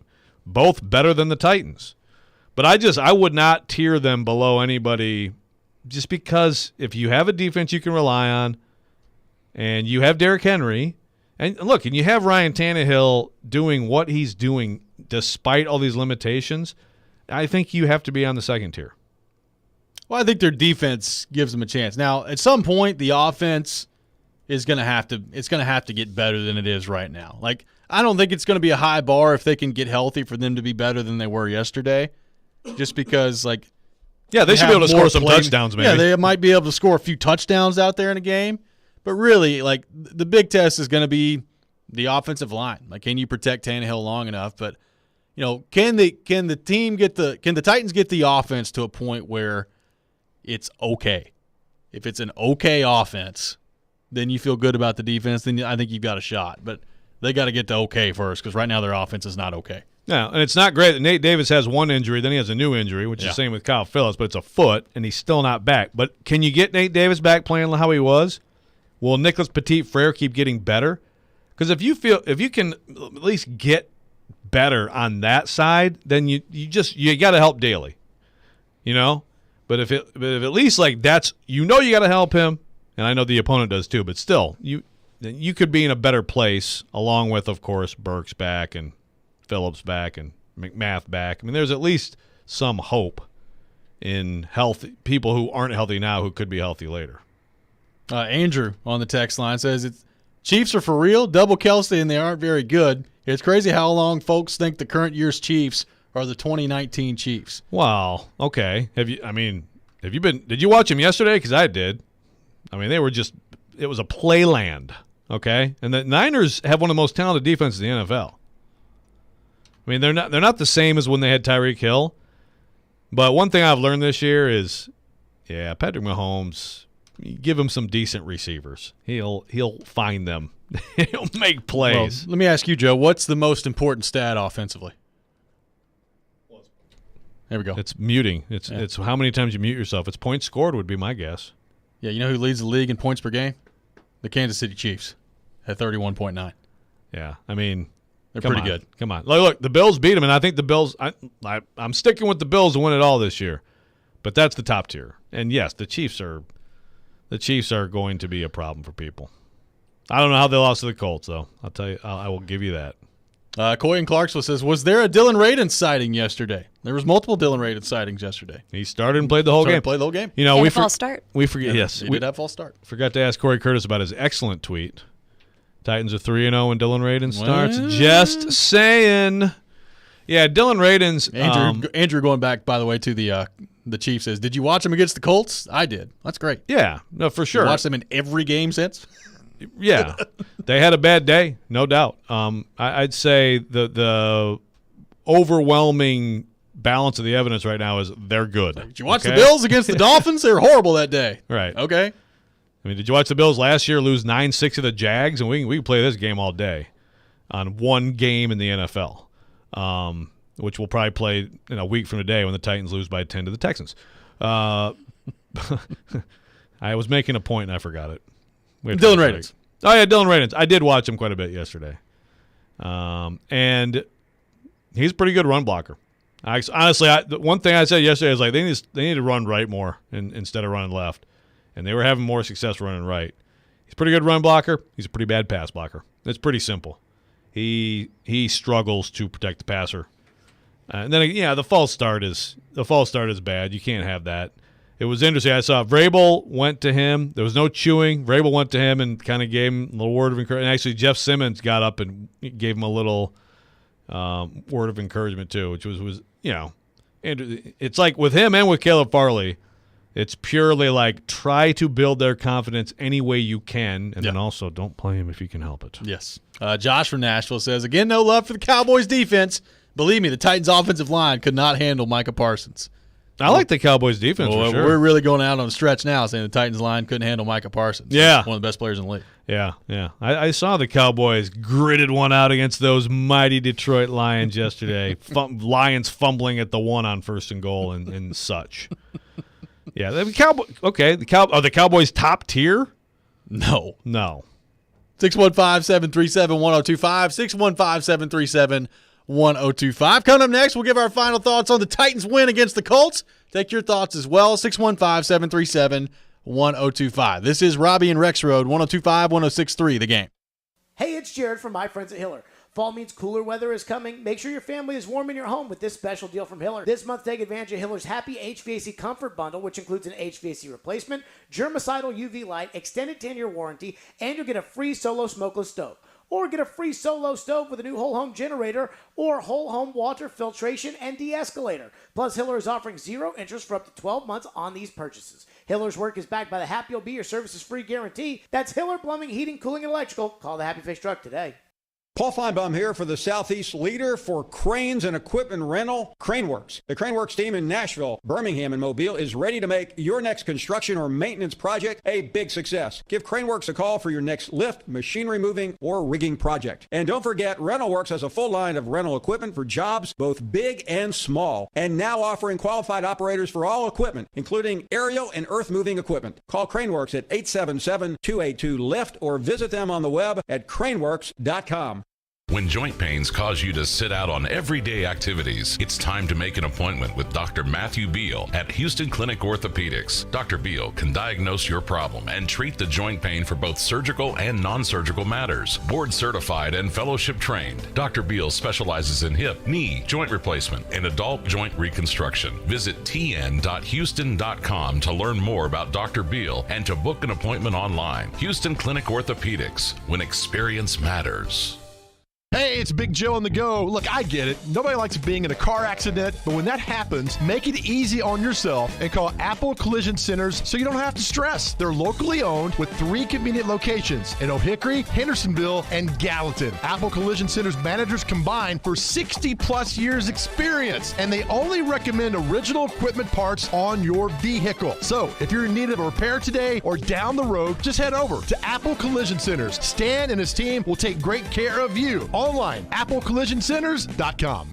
Prescription products require an online consultation with a healthcare provider who will determine if a prescription is appropriate. Restrictions apply. See website for full details and important safety information. Subscription required. Refund available for 60 days after purchase. Hey guys, did you know there's a generic form of Viagra that works just the same but is 90% cheaper? And you can get it online? Just go to 4hims.com/radio. You'll get a free medical consultation, discreet shipping if prescribed, a 100% online process, and trusted generic alternatives to the biggest brands at 90% off. That's right, get generic for Viagra, the same active ingredient as brand name Viagra, but 90% cheaper. It's the same medication you get from your doctor, but with 0 copay, no expensive appointments, and no awkward face-to-face conversations. Results are guaranteed or your money back. To start your free online visit, you need to go to this exclusive address, 4hims.com/radio. That's 4hims.com/radio for your free online visit. FORHIMS.com/RADIO.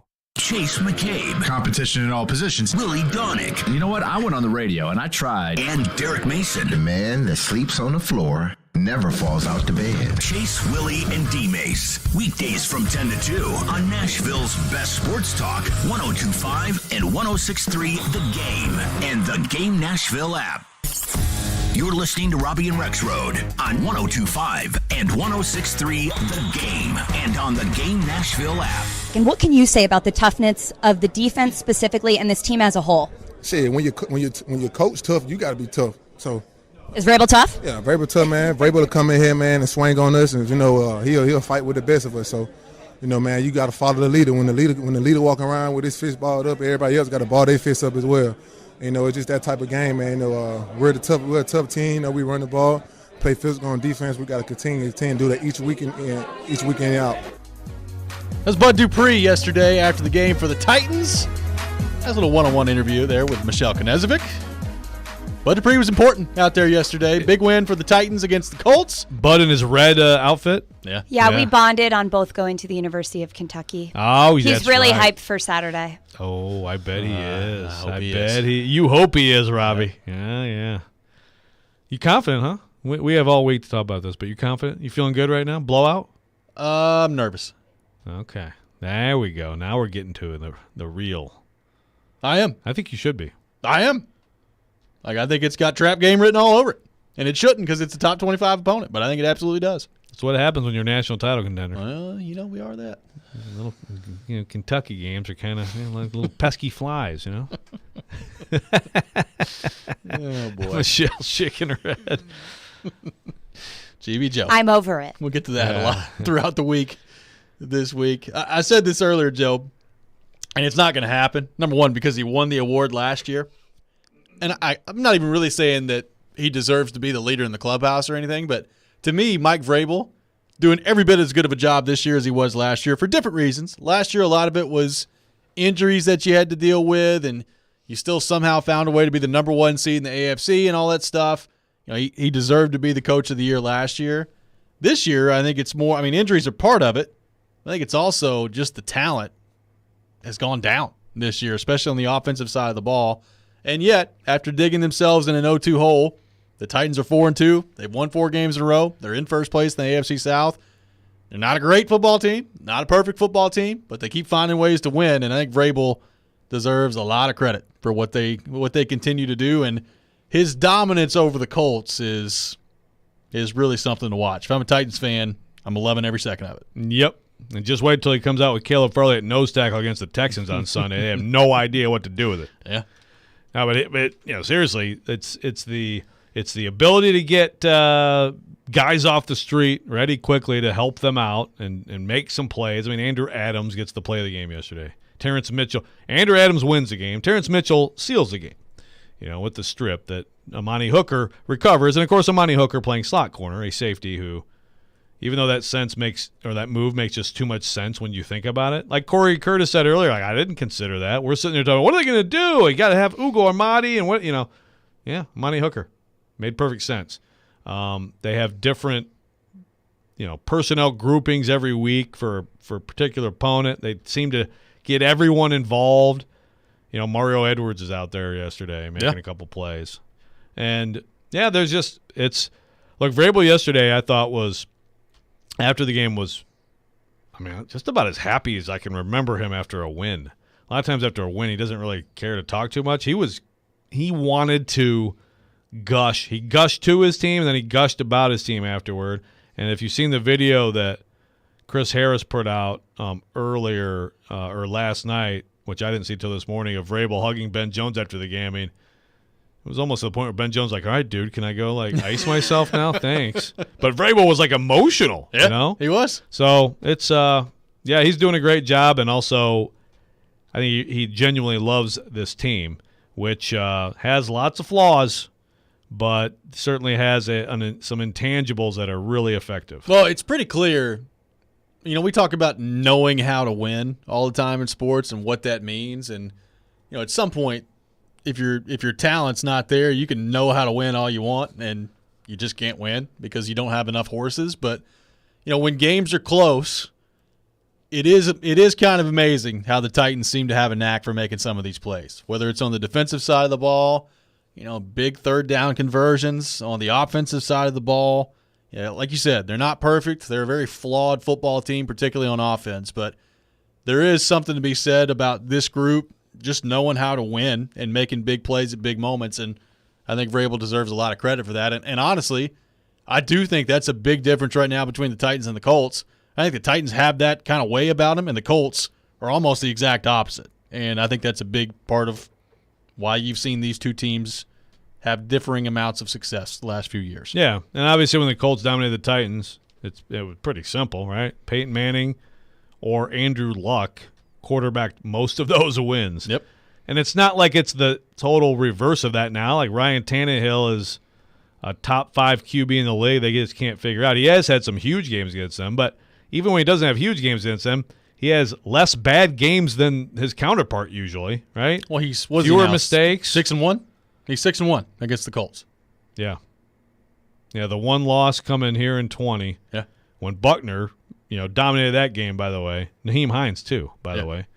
But Tannehill, I mean, if you really want to just boil it down to one thing, the Titans have been better at quarterback than the Colts during that time. But also I think that, like you said, there's some guys on this Titans team. Like Jeffrey Simmons is not just a great player. I think he's really become a legit, like one of the top leaders on this team, too.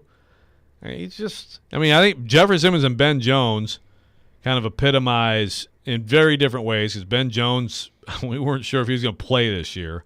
He's near the end, but he's still toughing it out, and he's a good player out there, but he's just tough, and he's a leader. They all love him. And the same thing with Simmons, except he's also a dominant player. So, like, those three guys, all of whom got hurt yesterday, all of whom returned, probably represent this team as well as anyone. You should probably throw Derrick Henry in there, too. Yeah, he's pretty good He's yesterday. okay. Yeah. 30 carries for 128 yards. I said it earlier. He's up to number 5 in the league now in rushing. Actually, number 4. So, and he's creeping up. And they've had their idol. So, yeah, a lot of other teams haven't had their idol yet. So, I mean, you got to keep that in mind, too. He's got a chance to win the rushing title. Well, and we'll have plenty of time to get to this week, too. But we talk about the offensive struggles. I think there's a chance to run the ball coming up on this Sunday as well, against the Texans team that just got absolutely gashed by Josh Jacobs yesterday. But the good news for today is if you're a Titans fan, you beat the Colts. You've won 4 games in a row. You swept the Colts again. And who knows, Joe? There's a lot of people on Colts Twitter today that think that Frank Reich's getting fired today. I haven't seen it yet, so I figured if that was going to happen today, we'd probably heard about it by now. But Jim Irsay tweets out, "Hey, thanks for showing up, folks," and then tweets out, "Hey, by the way, I fired Frank Reich." Frank Reich, we left him in Nashville. He's no longer here. They're having open auditions for the next coach of the Colts. There you go. Real quick stat, Cynthia Freeland from NFL Network. Bud Dupree had 8 pressures, Simmons 4, so 12 between them with the sack yesterday. That's pretty good. You'll take that. Titans. That's the key. Certainly a big difference when Bud Dupree is in the lineup. That does it for us today here on Robby and Rexrode. Chase, Willie, and D-Mays coming up next. They'll have you covered on all things Titans and Colts. This is 102.5, 106.3, The Game. You watch The Game. Tannehill, he can run, and he does. Touchdown. We talk The Game. I think this is Vrabel giving Tannehill more authority over the team. We are The Game.